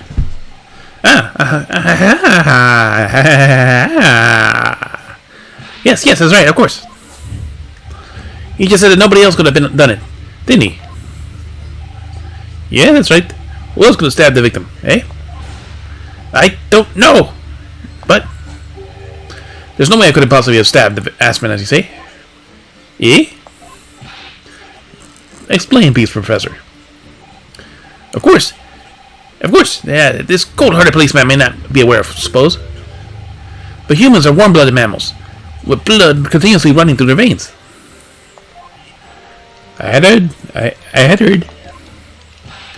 Then surely you see, if I plunged something that size into Andrew that man's chest, the whole stage would have been a bloodbath. No, a blood swimming pool. Ah, and he has a point. But thousands of Londoners were watching me at this time, and yet no one claims to have seen a swimming pool of blood. Dot.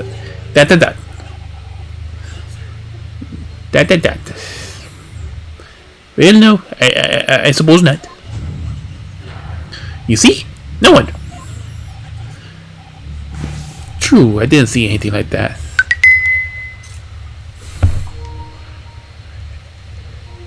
Yeah, the Monopoly man is like a Generalissimo.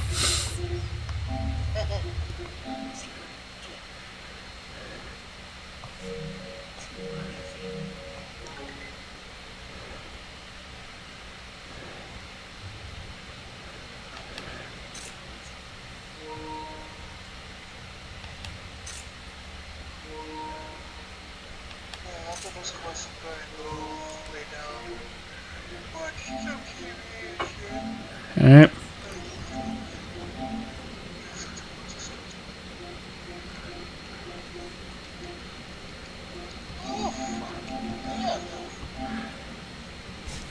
He's performing an experiment. Well, if you're bored, you can always watch the stream, hang out and chat. Well, I was gonna go on my Switch that is in my room and play. I still haven't fucking I've been playing the new update to the phone. Animal Crossing. Yeah, I downloaded it for my sister, but I probably won't touch that game again. Why? Well, the one island per Switch is kind of stupid, so since my sister played first, it's basically her island, she got to name it and everything. And she... You could delete that. Hmm? You could delete that. Yeah, but she's still playing. Well, yeah, I know. That would undo pretty much everything. Her, all the friends, and everyone else have also visited the island. And she's already made it 5 stars long ago. I'm still on 4-star. Long ago. Yeah, true. I didn't see anything like that. Well done, Professor. That was a great counter-argument. Order!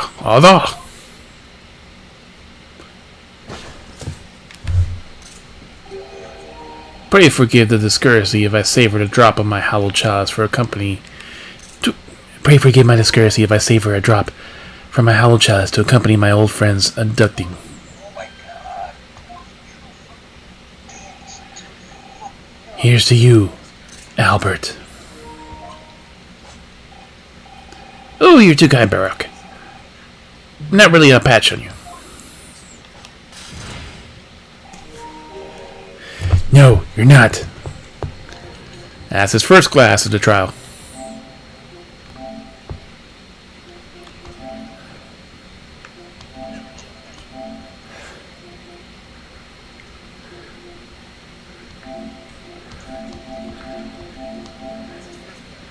Usually he does that when he gets mad when I say something. And he actually talked about why, like, it's because I've been contradicting him or other stuff that he's been breaking his shit in court. Doing this. No, you're not. No? You've neglected to mention one crucial possibility. I have? A particular situation in which a very little bleeding would result from a stab wound. He stabbed him in the fucking heart. How would he bleed very little? Eh, of course. Inspector. Inspector, enlighten the court, please. Yes, sir. Where are they going with this? That boss was fucking annoying. Very well. You will amend your formal testimony now, Inspector Gregson. You broke another wine glass? Yep. You see it at the perfect time of the photo. It took it right as it explodes into the fucking the gas lamps. Wouldn't that just set the oil on fire? Like, it should break the glass covering the light, but nope, it just burns up. What, is this Monopoly being a fucking chemist? Yep. Looks like he's going to make a poison to kill someone. Yeah, it keeps changing colors the more he keeps going back and forth and shaking it. It was like blue, yellow, light blue, and I think it was another color. He's trying to make he's trying to make the wine color. He was the head of that scientific society from earlier. The weapon the victim was stabbed with must have been left in his body whilst he was beamed through the air. No, it was not. Because we found it on the stage.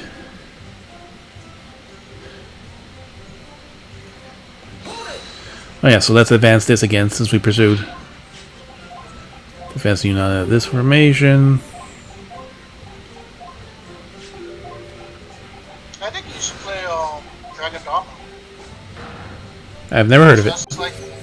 It's just like that, but it's more like high school kids killing each other. It's really good. There's a lot of graphic novel games I've played. Like one that probably I guess the very first one besides Sam and Max stuff was a girl who chants love at the bound of this world. It was, I guess, a kind of a remaster of an older version of the game. It's kind of funny. It's not porn, but it's very adult since the main character has the nickname of the Walking Libido. High school kid. And based on what you do, don't do, where you go, and all the other stuff, the game changes entirely on what path you're going to follow. And it has multiple endings. There's even a mechanic where, like, once you get certain things, you can basically create kind of almost like a save point that you can kind of go back to after you find information or get an item you need back to this point where you needed it, and then now diverge the path by actually opening or discovering what you needed to discover.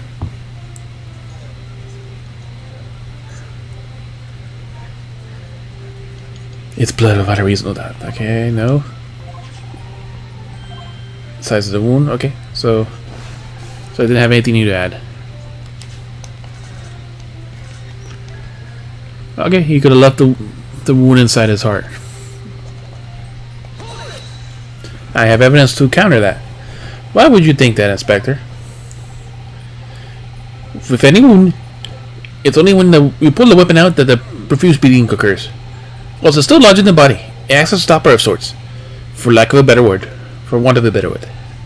I see. You don't need a medical degree to be aware of this fact. It's common knowledge for any investigator.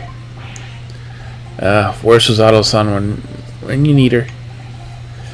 If you ask me, this bloke asked what he was doing with the view of the victim before stabbing Mr. Osman in the chest. Then he beamed the victim on the stage with his fancy device. Screwdriver still where it was planted. I would never do such a thing. Not to my precious tools. I never use them for such dirty work. You only use tools for their intended purposes. That's common knowledge for any scientist. The fact remains, the lack of blood on the scene can easily explain, as the prosecution demonstrated. We gotta counter that. So that's all the testimony I've been worked with. When the other victim had been stabbed, that changes everything. Did Van Zieks keep that to himself until now on purpose, to gain the advantage? Oh well, I suppose all I can do is press the witnesses for as much new information as possible. And we have the appropriate evidence now. 2, 3, 4, 5. Alright. No more pressing. Present. Screwdriver. Objection. You say that while the weapon remains in the body, there's very little bleeding. Is that unequivocal?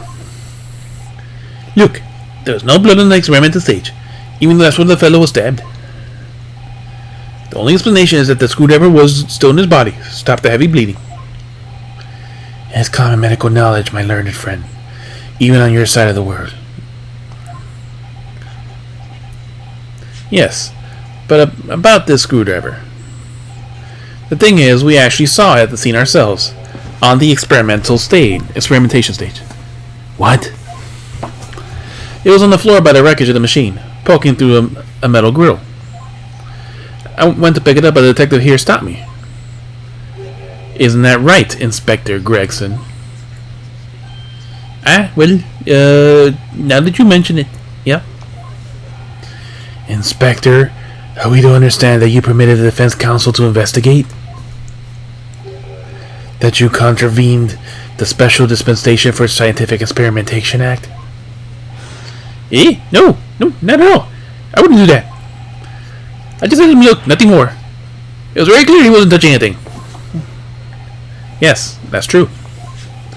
The screwdriver was in plain sight, on the stage. But it shouldn't have been, should it? What are you getting at? If this tool had been in the victim's body when the victim was beamed away by the machine, then it shouldn't have been on the stage.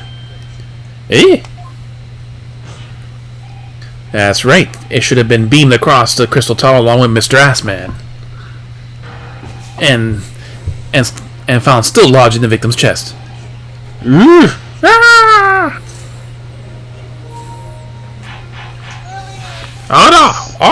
Order in ahead. How do you explain this, Inspector? I don't.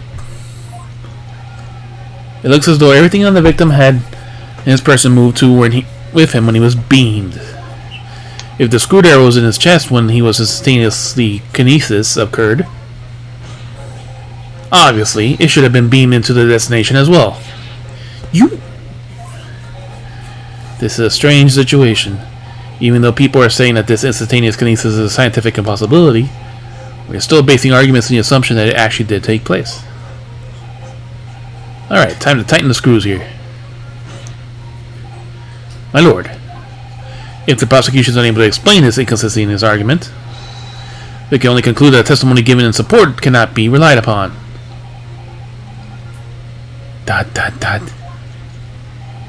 Lord Van Zeeks is stumped.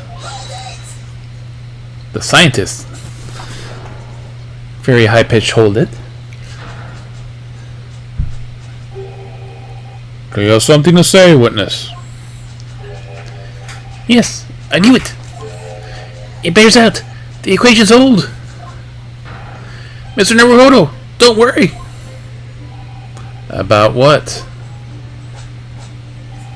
Without delving into the details, there is no inconsistency. Really? You're about to hurt your own defense, what? To sleep over there. Even if Andrew had been lodged into Mr. Asman's chest, my trusty tool would have moved. Andrew remained on the stage consistent with my calculations. What? He just broke his own defense.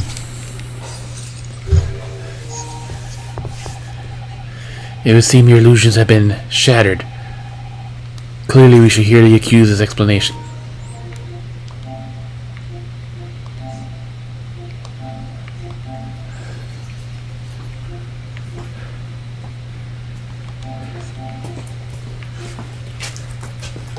Yeah, and now he just flung his wine bottle back and broke it.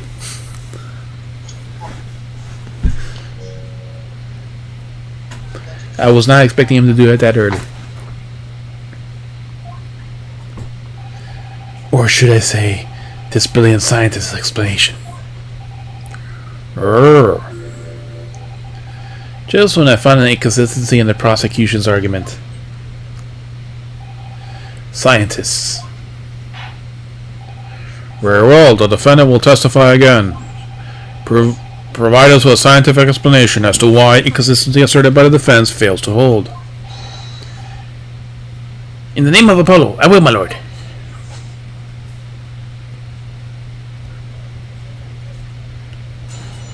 Witness testimony. The inconsistency explained. To be clear, I'm still on the stage of the gathering data of my research. My hypothesis states that kinesis cannot transport metal through. Hence, the metal weapon should have stayed put. In other words, the point just raised by Mr. Arrow isn't inconsistent at all. Mr. Aspel was the patron of my research. Without him, our work wouldn't have been possible. I have the duty to protect the incredible machine that we built together. But then, if it left, then where he was found should have been a pool of blood, right? ...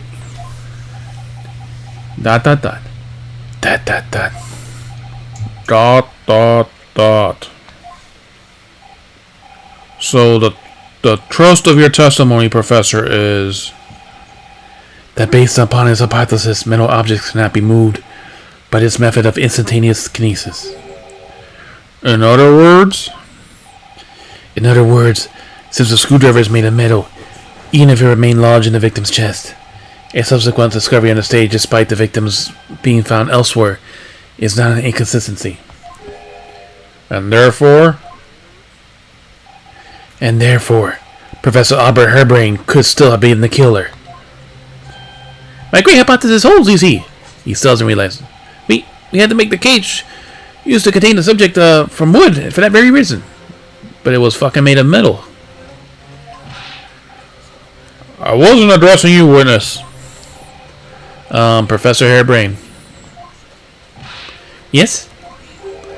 Whose side are you on here? I don't take sides, Mr. Naruto. No. My only interest lies upon holding my hypothesis. I'm a scientist, after all. He still doesn't understand. Is he working for us or against us? It's very hard to tell. Let's see how you cross-examine this testimony, my Nipponese friend. Yes, fire away, Mr. Naruto.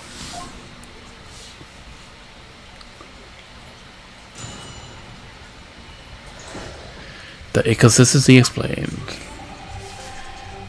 To be clear, I'm still at the stage of gathering data from research.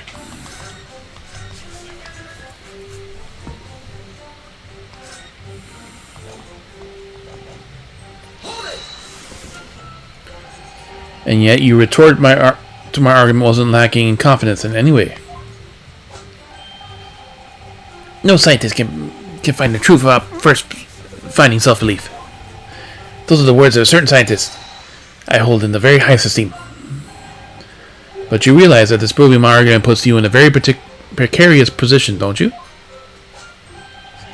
No scientist should strive to protect himself more than he strives to protect the truth. More words from the same great scientist, you know? Words are causing me a lot of trouble. Who is this scientist? I bet you it's himself. I'm afraid I couldn't tell you, Mr. Naruto.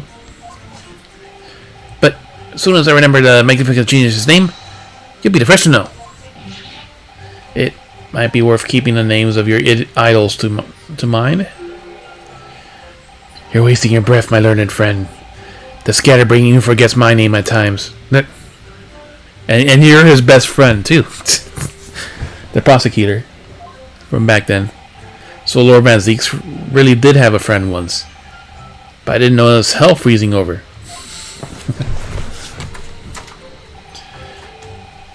My hypothesis states that kinesis cannot transport metal. Hence,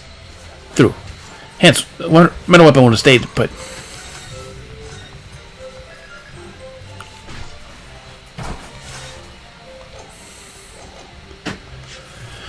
Oh, I have an idea. Let's look at the photo.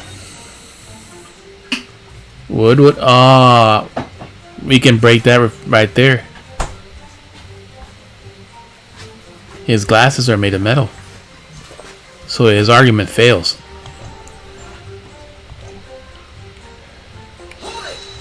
His argument fails. Your hypothesis states it. So this is even proven then. No, of course not. It's mainly a hypothesis. It's a good one, based on thousands of calculations. But it is widely known that metals can't be decomposed by electrolysis. Yes, of course, I am so right. My hypothesis is clearly correct. What is this about incriminating himself that makes a man so happy? It's the whole reason the birdcage was made of wood, you see. Sorry, the birdcage? Yes, that's what I call the C. obstusa cage, in which Mr. Asman was placed for the kinesis.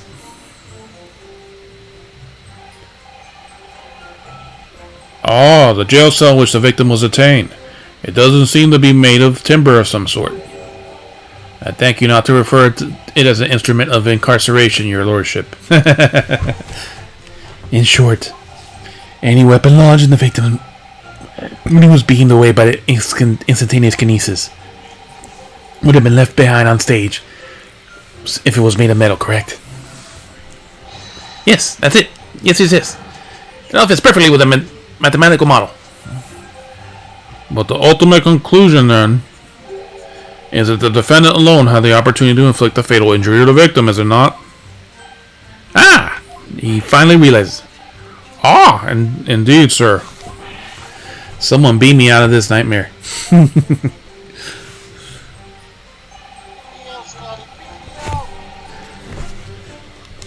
This is about 600 years before Scotty. Never. Futurama Rome. In other words, my point raised by Mr. Naruto isn't inconsistent at all. So we'll keep pressing for information. You seem pleased by that. Yes, another example of my hypothesis holding true. But it says some sarcasm, Mr. Naruto. Are you not pleased? No. That. I knew it. At the end of the day, I'm the one responsible for Mr. Aspen losing his life. That must be science is no excuse. I know that. No, you're quite right. Tell the court, did you have a close relationship with Mr. Assman? Oh, well, no, not really. I mean, I only met him 2 or 3 times. We only ever discussed my hypothesis and the project, and the research grant, of course. Mr. Assman was a patron of my research. Without him, my work wouldn't have been impossible. How do you come to know Mr. Assman in the first place? A year ago, a small provincial science journal published in a little paper of my work. That's a very tiny journal.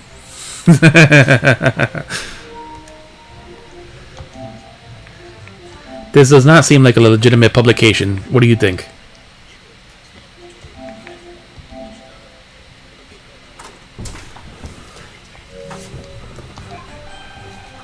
That's a scientific journal? Good gracious, I should need new spectacles. That's a scientific journal. I don't think that's a journal. I think that's just a notepad. Not even. That's like a matchbook.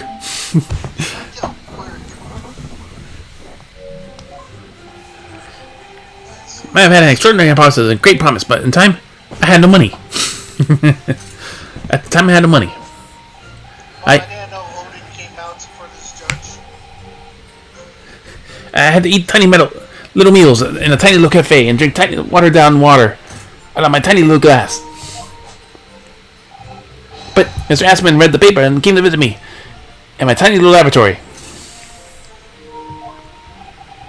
and offered you money to help fund your work. Exactly. That's exactly what happened.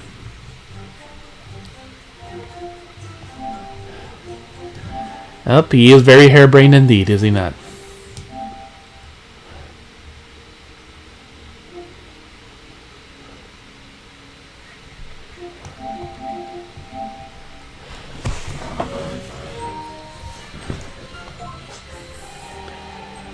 I handled the theoretical side of things. Mr. Assman provided me with the engineering for the practical. And the 3 of us produced fantastical machine. 3 of us. The machine you brought to the great exhibition to demonstrate. Wait, yeah, only apply to the government for some sort of inspiration to be allowed to inspections to be allowed to exhibit, I think. I didn't understand all that side of things. Mr. Aspen took care of it. Of it all. He was a wonderful man. I really owe him everything. Now I have a duty to protect the incredible machine that we built together. Alright. We'll press this and then we're going to prove him wrong.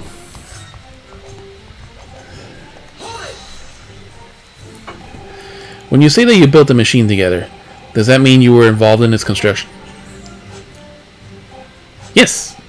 Oh, well, not exactly. I'm not good with the practical side of machines myself. So the physical construction was done by an engineer. Little remains of your creation now, though. Following the explosion, repair will no doubt be impossible. Yes, I realize that. But still, if someone were to gather all the broken parts, they could discover the secrets of my hypothesis. But Mr. Aspen and I totaled the machine for so long, we put our hearts and soul into it. We have to protect our work. So, what's left of the machine must be kept safe. It's only fair, because what happened was an accident. That's the extent of the testimony, then. Thank goodness for that. I don't want him doing any more damage. He's already basically proven that he could be the culprit. But if it seems as though all he really cares about is defending his hypothesis. Still, I wonder. What if his hypothesis is just fundamentally flawed? Yep. It is, because metal was transported. And we're about to prove it right now. Thanks to that photographic print. Objection. Professor Harebrain, you said that according to your hypothesis, nothing made of metal can be beamed by instantaneous kinesis using your machine you made. Is that right? Yes, that's right. Spot on. Exactly correct. In that case, I'd like to ask you to have a look at this photograph that was taken at the scene. In particular, I'd like you to pay attention to the victim's face. You can clearly see Mr. Aspen's wearing a pair of spectacles with a metal rim. What? Metal? No! Metal can't. That's not metal! No! We've already established that the proposed murder weapon, the screwdriver, was found on stage. However, if your hypothesis is correctly predicted that outcome, it should also have predicted that the metal-rimmed glass spectacles would have been found in the same place. Ah, my hypothesis! My hypothesis! Professor Harebrain, this isn't easy for me to say, but your hypothesis is clearly flawed. Ah! Oh no! Oh no! Oh no! In the head. Counsel, what is the implication of this? If on the day in question the alleged instantaneous kinesis never actually took place, then it's entirely possible that the victim was killed elsewhere other than on the stage. And in that case, someone other than the defendant could have been the culprit. But my hypothesis is sound. I proved it that day. The experiment was a success. The experiment was proof of all my work. Objection. Juror number 4. If I could say something here, as a capacity of a fellow of the Royal Society. The Monopoly Man. Yes, juror number 4, go ahead. As a man of science, there is one thing I simply cannot abide. And that's the fraud who pretends to be a fellow man of science. What? Wait! Great Scott! Are you suggesting that my science is suspect? Yes, he used Doc Brown's saying, Great Scott. And yes, your science is sus. It's just been disproven, hasn't it? In front of all of us. In other words, the whole demonstration was a complete nonsense from start to finish. Believe me, my fellow jurors, when I tell you that this man is heel, a bounder, and a fraud. Monopoly Man is angry. Juror number 1. I say the wreckage of the machine should be stripped down and thoroughly examined. No! Never! The machine is the essence of my entire hypothesis.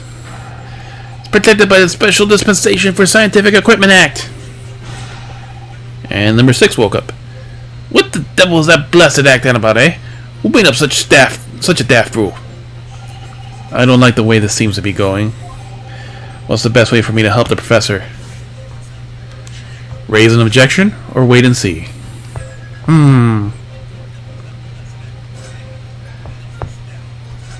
What am I going to object to, though?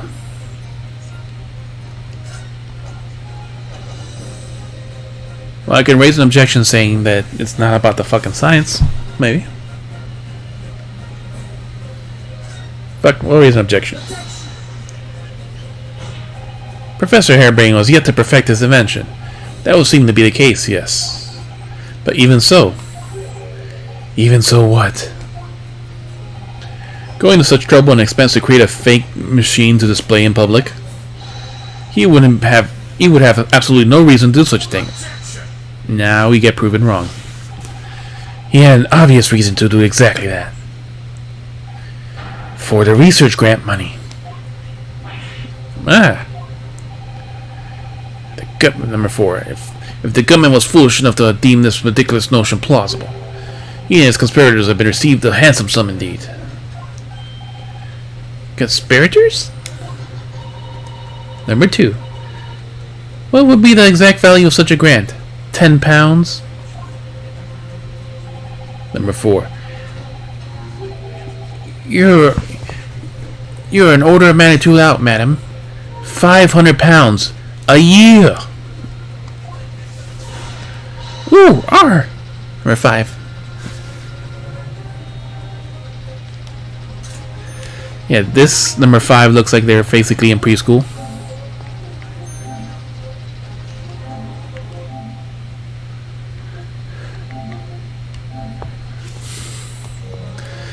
Ooh, R. You can live handsomely for so much for that much for years. Number 4.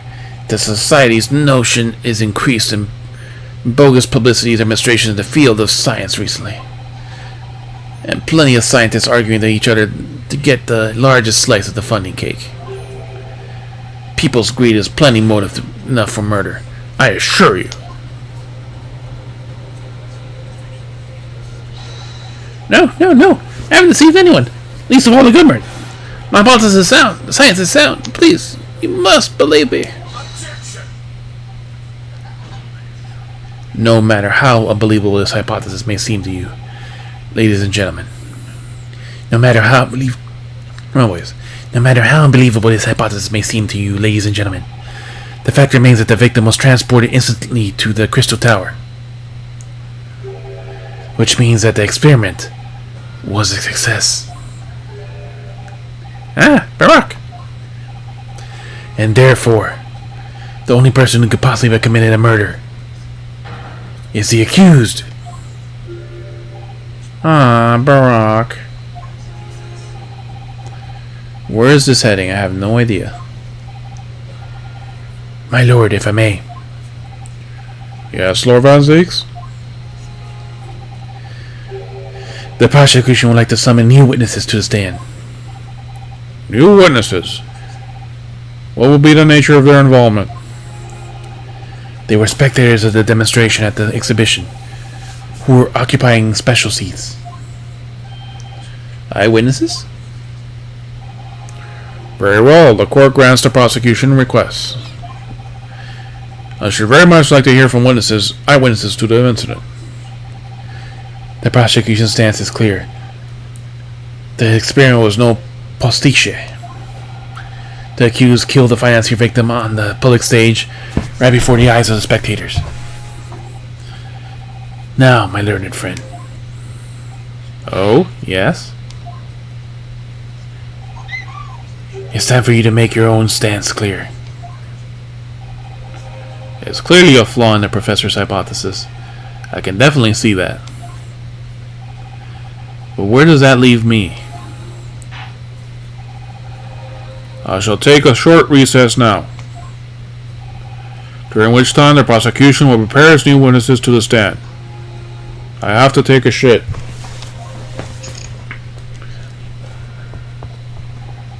Why else would you call a recess? As you wish, my lord. Good. In that case, court is adjourned for 20 minutes.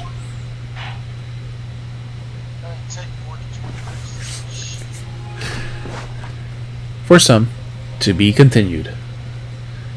Trial part 1 complete.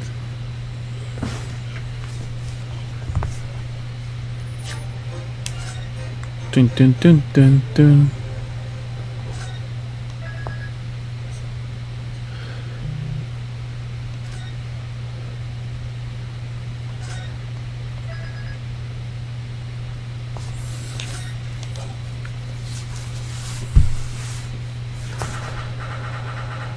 October, 10:44 a.m. The Old Bailey, defendant's antechamber. Mr. Naruhodo? What on earth were you playing at just now? Rather, what on earth were you playing at all along? My hypothesis, my amazing hypothesis! You've been poking holes in it from the start. Yeah, to keep you alive. Sorry about that. But you promised me. You said you proved that the daft explosion was an accident, not murder. You said you keep my precious invention from falling into the hands of anyone else. All you've done so far is try to undermine me. ... Yes, I did make you a promise, you're right. I said that I believe in you and fight for your freedom to the very end. But I also told you I was no scientist. I don't understand your hypothesis. The fact is, there's an undeniable flaw in your logic, isn't there? But if I just run through some equations... Yes, you see, it's because my work is incomplete. Perhaps it is. Nevertheless, a man died as a consequence, didn't he? Oh no. That. You're right. You're so right. It's all my fault. Somber music. I have no right to blame you for my failures. I'm a disaster. Not just as a scientist, but as a human being. Well, that'd be a little over the top. While we're on the subject. But what about Barack? He's being awful. Claiming his old university friend to be a murderer, you mean? He's a disaster. Not just as a prosecutor, but as a human being. Wait, he's a Reaper, isn't he? Perhaps he's not classified as Homo sapiens anymore. Gladly that's cleared up. Can I double check something with you? Yes, what? The machine and demonstration you prepared. They were based entirely on your hypothesis, I presume. There was no trickery involved? ... I drew the plans for the machines with my very own hands. Every line was painstakingly drawn with a firm belief that the science is the only future. So yes, it's true that my hypothesis hasn't reached maturity yet. But please, Mr. Naruhodo, you must believe in it. ...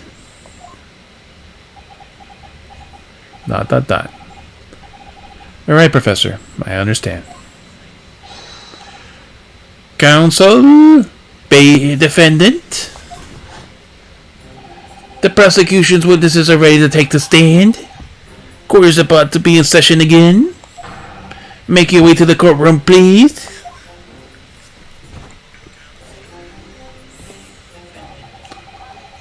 It all hinges on that demonstration. If the professor's hypothesis is sound as he claims, it leaves him as the only person who could have possibly have killed the victim. But on the other hand, Mr. Sholmes was adamant. A practical implementation such as that was attempted by the professor at the Great Exhibition is quite impossible. So really, what should I be trying to prove here?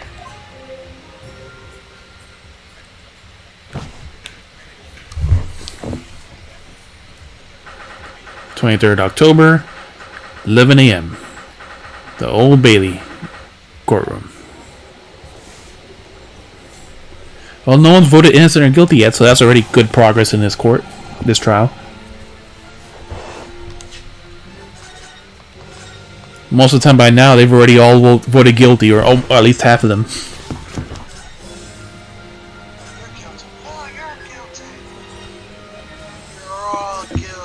Imagine if a court was like this simple. Like in Phoenix Wright, they made it to where the maximum court length is 3 days. Maximum. And here, the jury can vote at whatever time, individual or all together, for innocent or guilty.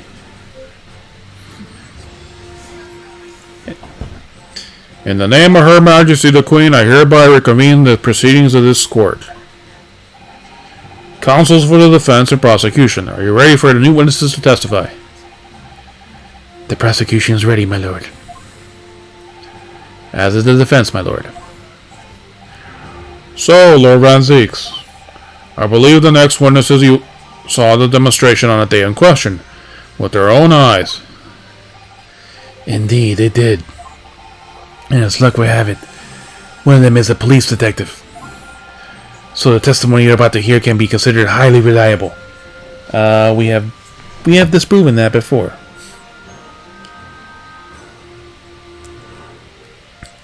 In fact, my brother, when he was selected for jury duty, they told him, like, just because he's a police officer doesn't mean that their testimony is any more accurate than any other person.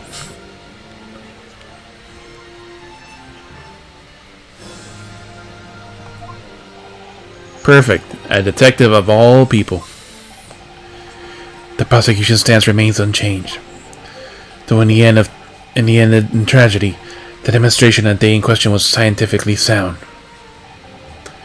And consequently, the sole person of the opportunity to have committed the act of murder is the only other individual involved in the presenting on the stage at the time, the accused. Thank you, counsel. The prosecution's position is clear. So bring forth your witnesses now. Bailiff, show the witnesses in. The witnesses whose proximity to the incident on the day in question will clarify the truth unequivocally.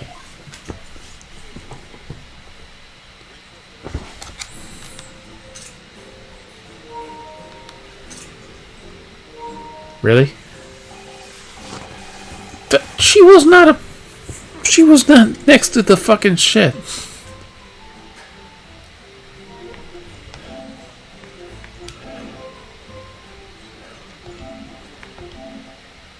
She was in a fucking balloon in the fucking air.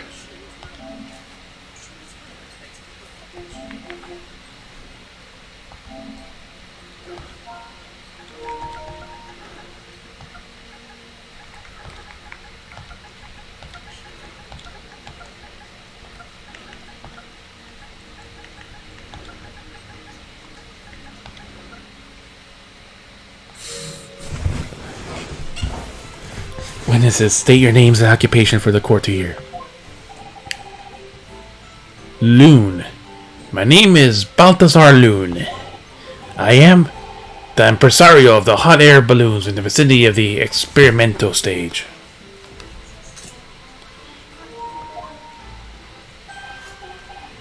My name is William Gosrich Sigismund Ornstein. I have come to see the great exhibition in all the way from my home of Bohemia. And your head is injured. One gold coin for one balloon. I'm very rich. You had to specifically state that. Inspector Gina Lestrade, Scotland Yard. I'm a great detective. Even Erlock Sholmes agrees.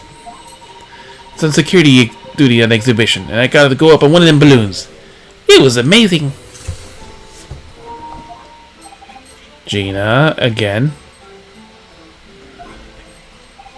But she did mention that she's been seeing a disaster from above in a balloon, actually, didn't she? And she clearly loved every minute of it.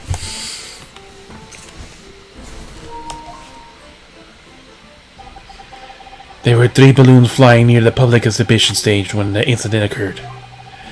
2 of these witnesses were in one such balloon at the time and saw the events unfold from the skies above. You make it sound like they were in the clouds. It was only an altitude of circa 60 feet. Very low. 60 feet? Really? That's not high at all. You can't see nothing from flying too high, can ya? 60 feet, about 18 meters then.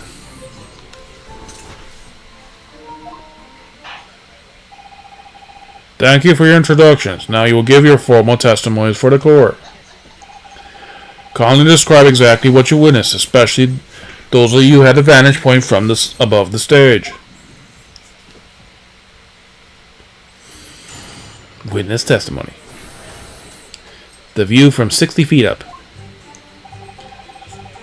It was an incredible incident and terrible. I'm only grateful that my balloons were not damaged. There was a huge bang on the stage, and in the next second, another bang in the sky beside us. And amid the smoke, a cage appeared out of nowhere. The cage, it fell from the sky like a stone and crashed into the crystal tower. So he did teleport, supposedly? I didn't get a good look at the cage, but no one went near it after it crashed into the tower. From the outside. We don't know about the inside, though. A most extraordinary collective amount, I must say. Could I just clarify something? There's a detail in the witness's testimony that I have not heard any mention until now. Specifically, what were the 2 explosions? More precisely, the 2 explosions in 2 separate places, yes.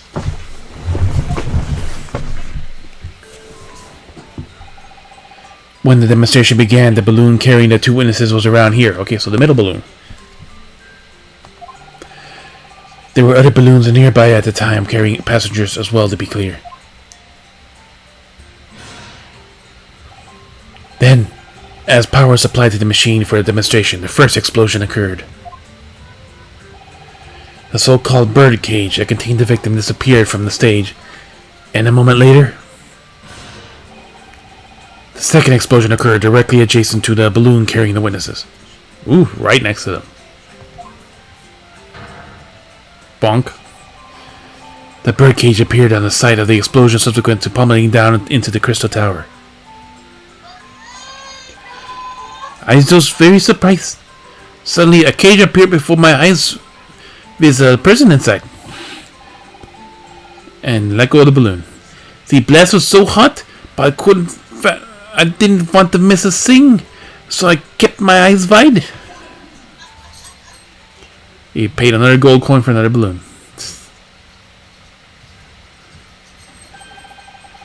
I still have lots of money.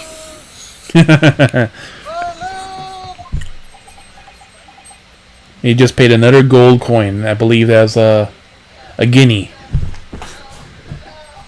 For 2 guineas for 2 balloons. Which they should be worth cents, probably. Judge. ... Precisely who is this curious infant? I'm told he's a young noble from Bohemian royalty. Oh. Royalty, Apparently he disguises himself in order to steal unnoticed into the great exhibition. Yeah, I'm here in London on sightseeing trip with my elementary school. Elementary school. We will have the benefit of a child's point of view from the testimony. Of a child's point of view. Do you really need that? When I remove my mask, this is what I look like.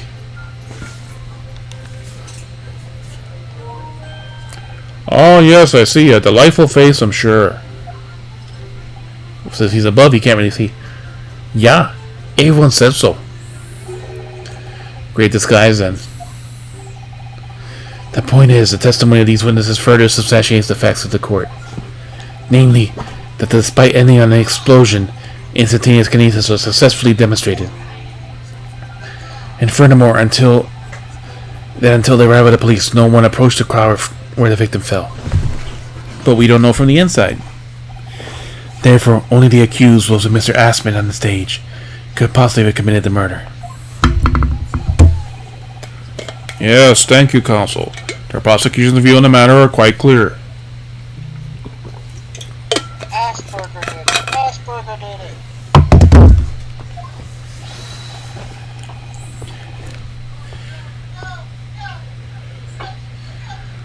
So the defense's cross-examination now, please.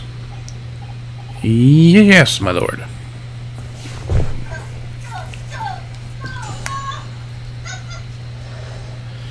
The view from 60 feet up.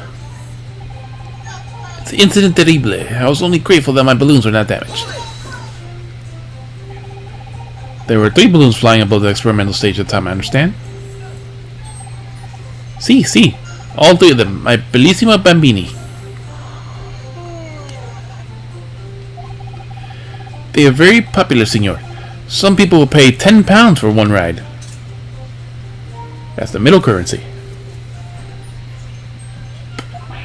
£10? That's more than my annual stipend. 1900 currency. And the child. £20 a month. That is my pocket money.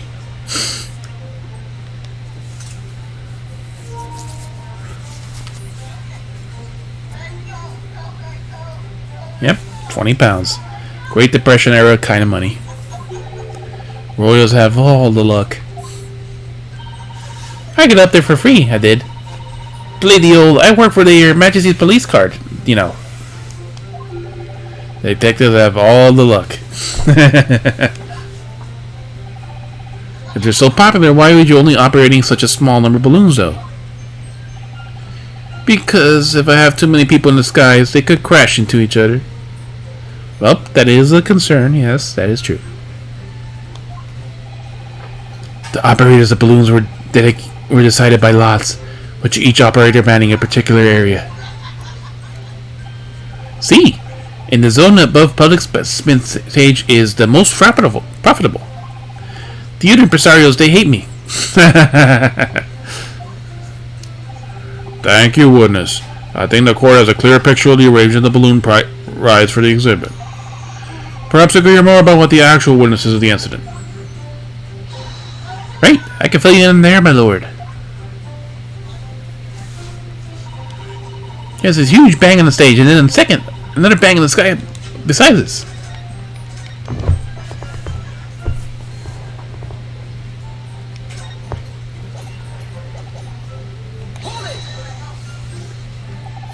So you actually saw the incident happen up in the air.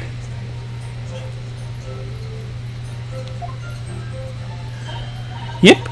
Isn't it amazing what a detective gets to do, eh? She is so happy now and not moody as she was before. Tell you, Odo, being a lawyer is a mug's game. You should join the force with me and go flying together. You know me so well. Yes, well, anyway. Could you tell us what exactly you saw, do you think? Everything. We saw everything, because we were up above it all. That dodgy cove climbing into the cage, and that dodgy professor pulling all them levers. And that's what happened. That's when there was this massive bang on, and the cage disappeared, just like that. You are describing the moment the subject's body was decomposed by the electricity, I believe. I don't know what to make of it. But then there was this another bang. Right in the ear. Looked around and there was this huge fireball right next to us in the sky. And there was nothing in there before. The little kid has something to say. Fireball, you say. And a wooden cage. That doesn't sound like a good combination.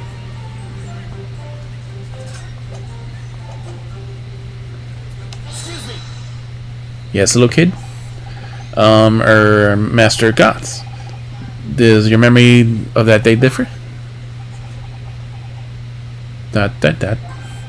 My teacher at elementary school said that when you meet someone for the first time, you should always use their full name. Yes, what was it again? William Gosrich Sigmunds Osmine. Just the four names then? Point is, do you have something to say? Something to add in response to Detective Gina Lestrade's last remark, maybe? Oi! Get it right, Odo! Inspector Lestrade! Why does everyone have a problem with how I addressed him in this moment? That is not what I saw. Oh? Yeah. There was a second explosion and it was right beside our balloon. That is true. But I'm sure. Which is what I said, ain't it? A minute there was nothing and then there was a massive explosion. My teacher in elementary school said that someone else is speaking. If you are rude enough to interrupt, you will have the most awful life imaginable. And he's getting very angry. And he lost another balloon. Are all Bohemians brought up to be so full of joy? And another gold coin for another balloon.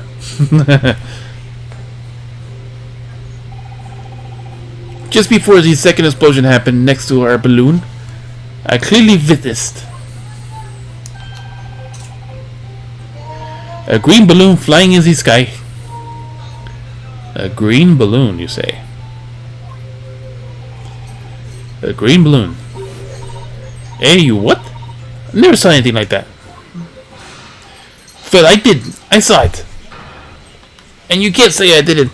I will complain to the council. I will cry and scream. Nice little toddler, right? My testimony is the truth. I am Bohemian Prince. You cannot say it's a lie. That is not allowed. Sis, playing with your bleeding royalty card, are you? Typical.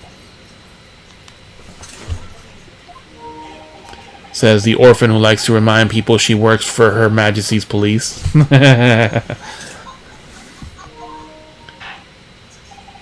In that case, young man, I must ask you to amend your formal testimony. In the interest of the cordial national relations between the Great Britain and Bohemia.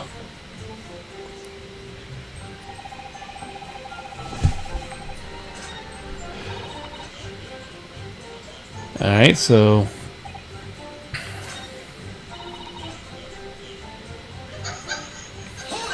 let's go through this again just to make sure there's nothing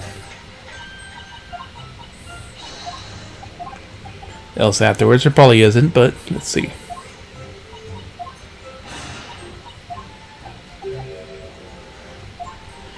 The moment was decomposed. Fireball. In what appears to the flames, the cage is what? Oh.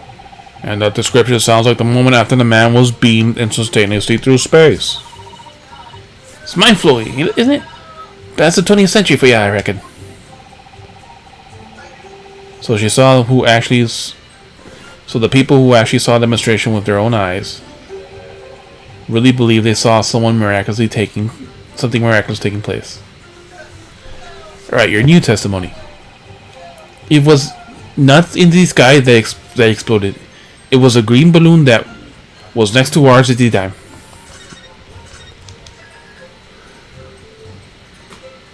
So a balloon next to them popped. A green balloon, you say? Are you sure about that? Of course I'm sure. I am proud Bohemian Prince. All these questions are making me boring. ... I think you mean bored. Ah! English is very annoying. The language of my countrymen is far superior.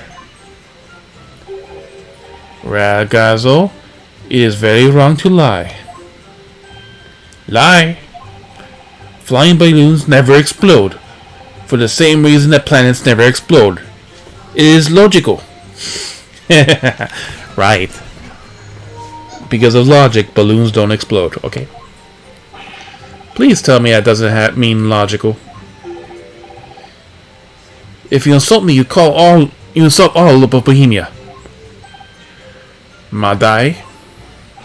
And another tantrum and losing another balloon. It will have the army come and shoot you with your stupid balloons out of the sky. All of them. Dot, dot, dot.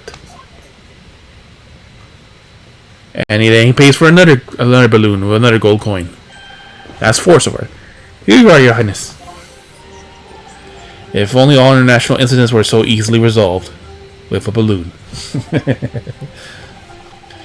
Now that peaceful relations have been restored here in the courtroom, perhaps we could return to the testimony. Did you also see the moment the cage materialized, Mr. Loon? No, I did not see the explosion myself. However, the cage, it fell from the sky like a stone. It crashed the crystal tower.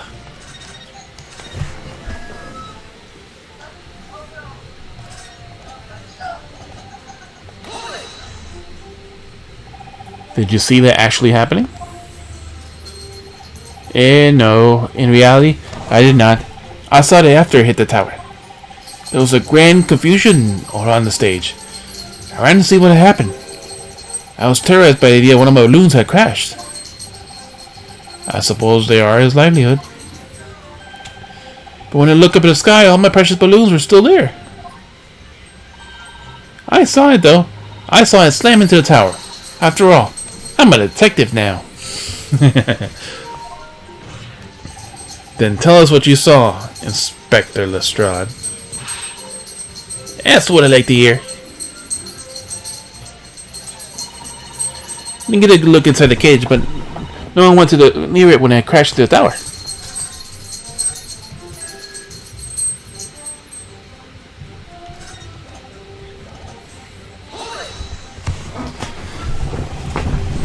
Was it you who gave the order to keep people away? Eh? Use your head, Odo. How could that have been me? I was up in a balloon, weren't I? Right. So, cause I weren't available, it was me boss who had to leg it over there. He was getting shoved and kicked all over the panicked spectators as he tried to seal off the scene. Yep. Poor Gregson. It was a real sight to behold, I can tell you. Amazing. Poor Inspector Gregson. So anyway, I couldn't see the cage because of all the smoke. I didn't really want to see, to be honest. I was scared of me wits. Keep it together, Inspector. The prosecution really is asserting that the demonstration was genuine.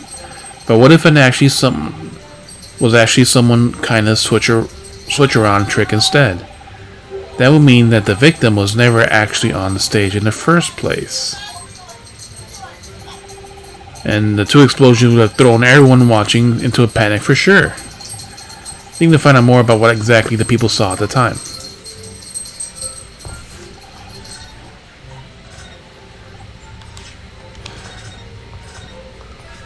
Alright, do we have any evidence to support any of this?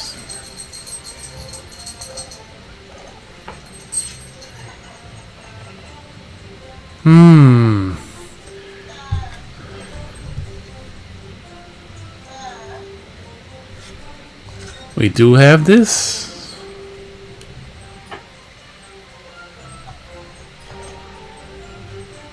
And we have a crossbow.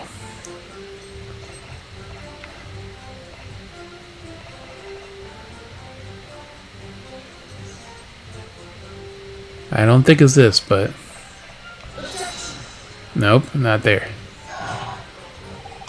Last time I've seen the opposite evidence. This is your task, counsel. To explain something somehow that the court, not the other way around. Just seemed like a jar, don't you think? What I think is this whole exchange has been extremely jarring, yes. Perhaps I need to reconsider this.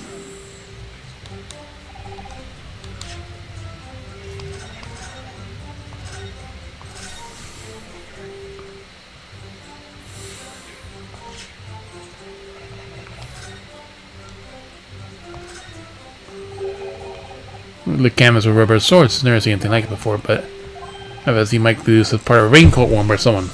The charge must occur when the explosion was struck by lightning. ... Or maybe not.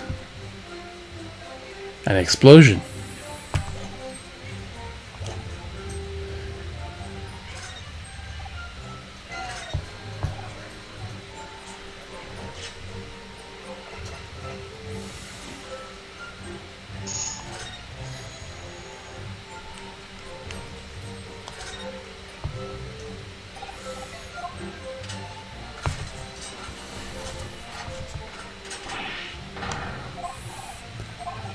The crossbow.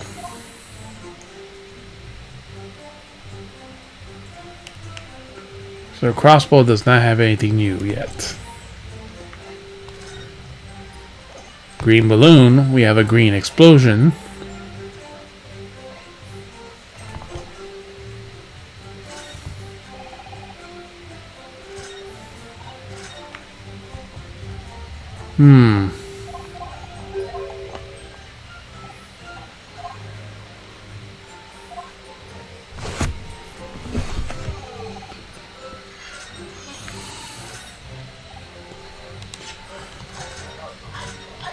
Are you sure? Maybe it's for him.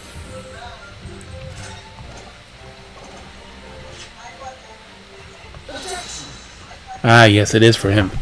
Mr. Loon, in your testimony, you said that all 3 balloons he had operating at the time were undamaged. See, that is correct. If they had been caught on the explosions, that would have been terrible. I wonder if you might know what this is. Ah, I think it may be... See, part of a balloon. A burnt piece of fabric from the envelope. Sorry, the envelope? Pardon. This is the large round part of the balloon which becomes filled with hot air. It is made from very thick fabric lined with rubber. You don't want it to rip for when you are in the sky. Just as I thought. This piece of cloth found near the experimental stage. In other words, as Master Goss testified, a green balloon did indeed explode that day. Eh? If all the balloons in the sky at the experimentation stage belong to you, Mr. Loon, then your statement about them all being damaged clearly contradicts the evidence. No! And all his balloons popped.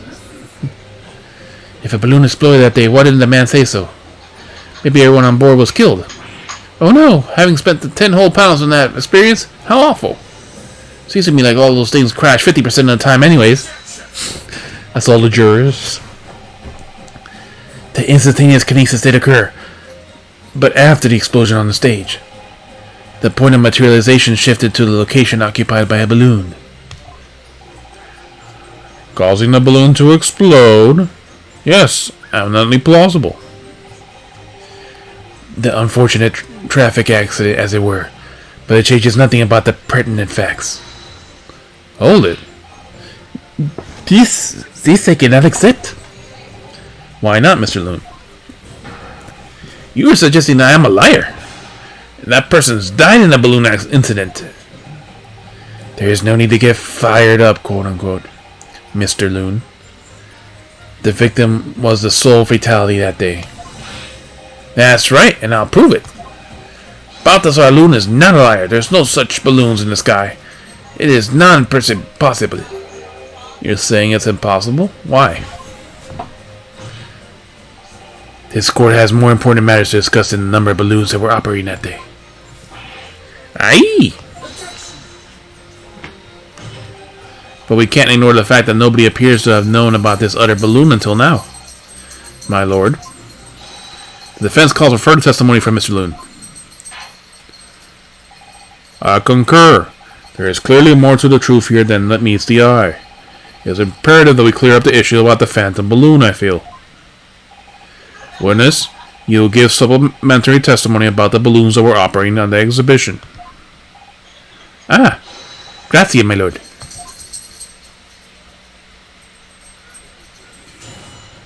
Witness testimony. Mr. Loon's balloons. As I said, Balthazar Loon is no liar. The little excited music. Every balloon I had in the sky landed safely.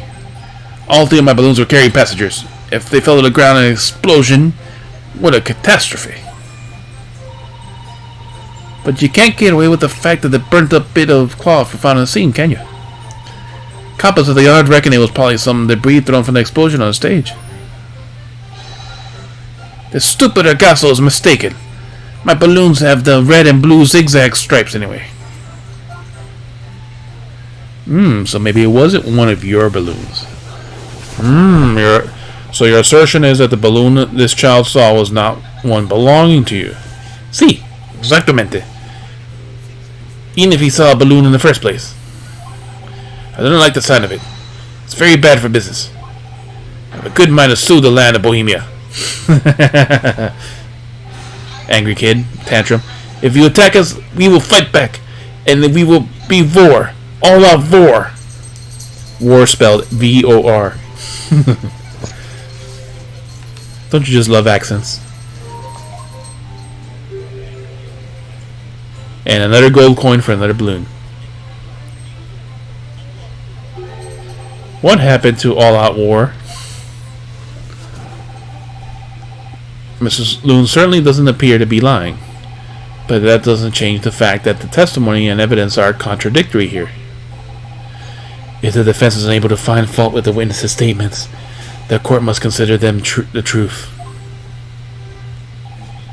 Think long and hard on that, my learned friend. The situation has clearly changed now.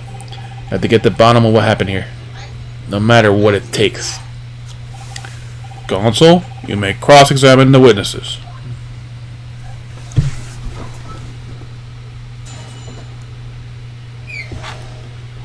Mr. Loon's Balloons. As I said, the Balthazar Loon is no liar. Every balloon out of the sky has landed safely.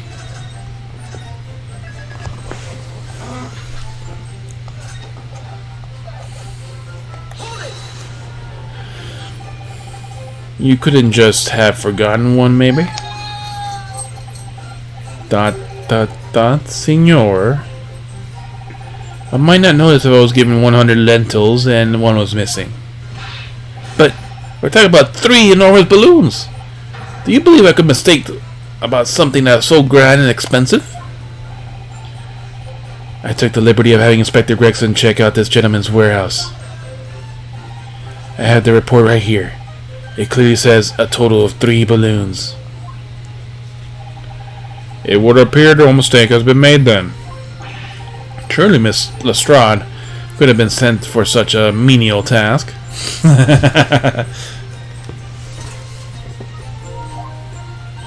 What? Me? I'll tell you what I told the boss. East kid ends like me can count up to 2. Only count up to 2. East End kids can only count up to 2. Obviously, that ain't true. But the boss bought it and said, he'd have to have himself go in that case.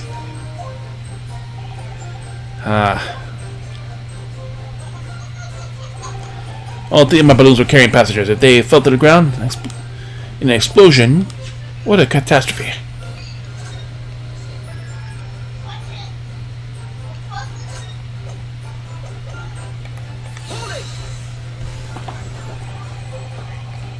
It would be quite a catastrophe if they fell to the ground for any reason, I think. On that note, Mr. Loon, tell me, what is the keeps of these balloons? What is it that keeps these balloons in the sky? Ah, yes. Are you an idiota? Sorry. It's like asking you, what does a candle burn bright? Why? Burns bright because it burns bright. And a balloon flies because it flies. What else? Yes. Good science. It sounds science, right? It must be Italian for I don't know. Nope. There are 2 types of flying balloons. Hot air balloons and gas balloons. Hot air balloons work on the principle of hot air being less dense than cold air, whereas gas balloons derive their lift by using gas that is lighter than air. Okay, that's good knowledge. See? And my balloons are filled with magic gas, I believe. Hydrogen. Light in air, but highly explosive. Yes. So we had a mini Hindenburg here. Okay, now we know. Not helium, hydrogen.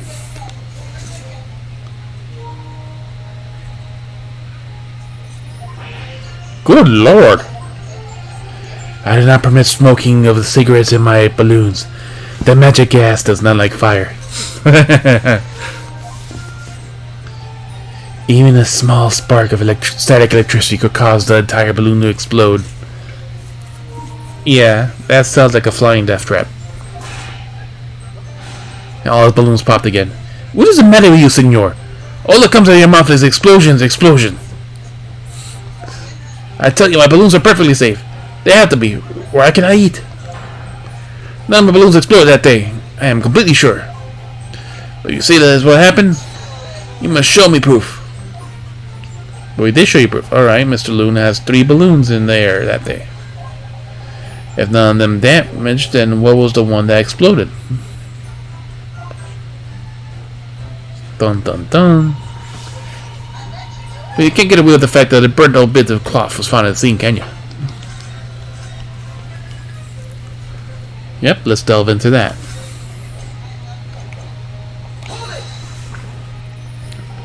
I was surprised to find that piece of fabric still at the scene, actually.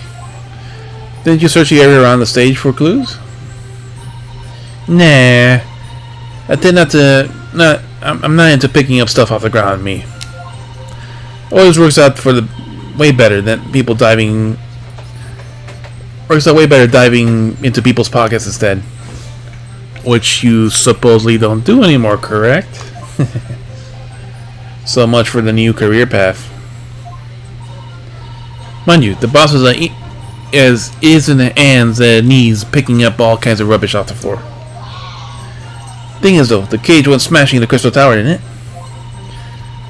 That's what most of the investigation was going on. Even so, I would have thought someone from Scotland Yard would have gathered this up as evidence. Core, listen to you. You stumble across a bit of balloon and suddenly you're the best investigator in the world. Well, you all fucking missed it, so... Pardon? We ain't got no badge, have you? Like this one. I could arrest you with this if I want to. No, you can't. I wouldn't put it past her. Come to think of it, there was a talk of some scorching on the ground at the meeting where we had that investigation. Cops I reckon it was probably some debris thrown from the explosion on the stage. Scorching on the ground, huh?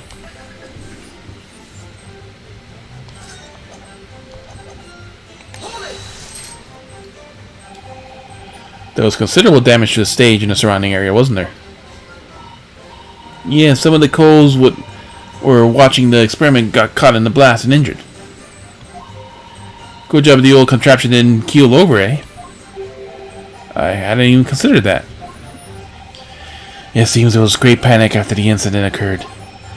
Nevertheless, the police shouldn't have missed a torn piece of evidence of the envelope from the balloon. Inspector Gregson can expect repercussions. Ah, so this is how they punish Gumshoe in the Phoenix Wright games. Lowering his paycheck. Make me swiping up all them fish and chips, eh?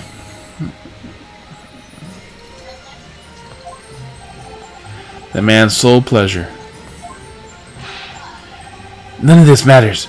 The scrap of balloon envelope means nothing. Niente.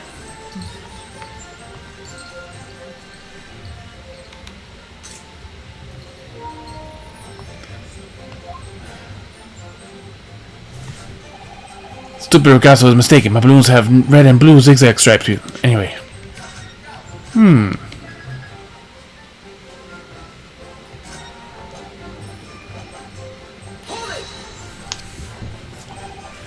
You mean the color is wrong?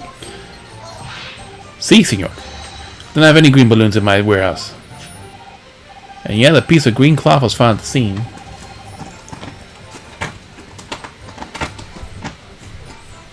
There's another chicken sandwich I had from today, so if you want that, it's like also there in the fridge.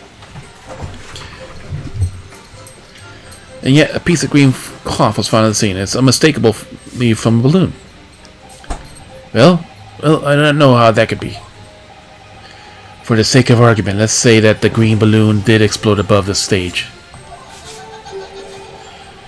You couldn't therefore conclude that it happened on the day in question. Why not? There have been recreation balloon fights over Hyde Park operating from before the Great Exhibition. Recreation balloon flights. One could have exploded some earlier date, unfortunate, as I'm sure you agree. You believe that may have been some earlier balloon accident that predates the exhibition? Sí, exactamente, the señor says. It's not one of my balloons. Clearly this little ragazzo from Bohemia is mistaken about what he saw. He's angry now. We'll pursue him in a moment. You come to my warehouse, you'll see I have 3 bellissimo balloons, all present and correct. I already verified Mr. Loon's annual business reports. He has the same number of balloons for a year now. Well, as though was ever, Mr. Lord Van Zeeks. Disarming so. In that case, is the young boy imagining things? Nope. As I thought, Mr. Loon's testimony doesn't quite add up. The young Bohemian boy came to have seen another 4th balloon. Mr. Loon's vehemently denies the possibility. It's hard to imagine a man in charge could be mistaken about the number that were in the air. So, it's because he must tell us something for sure. Alright, back to the last one.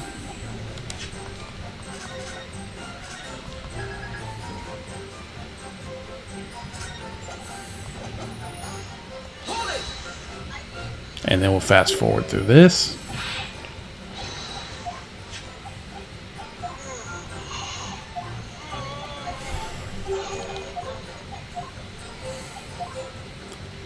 Some earlier explosion.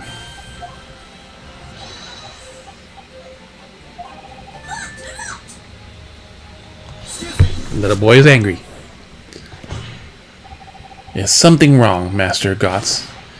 It's Master William Gottsrich Sigmund Ostermine. I was on the tip of my tongue. Yeah, something is very wrong. I know what I saw. There was a green balloon there. I swear all over Bohemia. You cannot speak in such bad language as you like, but it changes nothing.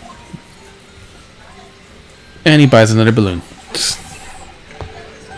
That's at least 5 now. If you didn't have the evidence, Agrasso, then I must tell your parents to punish you, eh? Perhaps we'll let the judge decide when it comes to punishments. Evidence? What is this evidence? To give a simple explanation, young man. A photograph, for instance. Some tangible proof of what you claim. Oy, didn't you say so sooner? I have the photograph here. What? Good gracious. What? I had not been up in a balloon for a little while, see, so I was very excited. He released the balloon. I took lots and lots of photographs. He has a giant camera.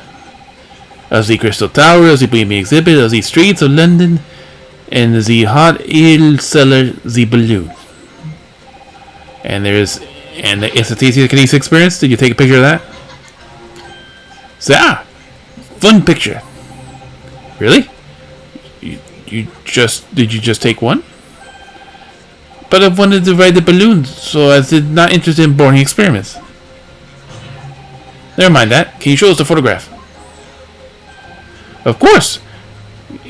And then you will see. You will see what I'm not lying. I really did see a green balloon. An empty balloon. Dot. I need that evidence. Dot. Dot.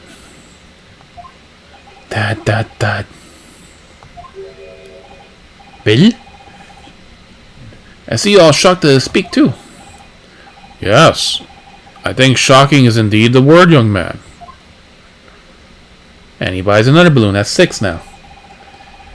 Yeah, perhaps you cannot see what see that I was a green balloon in this photograph, but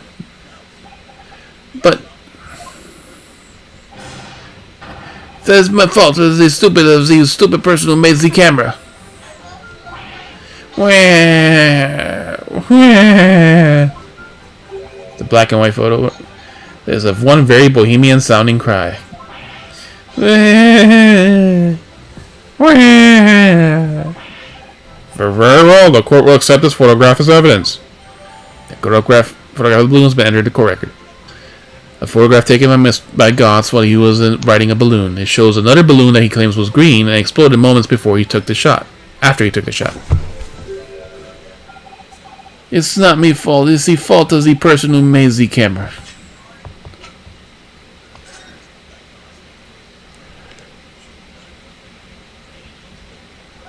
And the balloon was empty. And what the hell is this beam right here? Oh. It's going up to the fucking balloon. Literally moments before the explosion. But more importantly, we can see the man on the stage. And we can see he has not been stabbed.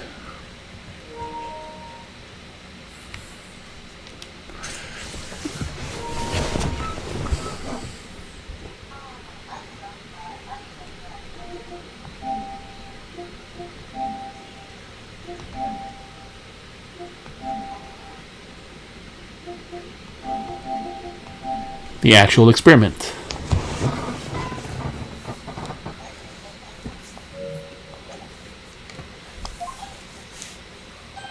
Well, never mind. I'm sure you have plenty of wonderful sepia memories to take home with you. In any case, when exactly did you take this photograph? Well, it was on the day of the big explosion. You don't say. When I pressed the shutter release, there was a very loud bang, and the hot wind rushed over my face. That means this photograph was taken a split second before the explosion occurred. Yes, it was.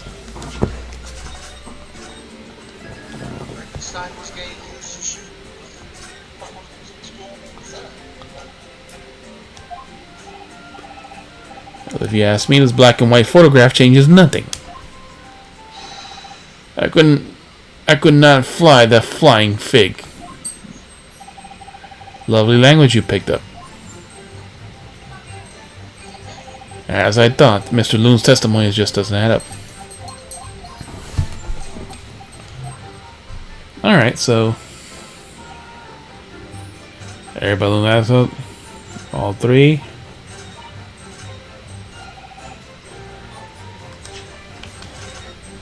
Alright, so for your last testimony, we now have a photo to say, nope, you're wrong.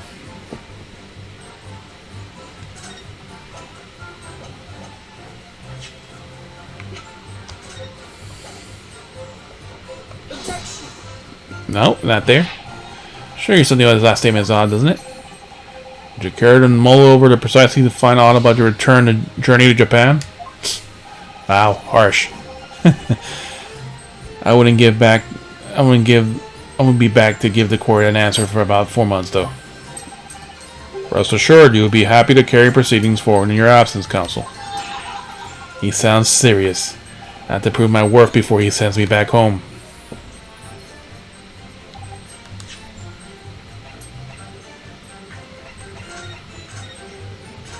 So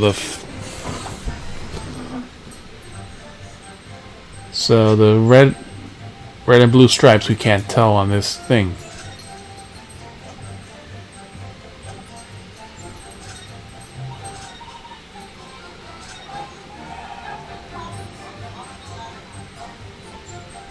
Oh, this one. They're carrying passengers.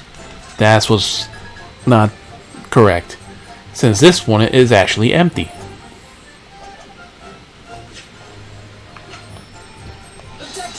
Objection. Unfortunately, the photograph Master Goss took can't tell us the color of the balloon. But it can't tell us something else, something crucially important. What? It shows that the pictured balloon wasn't carrying any passengers. Oh, my goodness, you're right. But surely all the balloons would have been carrying passengers. There would be no sense in it otherwise. All the balloons pop. See? They are for pleasure. For seeing the view. My balloons only fly with passengers. Which tells us that the pictured balloon isn't one of them. So when the incident occurred that day, there was a fourth balloon in the skies above the experimental stage. Mysterious green balloon. Dun, dun, dun, dun, dun, dun, dun, dun, dun, dun, dun, dun. And pop again. I know nothing. Niente. I can only tell you one thing. If the balloon was not carrying passengers, then it was not one of mine.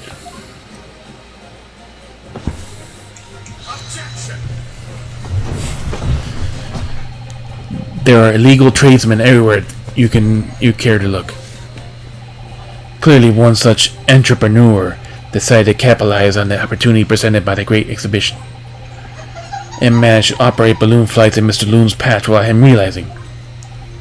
See, the composition, trying to steal my profits. Did not notice because there was this experimental that went wrong at the stage. This fourth balloon exploded at the very same moment Mr. Assman was beamed from the stage. Right. So the scraps that fell to the ground after left scorch marks, they didn't come from the stage at all. It was the bits of balloon raining down. Because none of them was in them, it didn't get no attention. A mysterious fourth balloon carrying no passengers floating silently over the experimentation stage. This photograph shows us nothing more. A stray balloon carrying no one and operated by some rogue trader. Clearly has nothing to do with the case. Its relevance does elude me, I must say. The court has seen sufficient evidence and heard ample testimony already. The prosecution calls for this trial to be concluded. Juror 1, 2, 3, 4, 5, 6. Really? Have we really got to the truth yet?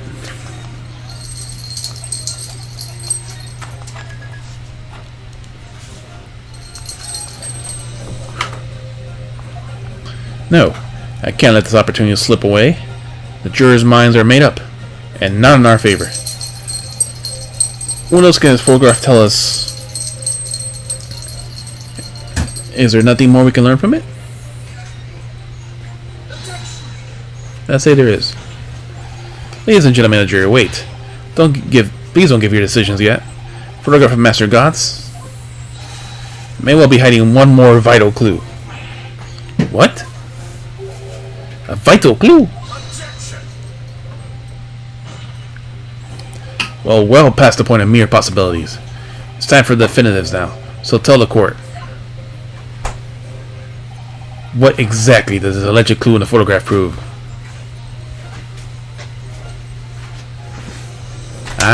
Let's see. The balloon's owner, the balloon's color, or the cause of the explosion? I think it's the last one.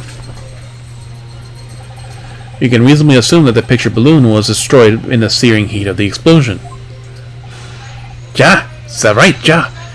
It was not me fault. Evidently. Because the birdcage from the kinesis machine materialized in the sky where it had been flying. All the balloon being filled with flammable hydrogen instantly and explosively ignited.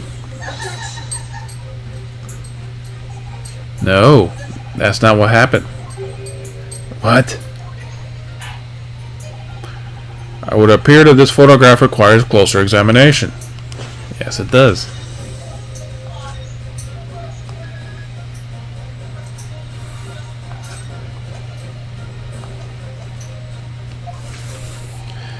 Counsel for the defense, will you highlight the location of the alleged clue in the photograph? Of course, my lord.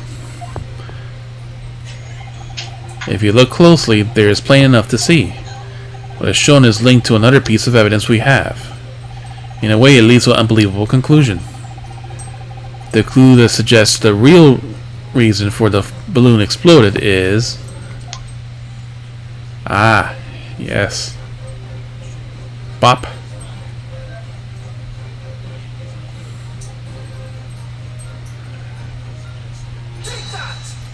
That's the clue. The timing of this photograph can only be described as miraculous. If you look, you'll notice there's a bright white line that appears to be pointing directly at the balloon. Most likely a ray of light caught incidentally on the film. I'm afraid I can't see nothing of the sort. If you look with a magnifying glass, my lord, it becomes clear what the nature of this bright line really is. Goodness, what is that? And maybe some flash of light, yes. Sure, number 4. Number 2, oh golly. Do you think it might be lightning? No. Number 1. But it couldn't have been a finer day. Number 3. I believe I may be looking at fire. Number 6. A bolt of fire heading straight for the balloon. Like an arrow. Hint, hint. Indeed. Even to my aging eyes, it would appear that they've read a flame of sort. My word.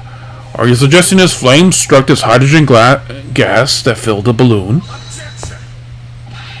That's absurd. The balloon had been 60 feet above the ground at the time. No flame could have possibly reached such height. Aha, but we have something that can. Actually, it's my opinion that a particular piece of evidence found at the scene reveals how exactly that did happen. What evidence? If such evidence exists, Consul, then for goodness sake, present it, man. What evidence explains the mysterious streak of flame that appears headed straight for the balloon? Explain it, man. Yeah, she said that. Crossbow.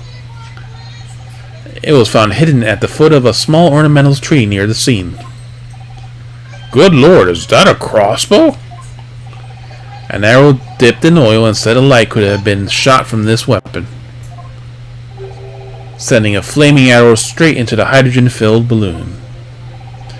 Are you suggesting that the crossbow was used to deliberately... Blimey, you're right. That streak of light in the photo looks like an arrow, don't it? Then, the explosion of the balloon, it was...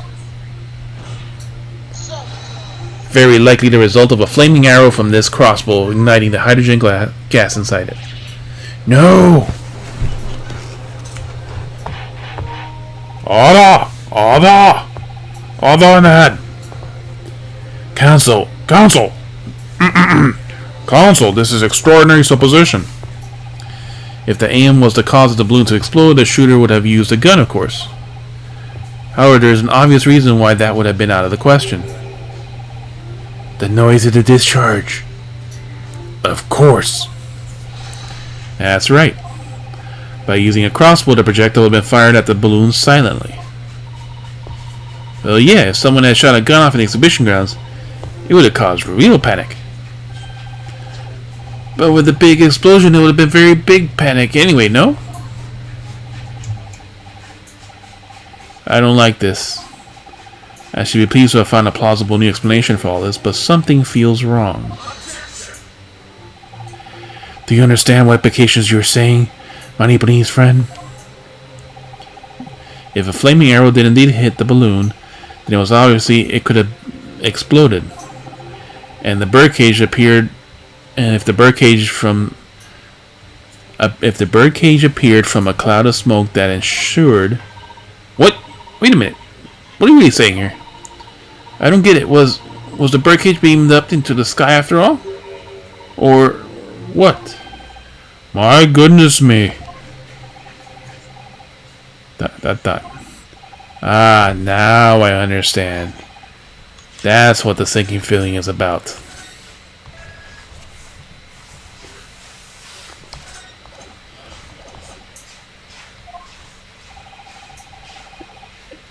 I think there's a good chance that the birdcage was just actually concealed inside the balloon all along.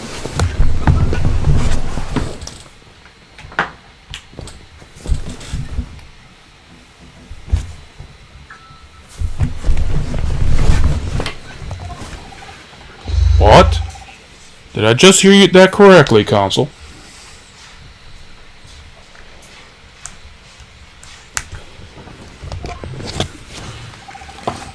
There's no going back now. The horse has bolted.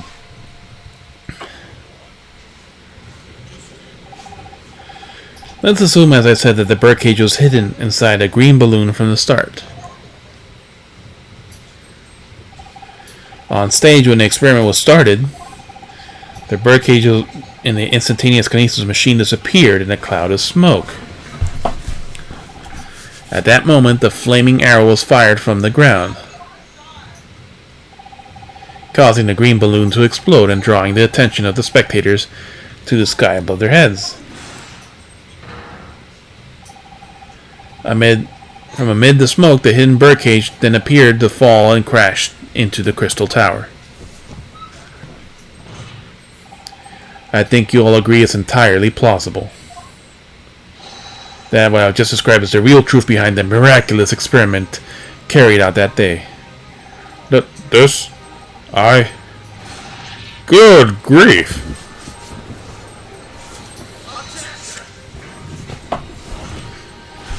This is ludicrous.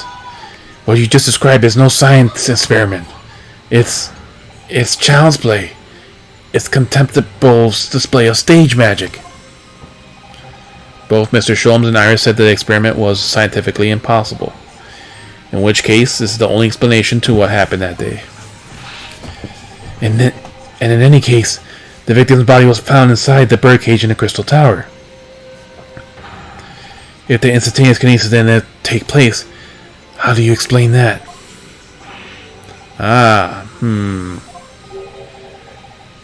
The magician, number 3. If I may put in a word, as a man of magic. Juror number 3. Such apparent discrepancies can easily be explained by a simple deception. Juror number 3. All that we need is a doppelganger. Someone who looked very similar to the victim, Mr. Assman. And having this other person appear on stage in front of the show as a body double.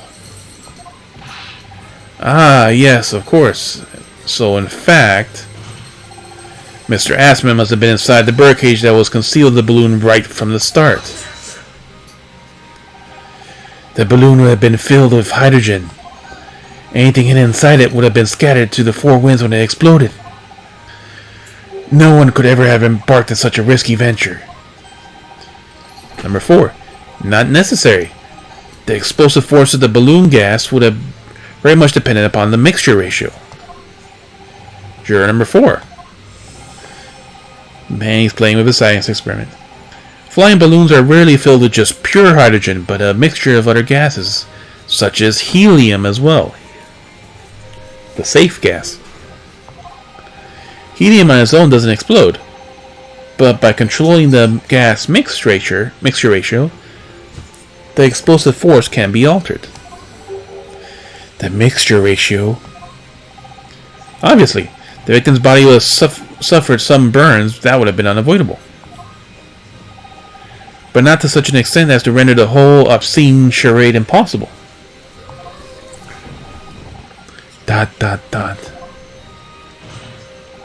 So everything that happened can be explained logically and scientifically. The explosion that engulfed the stage at the start of the experiment was no accident. It's part of elaborate deception to make it appear that instantaneous kinesis had occurred. Well, goodness me. And if we accept this as what happened, it means that the victim, Mr. Assman, was never present on the public experimentation stage to begin with. In short, he couldn't have been killed by the defendant, who was on the stage in full view the entire time.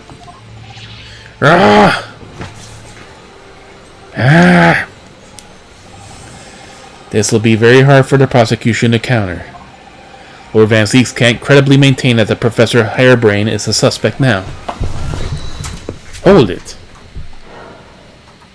Judge Shock. Prosecutor. Defend. And Harebrain again. Mr. Naruhodo, I appreciate your efforts, thank you. Professor? But you can stop now. Just keep your mouth shut, please. Sorry? What's all this about, Mr. Hairbrain? Dot dot dot. I, Albert Hairbrain, hereby confess that it was me who stabbed Mr. Odie Assman. Why do you want to frickin' keep going to be guilty? Yes, it was me, with my faithful friend and partner, Andrew the Screwdriver. What? What are you doing? He really wants his science to work. Hold on ahead. Defendant, explain the sudden confession. Professor Hairbrain, what are you talking about? It's what I said all along. I must protect my hypothesis, my precious machine. You stand there and claim it was all a trick, an elaborate prank, but where's your proof? No, you have to examine the machine if you wanted to prove it. But then it would be all over. My beautiful hypothesis would be laid bare. I mean, the indignity of it. It's clear that you drew the plans for the experiment, but you didn't actually build it. It's quite conceivable that you were duped, Professor. If you just let me, I can prove... Barak! Yes? I'll corroborate. I'll do whatever you say. I swear it.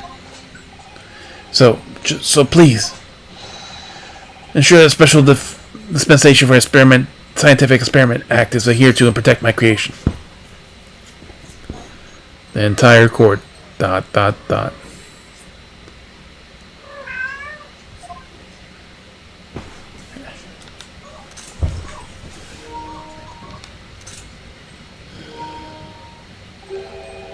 Pray forgive the discourtesy of filling my hallowed chalice at this crucial juncture. Here's to my learned Ipanese friend. What? In his upcoming attempt to clarify the defense's position in light of the accused's confession. Do you intend to formally assert that the experiment was nothing more than a conjuring trick? Because the moment you do,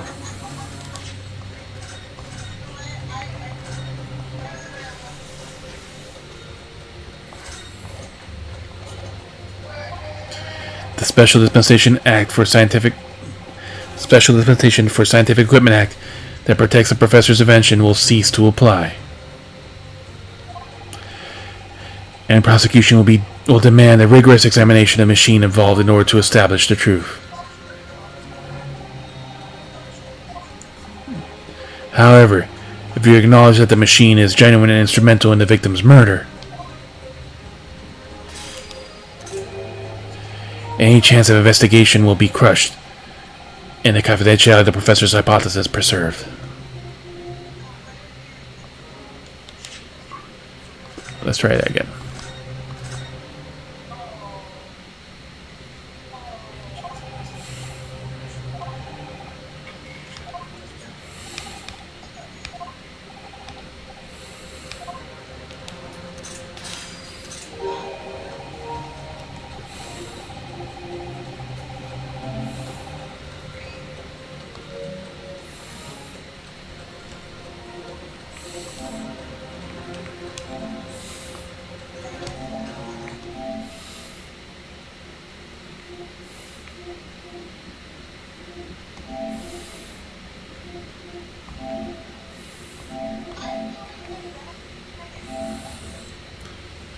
Throwing his tantrums.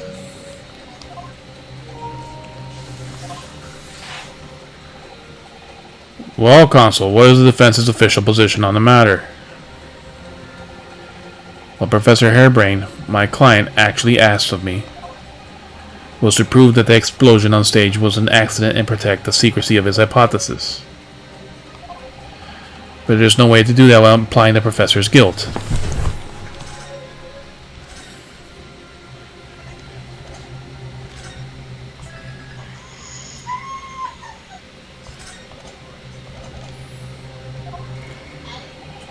Do I protect the client's life by asserting his innocence, or by upholding my client's request but see him condemned?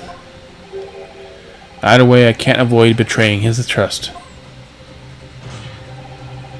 You've been silent long enough. Isn't talking your trade, my learned friend? Or has all knowledge of English escaped your confused Nipponese mind? ...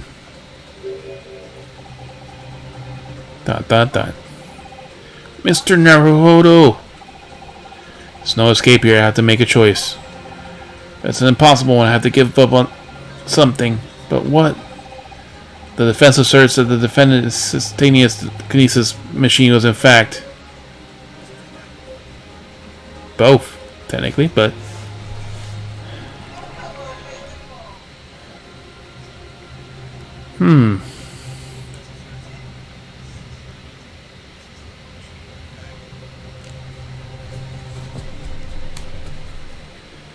no, we'll save his life. ...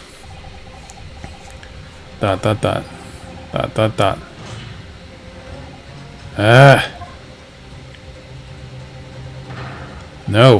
I can't say it. My client places faith in me.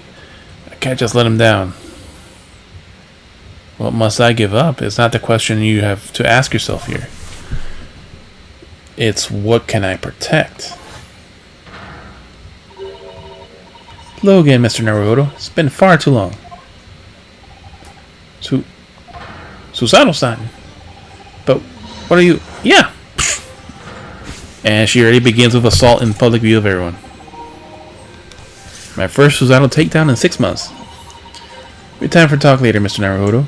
For now, you must concentrate on the task at hand. Which is working out not in the way I hope I have to give up on, but what can I protect? Professor Hairbrain. Ah, yes. Yesterday you told me that the science is the pursuit of truth. Well, my job is to pursue the truth too. Yes, of course. And personally I believe that you didn't stab Mr. Aspen. I think you come to realize something yourself too, haven't you? That your experiment and the machine you built the victim are questionable. Truth behind that is what we both pursue now.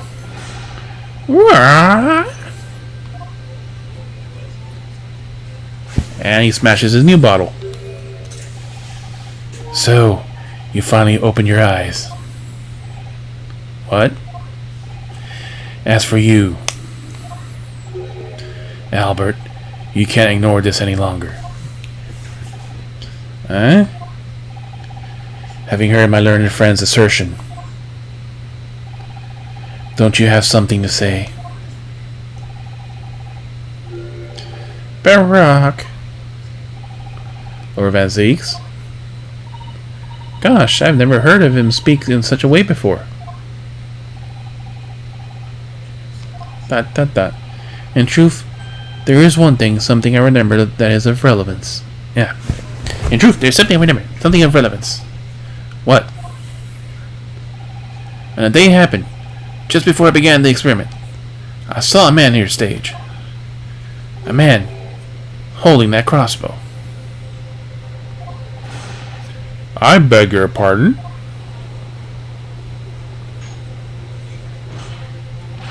Professor, did the man have any distinguishing features? What do you look like? Taller than me, and thinner than me, with straight hair, straighter and wider than mine. Let's see, oh, one less lens than me too, a monocle, rather stylish black monocle. We don't know anyone like that, do we? Black monocle.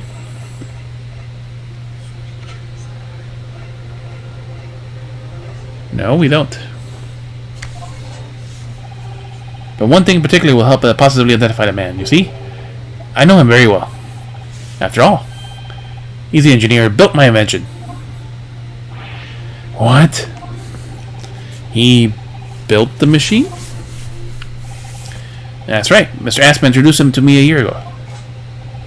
He's a man by the name of Enoch Drebber. Why does the name seem familiar too? Well, Enoch is from the new series of the Agents of S.H.I.E.L.D. Drebber, I can't say is familiar. Enoch? Drebber. Now this name means something. Members of the jury seem flustered. Not a name any scientist wishes to hear. That man's an abomination. Not a name any conjurer wishes to hear either. Who on earth is he? I'm afraid this isn't the first tale of the nature I've heard of scientific circles in connection with his name. Juror number 4. There's talk of other flamboyant experiments that turn out to be nothing but stage trickery in the end. Obviously, the rascal is after the government's research grant money. Number 3. When magicians are in need of money, they have heard of them resorting to these underhanded tactics. Some acquaintances of mine who experiment such things have mentioned Enoch Drebber's name before.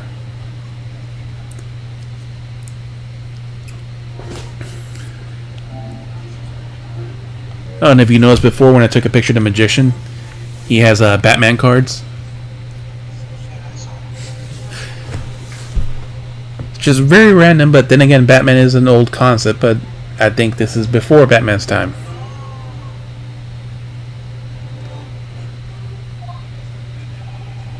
The man's both an engineer and a magician. Yes, we're dealing with unparalleled confidence trickster here. That's Enoch Drebber for you.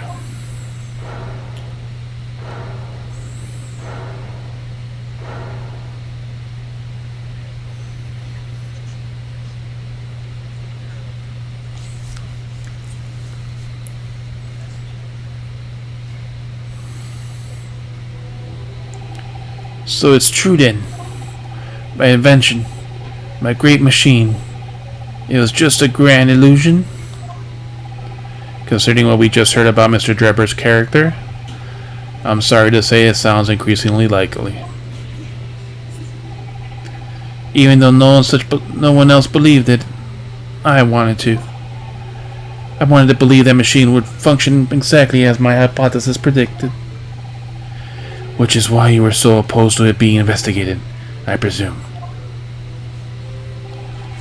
I knew that if the machine was examined in detail, its construction would give away my hypothesis. Obviously, I didn't want that to happen. But at the same time, I knew that if it was found to be nothing more than a trick, than a work of deception, that everything I worked towards, all my research, all my dreams, my whole life would be over.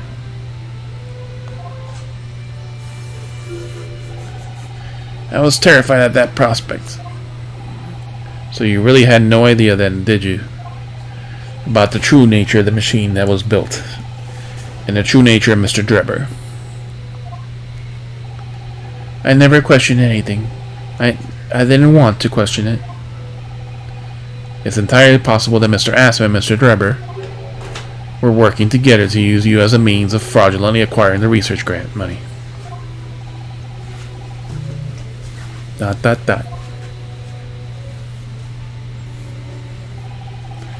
When I announced my invention to the crowds that day, it was the finest moment of my career. I pulled all the levers and turned all the dials in exactly the way Drebber had described. When the smoke suddenly started billowing out, I panicked. I didn't know what was happening.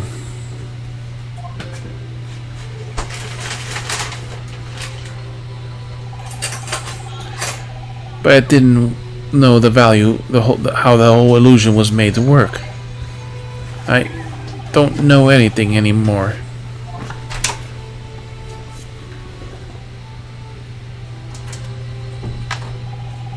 Let me confirm one final point with you, Professor.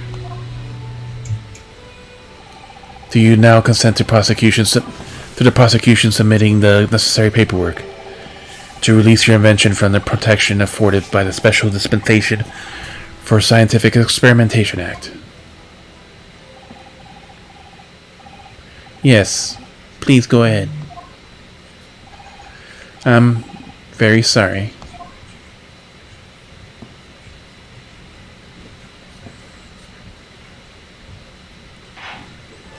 It's so surprising the jury has not voted guilty yet, compared to every other fucking trial. It would appear that we shall have to suspend proceedings for the remainder of the day now. Lord Van Zieks. My lord? The court has newly been made aware of another party whose involvement in this matter is critical. Yes, Mr. Drebber. Gather information about the man, if possible. I should like to serve him with a subpoena. With pleasure, my lord. Now, counsel for the defense. Yes, my lord? ... When you reconvene, I shall have to look into one thing and one thing alone from you. I should be looking one thing.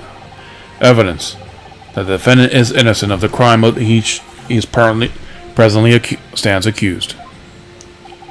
I understand. Good. In that case, this court is adjourned until tomorrow morning.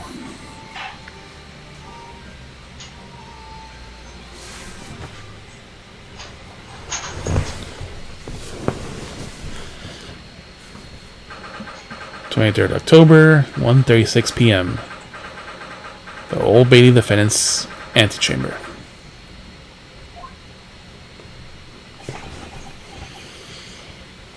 Dot dot dot. Mr. Naruhodo. Ah, yes. I'm so sorry. I was wrong. You were right. I tricked you. Trusted you. I dragged you into my mess. Oh, how did it ever come to this? So sorry. Did you really have no idea, Professor, about what Mr. Drebber was really up to? I mean, about what he was really constructing? Naturally. That machine was the embodiment of my hypothesis, of all my hopes and dreams. If I had complete faith in it. Alright, in that case, I won't say any more. Now, sadly, the murder accusation against you still stands, so we must do as much by investigation as we can before the trial resumes tomorrow. Dot. Well, thank you for doing so much for me.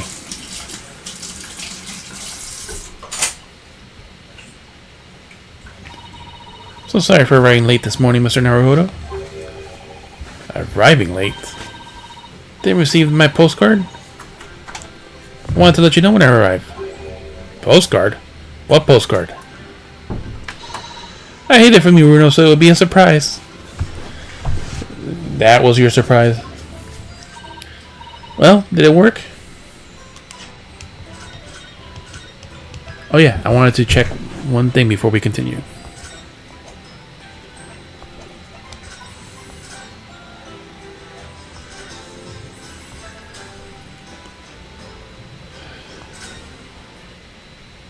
Because we have to do this for a trophy too.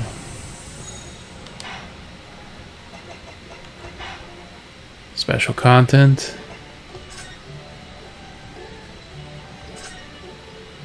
Well-made suit. Well-made dress. Japanese. Homeless Japanese jumble mix.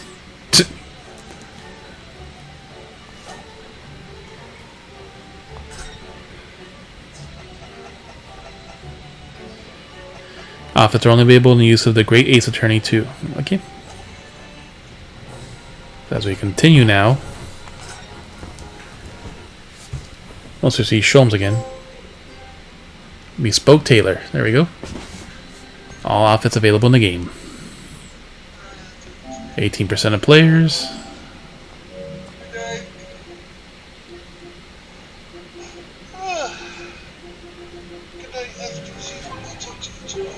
Alright, man. Have a good night. I probably won't be on tomorrow, just as I'm getting home like after 9.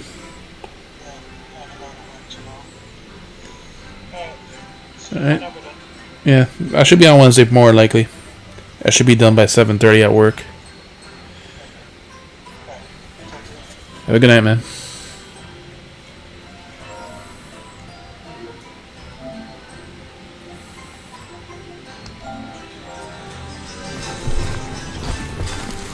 I was actually surprised. Actually, I hid it from you, so it would be a surprise. Well, did it work? Oh, surprise, alright, especially when she threw me to the fucking ground. Oh dear, I'm so sorry. She has an outfit too? What? That's right, she did. I was happy to see you that I sort of slipped out. Her excessive violence toward the male race, you know? Maybe we could stick to more traditional displays of emotion in the future. Susie's train was late into London and Victoria this morning, you see. But we made the coachman really whip the horses hard, for she didn't want to miss the whole trial. I was watching from the gallery for a while, but in the end, I'm afraid I couldn't contain myself. Well, I'm glad you didn't. Oh! Having you on my side in court gives me strength I needed to win. So, I'm delighted to see you back in London. You're too kind, Mr. Naruto. I am delighted to be here.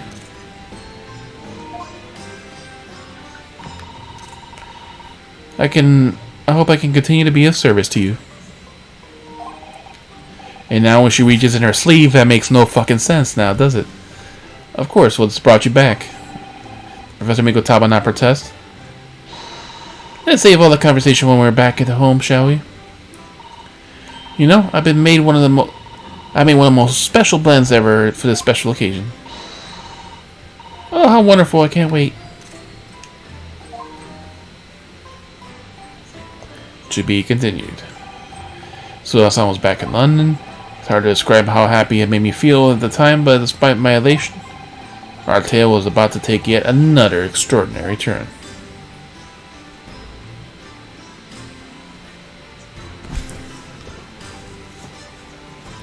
To begin.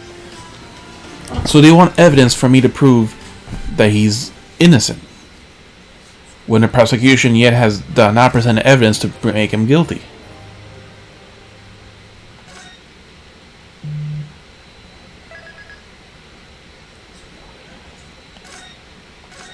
Yeah, investigation part 2.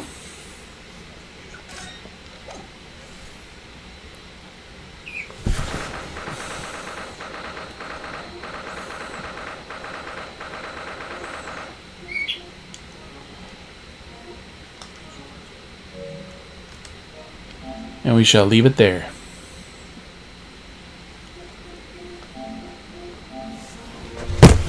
Thank you all who came out here to hang out, lurk, and everything else. Came for Overwatch to watch me struggle with patches and get your drops. Hope you have a good night. As I said in my tweet today,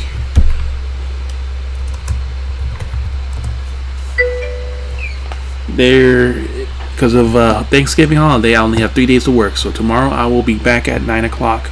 I leave work at 9, so there will not be a bonus stream for sure. And then Wednesday I should be done by 7:30. So there probably will be a bonus stream. Then Thursday all day. And I might start early too because, well, there's nothing else to do.